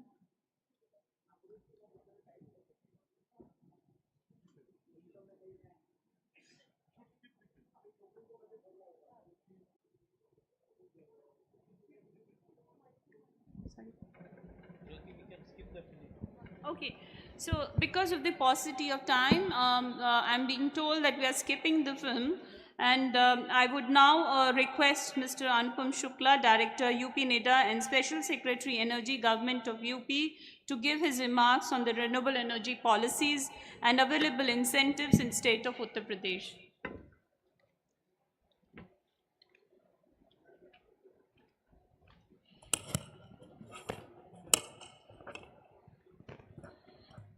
Thank you very much. Very good evening to all of you. I understand this is the last session for the state, and Uttar Pradesh has been allotted this session, so the visibility of the investors is seen. But I would just like to point out that Uttar Pradesh is doing a lot in the renewable energy sector, and with the Honorable Chief Minister's leadership, Mr. Yogi Adityanath's leadership, and the leadership of our Honorable Minister Energy, we have been doing our bit towards renewable energy. And I have a short presentation before you to present on what all we are doing and what all is there for the investors to invest in the state of Uttar Pradesh. Next slide. Next slide. back.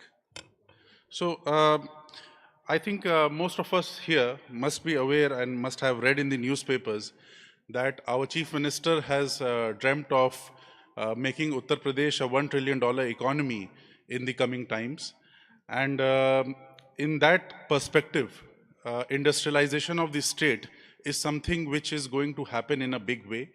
Now, seeing that industrialization, we can see that there is a huge power demand in Uttar Pradesh. This year, if you look at the peak demand, we have reached above 30,000 megawatt, which is more than the states like Maharashtra, Gujarat, Rajasthan, Madhya Pradesh, Punjab. So there is a huge population, a 25 crore population of Uttar Pradesh with a huge capital industrial base. We have huge water supply. We are an agrarian state. We have manpower. So there is a huge opportunity for us to industrialize. And industrialization means power demand. And as per the energy mix which we are seeing, next slide. This is our commitment which we have given for renewable energy as per the Shapath Patra. We are seeing that the combined renewable energy comes to around 50 gigawatt. So this is on the basis of our potential assessment of Uttar Pradesh. And if you see solar energy, that comes to around 30 gigawatt. And then we have hydro energy. Bioenergy is an area which we are really focusing on. Because if you look at the agriculture residue in Uttar Pradesh, we have more than 154 million tons of agri residue, and that provides the opportunity to develop bioenergy in a big way. Many oil marketing companies, along with many multinational companies, are investing in the state in this sector. Green hydrogen is also important for us, as we have seen in the earlier presentation by Honorable Chief Minister of Andhra Pradesh, where he was talking greatly about the potential of Andhra Pradesh as a green hydrogen hub. Even Uttar Pradesh has its own benefits because we are the, I would say, we produce approximately 0.7 million metric ton of urea as a fertilizer per year. So that has a huge amount of gray hydrogen consumption. So we are also in touch with our fertilizer industries, whereby if this can be leveraged and green ammonia can be produced, so if that can be used for the production of green urea, that is an area where we are looking forward to. Apart from this, this is something we have taken from our Global Investor Summit we had in February 2023 and the groundbreaking ceremony which we had in February 2024. So this gives you a picture that Uttar Pradesh has, after the improvement of law and order situation and after the improvement of there has been a visible increase in the amount of investments, and if we look at the renewable energy, it is around 8 lakh crores. So this is a huge opportunity for us. And if you look at the groundbreaking ceremony, so in 1 year we have been able to provide land and other clearances to around 140 projects worth around 1,44,000 crores. So I think this is a figure where you can see that if in 1 year we can provide this much opportunity to our investors, I think we are a state where our credibility is being established on a day-to-day basis. And in the future is very bright for us, and we are awaiting that to come. Next. So these are the 3 policies which the state government has come up with. One is the solar energy policy of 2022, one is the bioenergy policy of 2022, and one is the green hydrogen policy of 2024. So these are the 3 policies which most of our investments are based on. Apart from that, we are also into research and development, and we are trying new technologies like surface hydrokinetic, which can provide round-the-clock power to the state of Uttar Pradesh. We have a huge canal network, a canal network of around 80,000 kilometers, so we also want to use that for producing energy in a decentralized way. Uttar Pradesh doesn't have huge land banks like you see in Rajasthan or Gujarat. So I won't say that is a disadvantage, but we do have a huge capacity of decentralized solar generation, which is possible in Uttar Pradesh. Rooftops is a big area for us. If you look at the PM Surya Ghar Yojana, we have kept a target of 25 lakh rooftops. I think that is the highest in the country.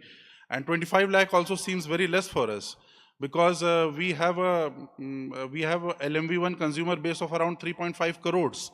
So looking at this scenario, what I feel is we have a huge potential of decentralized solar. Kusum is a big area for us. Around 5,000 agriculture feeders which we are segregating, and those agriculture feeders we are going to solarize in a big way. Although we have not been initially, we have not taken pace with the development of other states, but we are in the process of speeding up the process of implementation of the schemes. Next. Next. So as I was talking about Kusum and decentralized solar, this is the target which we have kept for our state till 2027. So it is 22 gigawatt which we have kept for ourselves, and we are very much intended to achieve this target.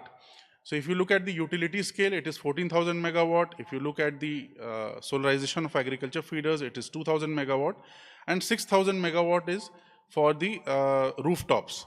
So rooftops, whether it is government buildings, whether it is the residential sector, or whether it is the commercial and the industrial sector.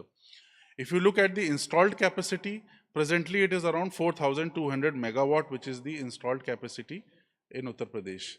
Next. If you look at the incentives which we are providing as per the policy, we are providing 100% waiver on electricity duty, we are providing 100% waiver on wheeling and transmission charges. We are also providing 100% waiver with respect to intrastate transmission. So all these incentives are being provided. Apart from that, land is something which I would like to highlight. Why land is important? Because if you look at the 2017 policy of Uttar Pradesh and the 2022 policy, the main difference has been the facilitation of land. In the last 1.5 years, we have allotted around 8,000 acres of land. And I think that is a big achievement, seeing the scarcity of land for renewable projects in Uttar Pradesh. I understand most of the projects of renewable energy are coming up in the Bundelkhand area, but that is a big incentive which we have provided. If you see, we are providing land to the public sector units at 1 rupee per acre per year. And that too, there is no escalation of any rate. This is the same rate which we will charge for 30 years. And we have a land bank of around 23,000 acres in Bundelkhand. So this is a big opportunity. Many PSUs are coming. I think PSUs like SJVN, NHPC, THDC, they all have invested in the Bundelkhand area, and large solar parks are coming up. So in the next 2 to 3 years, you will see that a large number of solar parks being commissioned in the state of Uttar Pradesh. Although at this moment, if you see, our utility scale projects are of the scale of 2 to 2.5 gigawatt. But what we expect in the next 1 to 2 years is that more than 2 to 3 gigawatt of projects being commissioned in the state. You can also see You can also see that battery storage is an area where we are providing subsidy of around 2.5 crore per megawatt for 4-hour storage. So we want investors to invest in the state for battery storage. This is an area which is we are looking forward to. Apart from that, we are also providing transmission subsidy for building the transmission infrastructure for all those sale which is done to our power corporation. So that is a big incentive which we are providing, because we understand there is a COF difference, a irradiance difference between Rajasthan, Gujarat and Uttar Pradesh. But we are providing these subsidies to match up for that difference which comes up. Next. So PM Surya Ghar Yojana is very important to us because, as I have already talked about, decentralized solar is something which we are promoting in a big way, and solar rooftop is a part of it. To give you the commitment of the state government, we apart from the residential sector and the agriculture sector, we have introduced net metering for government sector, educational sector as well. So this is a big advantage to the rooftop industry, and Gujarat being a leader in the rooftop industry, we request the investors from Gujarat to invest in Uttar Pradesh, especially in the areas which I have just talked about. When I talk about the commercial and industrial sector, we have introduced concepts like net billing, and that has also helped in the growth of this sector in a large way. Just to give you an example, the power tariff for our state for commercial industrial and is around 8 to 9 rupees. While if even with the concept like net billing and net metering coming up, I think installation of solar rooftop is in the interest of the industry, and people should come up, especially the solar developers, to invest in this sector. If you look at the PM Surya Ghar achievement, we have achieved a considerable amount. We have done around 18 lakh registrations. We have achieved around 2.5 lakh applications, and we have done around 30,000 installations. So our run rate is around 300 to 400 installations per day, which we tend to increase to around 2,000 to 3,000 in the coming times. Our vendor empanelment has increased very quickly, I would say. Like if you see the last 2 years, we had 71 vendors which were there working in 2022, which has increased to more than 1,200 vendors in 2024. So that's a big increase, and but this is not sufficient. The point which I want to make is this is not sufficient, and it will further increase to more than 3,000 vendors. One thing which is important is that the vendors who are based in Gujarat or states across the country who have worked in this sector for a very long time, I would like to invite them to come and invest in Uttar Pradesh, because it's a huge market. To give you an example, it is a market of more than 8 to 9 gigawatt, and which amounts to around, I would say, more than 30,000 crores. So it is important for the vendors and the investors to realize the importance of this market and capture this market. Next.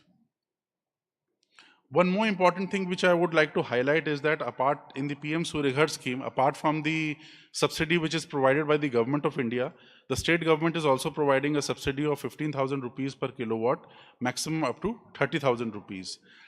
When I talk about solarization of government buildings, well, as per the government of India's commitment to solarize all the government buildings by December 2025, we are also committed, and we have lined in ourselves up to achieve that target.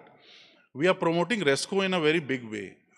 Recently, we had come up with a 500 megawatt tender for RESCO for solar rooftops in government buildings, and that has been taking up. To just give you the flavor of the numbers, we have more than 6,000 government buildings which have a capacity of rooftop capacity of more than 25 kilowatt. So I think that is a huge number. Seeing the picture of Uttar Pradesh, we have more than 4 lakh government buildings which we want to solarize over a period of time. We are trying with Panchayat Bhavans. We are going to solarize them in a hybrid model. We are solarizing the schools, whether it is the primary schools, the secondary schools, the higher education sector. We have solarized a lot of medical colleges in Uttar Pradesh. Giving you an example, the King George Medical University in Lucknow, and the Medical College of Meerut, Jhansi, Agra, so many medical colleges we have solarized. So we are focusing on larger government buildings, but it doesn't mean that we are leaving the smaller government buildings in the village panchayats. We are also focusing on capex mode as well, and we are doing that. Next. So Kusum Yojana, Kusum C1 is a scheme where we have done the highest installations in the country. We have done 2,000 installations. We are providing 90% subsidy. And in the coming times, we are going to do, we have taken a target of 10,000 more installations. So that is also a bid which we have come up with. And I want investors from Gujarat and other states also to participate in that bid. If I look at Kusum C2, I think many states, Gujarat, Rajasthan, Madhya Pradesh, they have done well in Kusum C2, and we are also following up. We have come up with a bid of 3 gigawatt of solarizing 942 substations in the state. Apart from that, we are also going to come up in the future for 2 to 3 gigawatt another. So that is one thing. One important thing here in Kusum C2, which I want to highlight, is we are providing an additional subsidy of 50 lakh rupees per megawatt. And I think we are the only state in the country to be providing this subsidy. So this is something which the investors should watch out to. And With respect to availability of land, we have already told that we are providing land to investors at a rate of 15,000 rupees per acre per year for the private sector. And any government land which is available near substations, we will be providing that land to you. With respect to the private land for farmers, we will help you in facilitate that. We are, our collectors, our SDMs will help you in identifying the land and providing you land. So this is an important area where we are looking for investments. Next. This is about the utility scale, which I've already talked about. Next. So these are the three joint ventures which we have. BSUL we have with NHPC, TUSCO we have with THDC, and Lucknow Solar Power Development we have with the Solar Energy Corporation of India. So these three PSUs are working for solarizing in the utility scale in the state of Uttar Pradesh. Next. These are the solar parks which are coming up, and we have come up with tenders like for the Jhansi Solar Park 600 megawatt, Lalitpur Solar Park 600 megawatt, Chitrakoot Solar Park 800 megawatt, Jalon Solar Park 1200 megawatt. I just want to make it clear that we have already acquired the land for all these projects. We have transmission systems in place through the Green Energy Corridor and the power grid evacuation systems.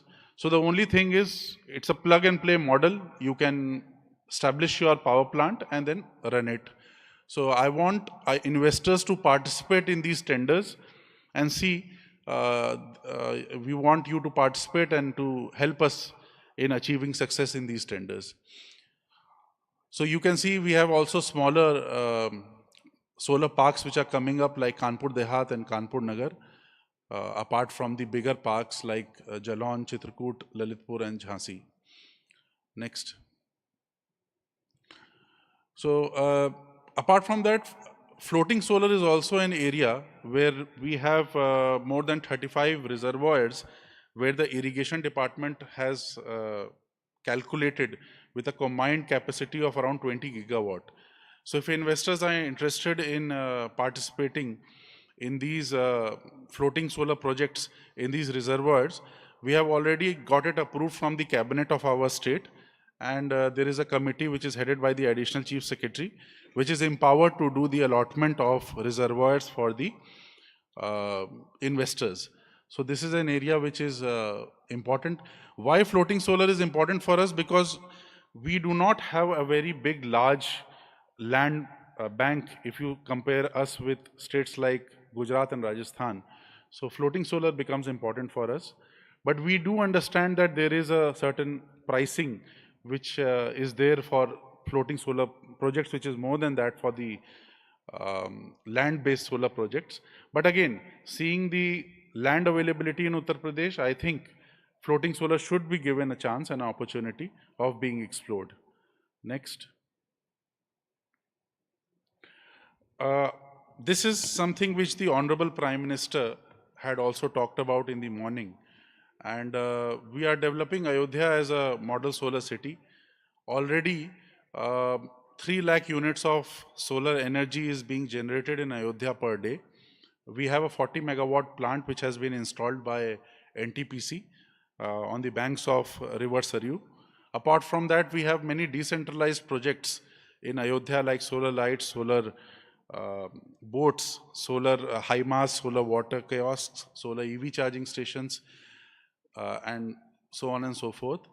We have solarized government buildings. I think around 100% of government buildings in Ayodhya have been solarized.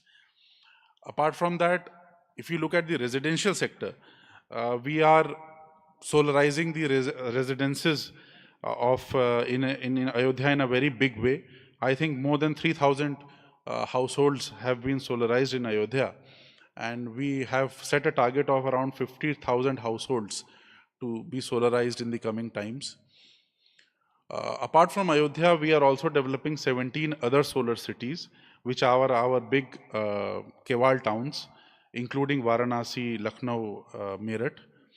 Next. So these were the 17 cities which I was talking about. So apart from these activities, we are also solarizing the municipal assets. We are solarizing the sewage treatment plants. We are solarizing the water treatment plants. We are solarizing whatever assets require a huge consumption of energy.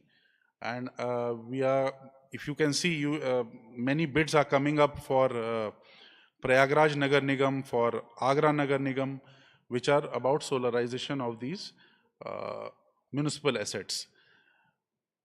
Next. Skill development is a big area where we are focusing on. Honorable Chief Minister of Andhra Pradesh was talking about developing new skill sets in this renewable energy sector. And we have the Surya Mitra program, which we are running, and as per our policy, we aim to achieve 30,000 Surya Mitras trained in the next 5 years, out of which we have already trained around 3,000 Surya Mitras, and this year we will be training around 6,000 Surya Mitras in 149 ITIs across the state. So that is a task which we are already about to do. If I look at the other sectors of renewable energy, like the bioenergy sector and the green hydrogen sector, we are also in touch with the Skill Sector Council to develop new modules for training people in this new areas of renewable energy.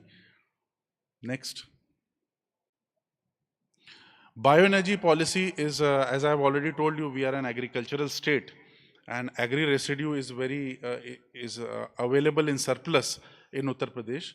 So that is an area which we have been focusing on. We are focusing on bio-CNG, bioethanol, bio-coal, and biodiesel. So if you see the present production of bio-CNG in Uttar Pradesh, we are the largest producer of bio-CNG, with 24 plants already being commissioned, producing 210 tons of bio-CBG per day. Apart from that, if you look at bio-coal plants, we have a lot of thermal power plants in Uttar Pradesh, which are being served with bio-briquettes. So each thermal power plant has a mandate from the Ministry of Power to purchase certain quantity of bio-briquettes. So many bio-coal plants are also being set up in the state of Uttar Pradesh. Next. So this you can see is the interstate comparison of the compressed biogas production in India. And you can see that we are the leaders in the compressed biogas sector. We have a very lucrative policy, from providing land at subsidized rates to providing the whole supply chain from the farmer's gate to the factory gate. And that has led to a lot of investment, especially from the oil marketing companies like IOCL, GAIL, HPCL, BPCL, and the private sector as well. The Adani Group and the Reliance Group are also investing. Rather, the Adani Group has set up the largest CBG, CBG production unit in Mathura district of Uttar Pradesh. Next. So this is basically the potential assessment of agri-residue. So we are not only if you look at the agriculture statistics, we are #1 in a lot of, I would say, agriculture commodities. We have around 154 million metric tons of agri-residue. We have a huge cattle base population for cow dung and animal waste. And we are also producing a lot of sugar cane waste. So I think this provides an ideal ground for setting up any bioenergy project. Western Uttar Pradesh is basically our sugarcane rich belt. In the Terai region of Uttar Pradesh, which is the Nepal border, we have a huge production of rice and paddy. So, and Purvanchal is also an area where there is a lot of agri-residue. So a lot of units are coming up, and we have lot of capital subsidies as well, production subsidies, which we are providing in the bioenergy sector. Next. So this is the basic value chain which we want to highlight.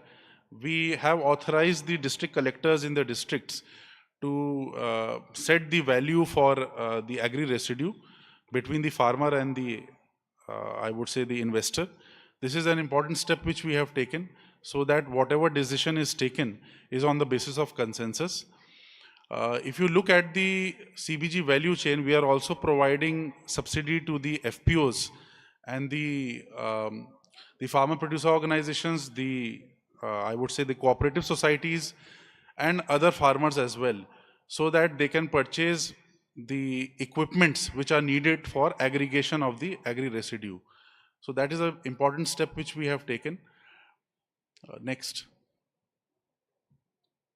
Next. So these are the subsidies which we are providing in the different categories of bioenergy sector. Next. Next. Next. Next. Now, coming to the green hydrogen policy, as I've already told you that we have come up with a green hydrogen policy in March 2024. And this policy is important to us because, as I've already told you, that we are producing around 0.7 million metric ton of urea in the state. And apart from that, we are also an importer of DAP. So units which are there to set up DAP in Uttar Pradesh, I think this policy is something which should be looked at. We also have oil refinery in Mathura. We are also in touch with them. So the most important incentive which we are providing in this policy is the capital incentive. For the first 5 projects, we are providing incentives up to 40% of the capital cost. Apart from that, next. These are the different subsidies in different areas of Uttar Pradesh. Apart from SGST reimbursement can be one option, capital subsidy can be other option. Next. So stamp duty exemptions which we are providing for the hydrogen units. Next. So for the first 5 projects, as I was talking about, we are providing 40% of capital subsidy, which is a huge subsidy which we are providing. And I think we request all those sectors, especially Avada industry has already given an intent for us. We have received around 20 intents worth 2,73,000 crores for the green hydrogen sector. And we are thankful to the groups who have already given us intents to invest in the state. Next. You can see that with respect to the electricity consumption is a very big consumption for the green hydrogen production. And you can see that we are providing 100% exemption on electricity duty, on the interstate transmission charges, on wheeling charges, on cross-subsidy surcharges. And banking is something which is a very, I would say, sensitive issue. And we are following the guidelines of the UPRC, which is our regulatory commission when it comes to banking. So these are the facilities which we are providing. Land incentives are also there, as I talked about in the bioenergy policy and the solar energy policy. So we are providing land at ₹1 per acre per year for the government PSUs and 15,000 rupees per acre per year for the private sector. Next. We have a single window clearance whereby we have a portal, we have a concept called Nivesh Mitra. So Nivesh Mitra has developed over a period of time, and in Nivesh Mitra has played a very important role in the ease of doing business. So we have a green hydrogen portal which we have already linked with the Nivesh Mitra. So all the clearances from different departments can be obtained through that portal, and that's why we have come up with the single window clearances. Next.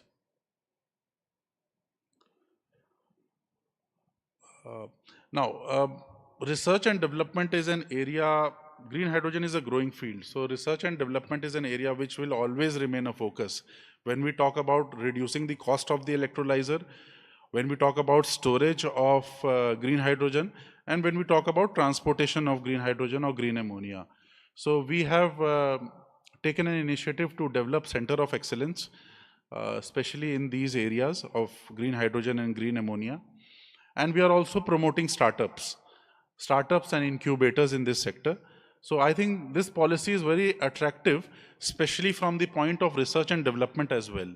Because we do understand that there may be some disruptive technology which may come up in the future, and that may have a role in changing the whole scenario of green hydrogen in the country and in the world. So that's why we feel that a lot of investment should go in research and development. And we do invite industries to participate with the academic institutions and the institutions of national importance to take part in these R&D initiatives. Next. When I talk about new technologies, we do understand that Uttar Pradesh has certain disadvantages with respect to the irradiance, with respect to the land bank. So we have to find our own ways whereby we can produce energy to meet the demands of the growing industries and the growing per capita income of the state, as well as seeing the geographical terrain of the state. If you look, pump storage is an area which Andhra Pradesh was also talking about. We have a good, I would say, terrain network, especially in the Vidyanchal area, which is the Mirzapur, Sonbhadra, Chandoli region, whereby natural elevation is available. Surplus water is also available in the Son River, and a lot of pumped storage projects are coming up on the banks of Son River in Uttar Pradesh.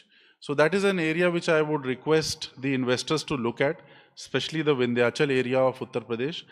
Although pump storage projects are governed through the industrial policy, which there is a separate agency called the Invest UP, which looks after the investments in the pump storage project. But this is an area which a lot of investments are coming up. And if you look at the demand curve or the power curve of Uttar Pradesh, we have a peak in the evening. So pump storage projects are important for us because generally what happens is that during the peaks we purchase energy from the exchange, and our purchase of energy is around 6 to 7%.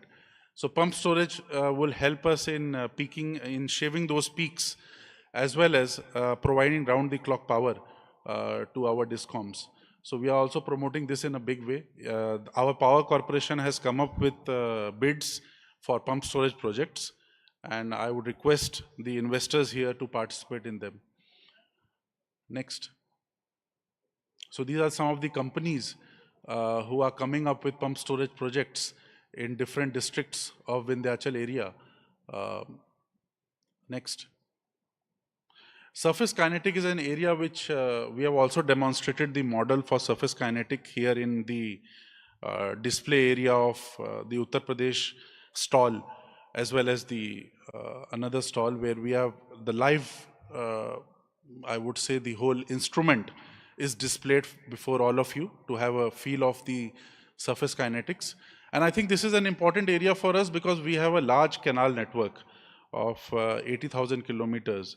I think the upper Ganga canal and the lower Ganga canal have a huge opportunity for surface kinetics. And this is also going to provide decentralized power to our, and it will be fed on the 33/11 feeders. But this is an important opportunity. We are trying with 2 pilot projects with the NTPC Vidyut Vyapar Nigam Limited and MACLEC. So if this is successful, this is also going to be a big boost to decentralized power generation, round the clock power generation for Uttar Pradesh. And the cost economics also, you can see that the cost economics are also favorable, seeing the round the clock power which we are getting. So this is a sector which we are promoting. Next. These are some of the canals which, next. So this is in brief about Uttar Pradesh. We have started to promote renewable energy in the state of Uttar Pradesh. The government of Uttar Pradesh is very committed behind the leadership of the Honorable Chief Minister, Shri Yogi Adityanath, and our Minister, Shri A.K. Sharma ji. And we are committed to achieve our targets which we have set in the Shapath Patra. And I request all the investors here to invest in the state. And we would, and I'm committed, and I would like to make this commitment that we would do tooth and nail to solve all your problems and to make your ventures successful in the state of Uttar Pradesh. Thank you.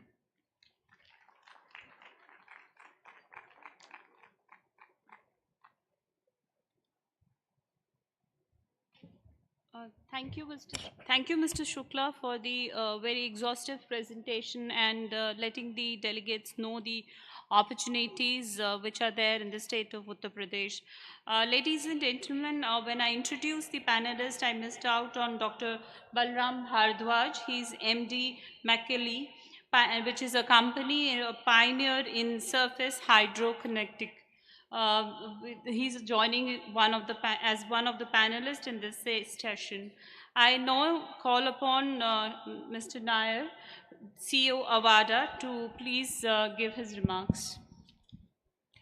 Good evening, everybody. I want to appreciate and compliment Mr. Anupam Shukla for making an exhaustive presentation on UP and the incentives or the projects or the bids what is on offer. So it is an eye-opener for many people, even though we are in the last session, there are not many people in the crowd, but I think everybody in this sector must be aware what are the opportunities available for the investors in the RE sector in the UP. 10 years back, probably UP was among the BMRU states, and many people did not or will not venture into the UP state thinking that UP doesn't have radiation, UP doesn't have wind, or so UP doesn't have any opportunities for the RE sector, and moreover, UP discoms were not in the right health, so many people would not have ventured into the state. But I'm seeing a dramatic change in the last 5 years, where the state has taken all actions to attract investments into the state and coming up with the right kind of policies and the right kind of incentives that no other state can match up in any way. We Avada, we have 3 projects in UP. So we have 4.5 gigawatt of operational capacity, and we have got 25 gigawatt of secured pipeline in the RE sector. We are also having interest in module manufacturing. We have in green hydrogen, green methanol, and electrolyzer manufacturing, and pump storage projects. So we are into almost all sectors of RE investment, and I'm happy to say that the projects what we have taken up in, or rather, first I want to say that probably we are one RE company. We are headquartered in UP. So we have our office in Noida, and we have more than 800 people working in Noida. So we are from the state. So I'm happy to be part of this panel to talk about the UP and what kind of facilities and support that the state is offering for us. So we have got 3 projects. One is supplying power to UP Discom. One is a captive project for a particular government company, and the third is for the open access. And we never had any outstanding in the state of UP for the power that we have supplied to the UP. Probably this will be music for years to many investors who have not yet invested into the state. And for all the other support, we are getting all the support from the UP NEDA in framing up the policies, and any kind of support what we need, it is there. They have a very transparent policy, and that is why we continue to invest in UP, and we want to put larger stakes in UP when everybody else is looking at only states of Rajasthan or Gujarat for their investments in the RE sector. Our module manufacturing plant has come up in UP. So we have got a module manufacturing plant in near Noida in Dadri. And our first module has already restarted production. Our module factory has started production, and our first module has already started installing in some of our solar sites as well. We will be expanding our module manufacturing to 2 more locations. So at one location, we will have 3 gigawatt, 5 gigawatt of module cell and module manufacturing, and in another factory we will have the ingot and wafer manufacturing will also be taken up. And overall we are looking at about 10 gigawatt of solar module and cell manufacturing and 3 gigawatt of ingot and wafer. Another sector what we are investing into UP is on the pump storage projects, and we are happy to say that that will be our first pump storage project that we are going to set up, and that is going to come up in the Vindhyachal Sonbhadra area, and we have got the stage 1 clearance of MOEF, and the kind of support that we are getting is tremendous to get these projects done on a fast track basis. Even 2 weeks back, I had attended a meeting with the Chief Secretary who had taken a review of these projects which are pending, and on the spot decision was taken to give all the clearances. So that is the way we are getting support in UP. For any proposals we are submitting, we are seeing a single window system, like Mr. Shukla said. In all his policies, we are seeing that there's a single window clearance is available, and if you have any problem, you can approach one person who will get it sorted out. So that is the kind of support that we are getting from UP, and we would like to see this kind of policies or methodology that is available in all the states. That is the way that the RE sector should get investment. And when UP doesn't have the natural resources, by having the correct policies and the correct supporting mechanism, that is when people will come to UP to invest into the state. We have got plans to have about a gigawatt of additional capacity that is going to be set up in the future. We have already started looking for sites. One request that I would request the UP government is to have the transmission infrastructure made so that we can set up more projects. So this is one area where maybe UP may have to invest more into the state, particularly in the areas where land is available in the Bundelkhand area or in the Purvanchal area. You have got policies, probably the only state which is giving a subsidy for even making a transmission line, because you know that this is an area where the support is required.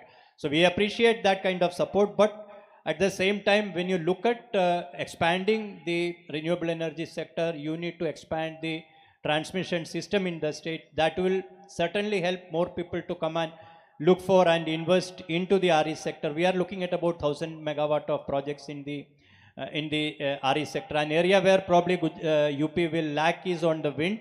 I don't think anybody is currently looking at wind as an area for investment because of the non-availability of lack of resources in that state. I was very happy to see the kind of policies that you have brought in and the kind of subsidies, and lot of policies and the bids are coming out in various sectors. Kusum sector is one thing that I'm extremely happy that all the states are looking at.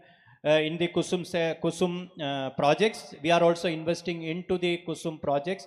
We already have more than 1.5 gigawatt of projects. We have one in another state, and UP will be our hot destination because this is an agricultural state, and there will be lot of opportunity for conversion of agri feeders into the renewable energy feeders. So this will be an area where UP will have lot of potential.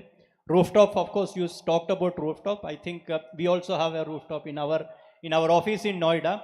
So we certainly will look forward to getting into the rooftop sector, and net metering is something which was withdrawn earlier, but it is again coming back. So that will certainly boost up investments into the rooftop sector, and particularly with the Prime Minister's new policy announcement.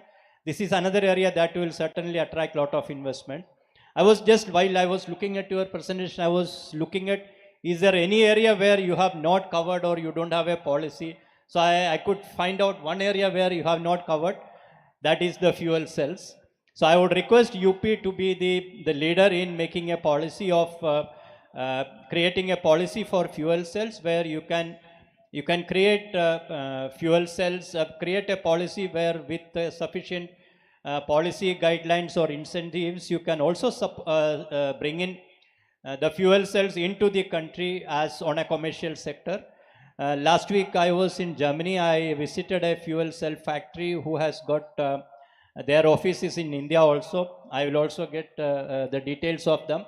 So, and they said that fuel cells are still cheaper than the DG sets, and DG sets currently it's costing around 20 rupees a unit. So certainly fuel cells along with hydrogen will be cheaper, and if you can bring in some policy to support that, that will certainly give the UP a upfront lead in setting up that policy.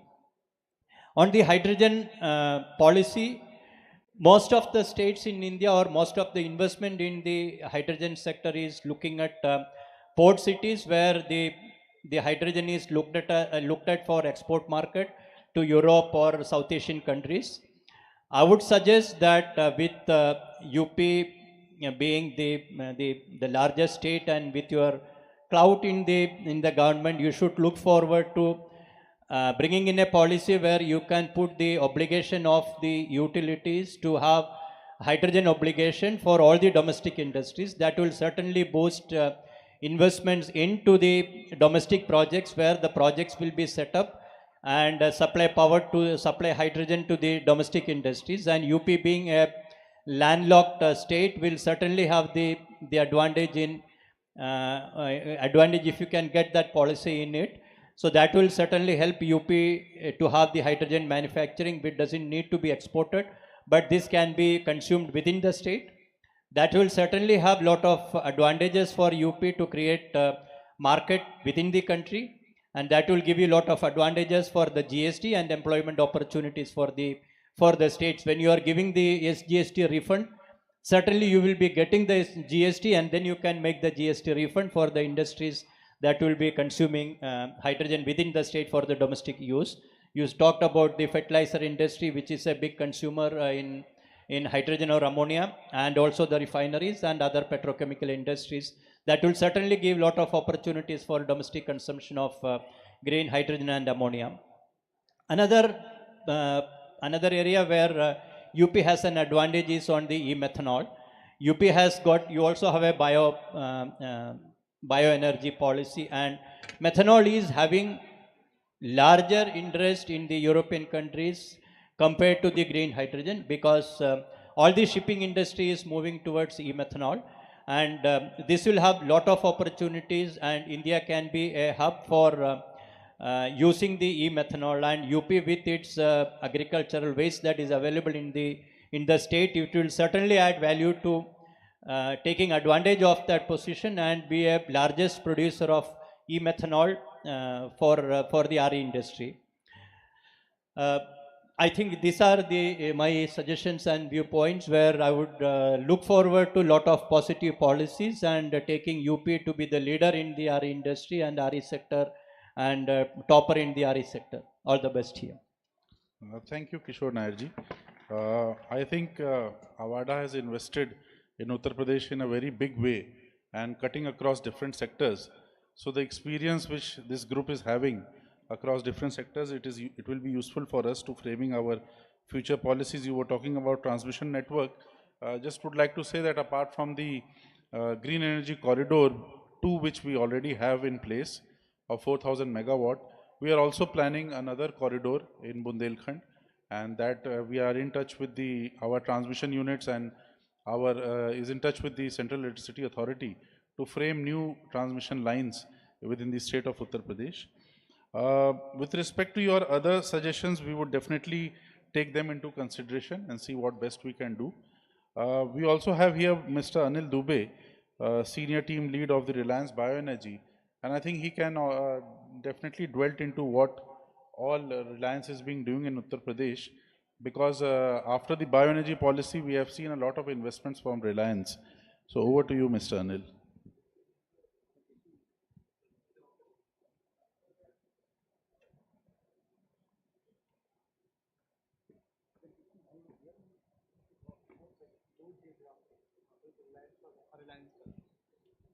मैं यहाँ से control ले सकता हूँ slide क्या हो गया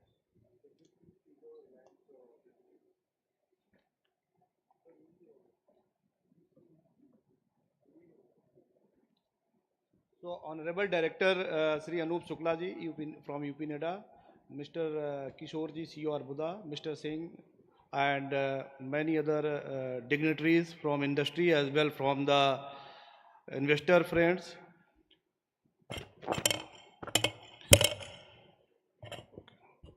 So warm good evening to all of you. Here I am going to basically represent Reliance Industries Limited in context to this bioenergy presence in UP, which basically mentioned and highlighted by Sri Director Sir. So what is our mission for bioenergy perspective from Reliance side? Our mission is create cleaner environment for all. Second is revitalize rural economy across the country. Third is to achieve carbon neutrality. Fourth is enable waste to wealth. When we talk about waste to wealth, there is around 700 million metric tons of wastes or farm residue are generated year on year basis from the farmer field. 68 million metric tons of urban wastes are generated, and currently there is very minimal conversion into value aspect. So Reliance has entered in this segment very soon, around 2-3 years back, and as you know that Reliance is known for its speed and pace of work, and we have achieved a very good milestone for bioenergy perspective. Just a slide move, please. Slide move, please. You have to go. Okay. So, okay.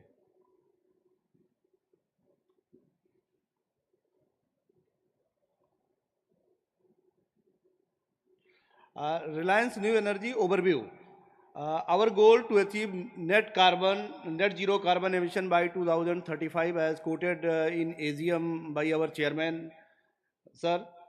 Our area of play is basically factory manufacturing, first of its kind complex at Jamnagar. Basically, I would not like to highlight more about this at this moment because the expert of this field is some other person. Here I would like to basically highlight bioenergy production and supply.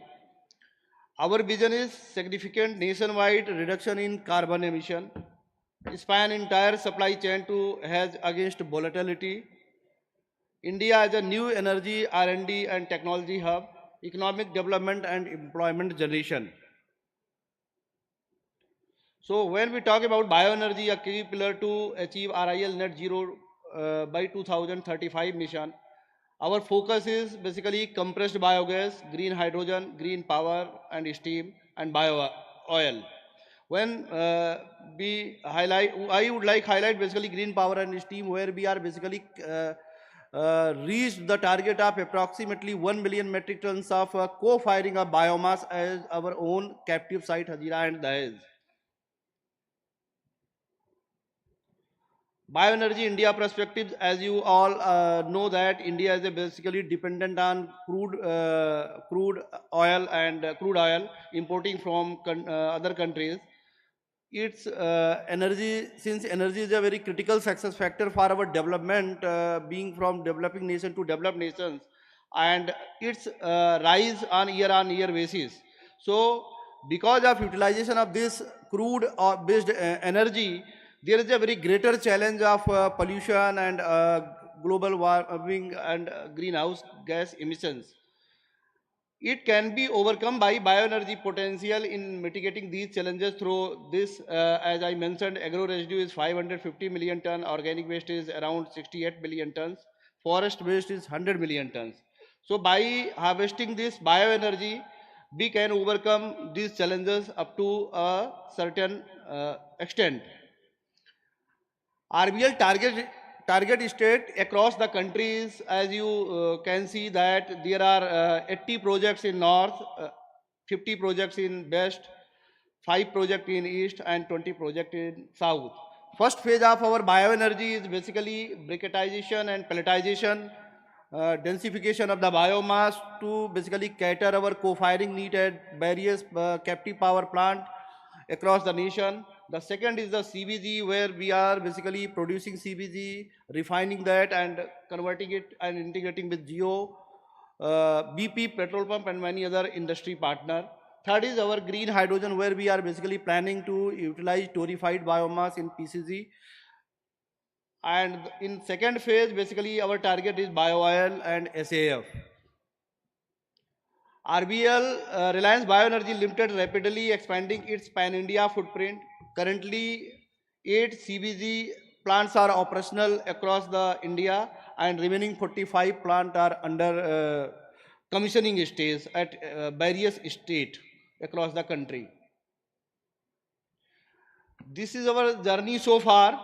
The idea was born around 2021, then moved bioenergy company basically started co-firing at our captive power plant HMD and DMD, where we have reached around 1 million metric tons of biomass at current moment. Launched CBG project at Jamnagar on pilot scale, then further extended to Hoshiarpur, Barabanki and many other parts. bioenergy technology center. We have set up one of the largest bioenergy technology research center at Jamnagar. First CBG demo plant set up at Jamnagar. Then our honorable chairman sir has announced 100 CBG plant in 2000 August AGM 2023, and currently at September 24, exact of 2.5 years after that, we are here basically 50 CBG plant underway. Out of that, 8 plant are operational and remaining is under commissioning stage. RVL key business drives are large captive demand, ecosystem play, technology leadership, and long-term partnership with industry partners. Rural ecosystem, our key strategy and approach. Basically, when we talk about the bioenergy segment, there is a very greater challenge of integration of feedstock to distribution of the value generated, green generated products. Because the feedstock is available in certain span of time, has a seasonal impact, where it is available only for certain period of 2 months and half month, while the consumption is required for round of the year to run the plant.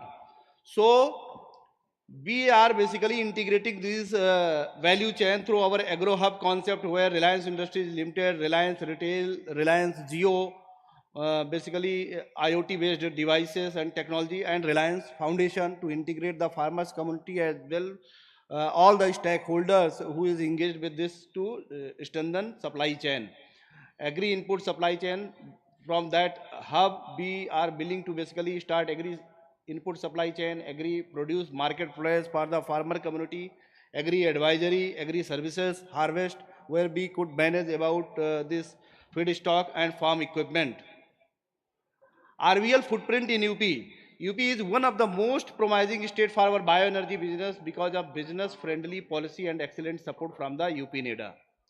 We have signed MOU for 50 plus CBG project in the state. We have already operationalized 2 CBG plant of 20 ton per day each at Barabanki and Prayagraj within a record time of 11 months. So Director sir, thank you very much for your extended support, and we are willing further such kind of support and proactive guidance from your department to strengthen and complete this all signed project within a very defined time.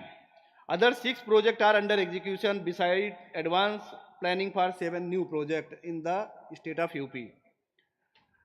CBG plant MOU signed with UP government. This is our planning to basically percolate to all the district of the UP where the potentiality is.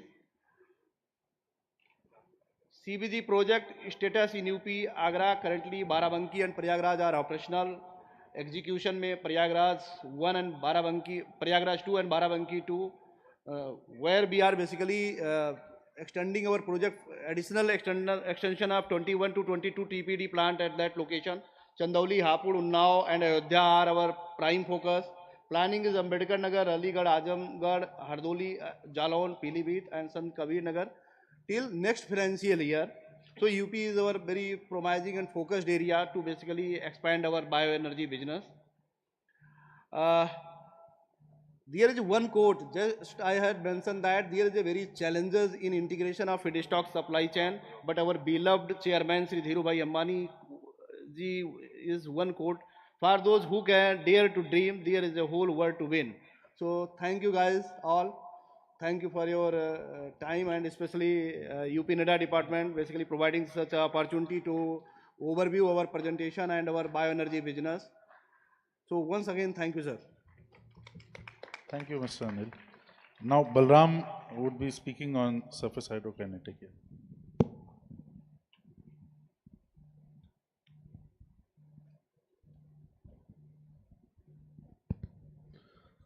Very good evening to all of you. I am Dr. Balram Bhardwaj. We are the pioneers of surface hydrokinetics, the technology which is 100% indigenous, and it is been now getting implemented on a megawatt scale and further going to be scaled up in a gigawatt scale in the state of Uttar Pradesh with the help of our director sir and their policies and their keen interest on getting new technologies in the state, which is the biggest consumer as well as the biggest hub for not only just the new opportunities, but also the hub of manpower, land resource, water resource. And I'm little bit disagree with one of the quote with one of the gentlemen said that UP has some lack of resources related to the wind source, but yes, in terms of water, UP has abundance, and in terms of canals, it's more than 85,000 kilometer long. It was earlier a gray area for the most of the technocrats to focus on a technology to generate power other than conventional hydro because of the very hurdles and many failures which many of the peoples have seen during their lifetimes. And let me tell you one thing, the technology which we have introduced is somewhat different than whatever available in the world. This technology has the capability to generate power and the velocity of 0.5 meter per second. And the being the indigenization technology, this has the capability of customization. So I'm totally agree with the hydro experts that hydro power sector is a completely site specific. And in terms of hydrokinetics, it is the same. If you have the technology which can customize according to the velocity, discharge gradient, and the water quantum fluctuations, then yes, it can create wonders. In Uttar Pradesh, we are tied up with the NTPC Vidyut Vyapar Nigam Limited, and with the help of UPNEDA, we have ventured out into the hydrokinetic sector in a gigawatt scale. We have announced 1.2 gigawatt capacity to be deployed in next couple of years and 5 years down the line. Initially, we have started in a 1 megawatt, 2 pilots, 1 megawatt in the lower Ganga canal and the 1 megawatt in upper Ganga canal, which going to be probably the first of its kind pilot which has been initiated by a state government in such a mass scale. Even in the US, we have only few kilowatt capacities deployed. Since the US is trying since 2011-12 in a pilot scale, they also limited in terms of the capacity, which is less than 500 kilowatt in some locations. But in terms of capacity, yes, UP has already set a milestone for others to follow. Here with the audience, I would like to share my thoughts while working with the UPNEDA. We found that the level of keen interest which UPNEDA has shown in our company and the level of interdepartmental clearances which UPNEDA has facilitated for us, that was tremendous. We were in the field of hydrokinetics since 2008, and we have seen many state governments and their working behaviors, but yes, being the largest populated state, the level of the clarity and transparency in the work which we have seen is remarkable. And I hope that since after the complete deployment of these turbines in a pilot scale, since entire country, many of the states have many major canal networks, this will keep getting replicated, and the initiative taken by UPNEDA will go a long ago, and it will initiate the green power revolution in terms of hydrokinetics. With all this word, thank you so much for you all, and wish you all the best. Thank you, Balram, for your words, and thank you for investing in Uttar Pradesh. Now I request Pankaj to sum it up. Good evening to all of you. I am here on the behalf of Uttar Pradesh government, and as you know, all speakers before me have iterated about the policies and the good governance, work culture, and smooth functioning of projects, whether it is project approval, whether it is project execution or interdepartmental execution. As you know that Honorable Prime Minister Sri Narendra Modi ji has also remarked about our one model, Ayodhya solar model city, and he has talked about what UP is doing in the field of renewable energy. We are here to invite all of you from all states and from other states also, that if you are willing to come to UP for investment in renewable energy, you should come. And as Director Sir has talked about what GIS has shown the result and what GBC has shown the result about investment and the business entities who have come already in Uttar Pradesh, and some of them like Reliance, Avada, Adani, and new startup and new pilot projects R&D works are going in UP. So we are here to invite you to come to UP and invest, and whatever you should feel to know, and if any change, any requirement like land issue, like electricity, like GST, and anything which is you have to think about in our policy, everything has been already depicted in our policy to smoothening your projects in UP. And soon, as we have discussed with our higher authority, that soon we will bring some other policies in renewable energy also to make it integrated energy policy and interdepartmental coordination for not only UP, but what target Honorable Prime Minister has set for 2030 and 2070 for net zero. Uttar Pradesh government is ready to fulfill all commitments, either it is with investors, either it is with financial institution, or on the behalf of nationwide. We have committed, we have set for international convention also. So I will here to thank you also. You came here and have been a part of this session from morning to this time.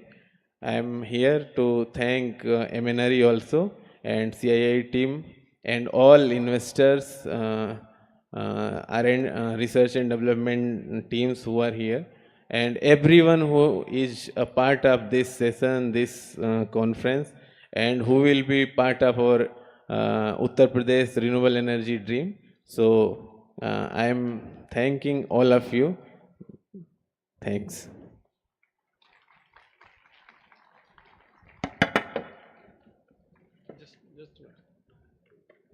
Ladies and gentlemen, on behalf of Ministry of New and Renewable Energy, I would like to thank the team from Government of Uttar Pradesh for providing their perspective on policies related to the different resources like solar, like bioenergy, and also the green hydrogen. MNRE would like to facilitate all the panelists from the Uttar Pradesh.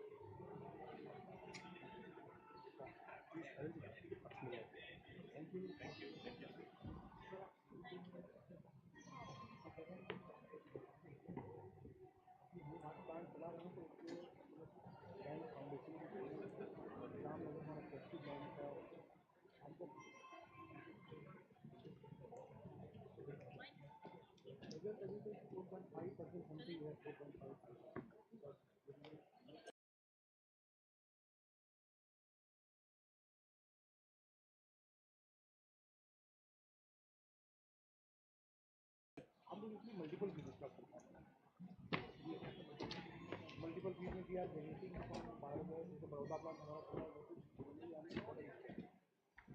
cotton solution में पंजाब और हरियाणा में paddy से करते हैं, महाराष्ट्र में सोया stock से करते हैं, हम तो मतलब ग्रीन गैस की डिस्कस किया प्लांट में 150 को बुलेट ट्वेंटी एरिया में भी हम लोग डेवलपिंग अब गार्लिक प्रोडक्शन सेंटर में पानी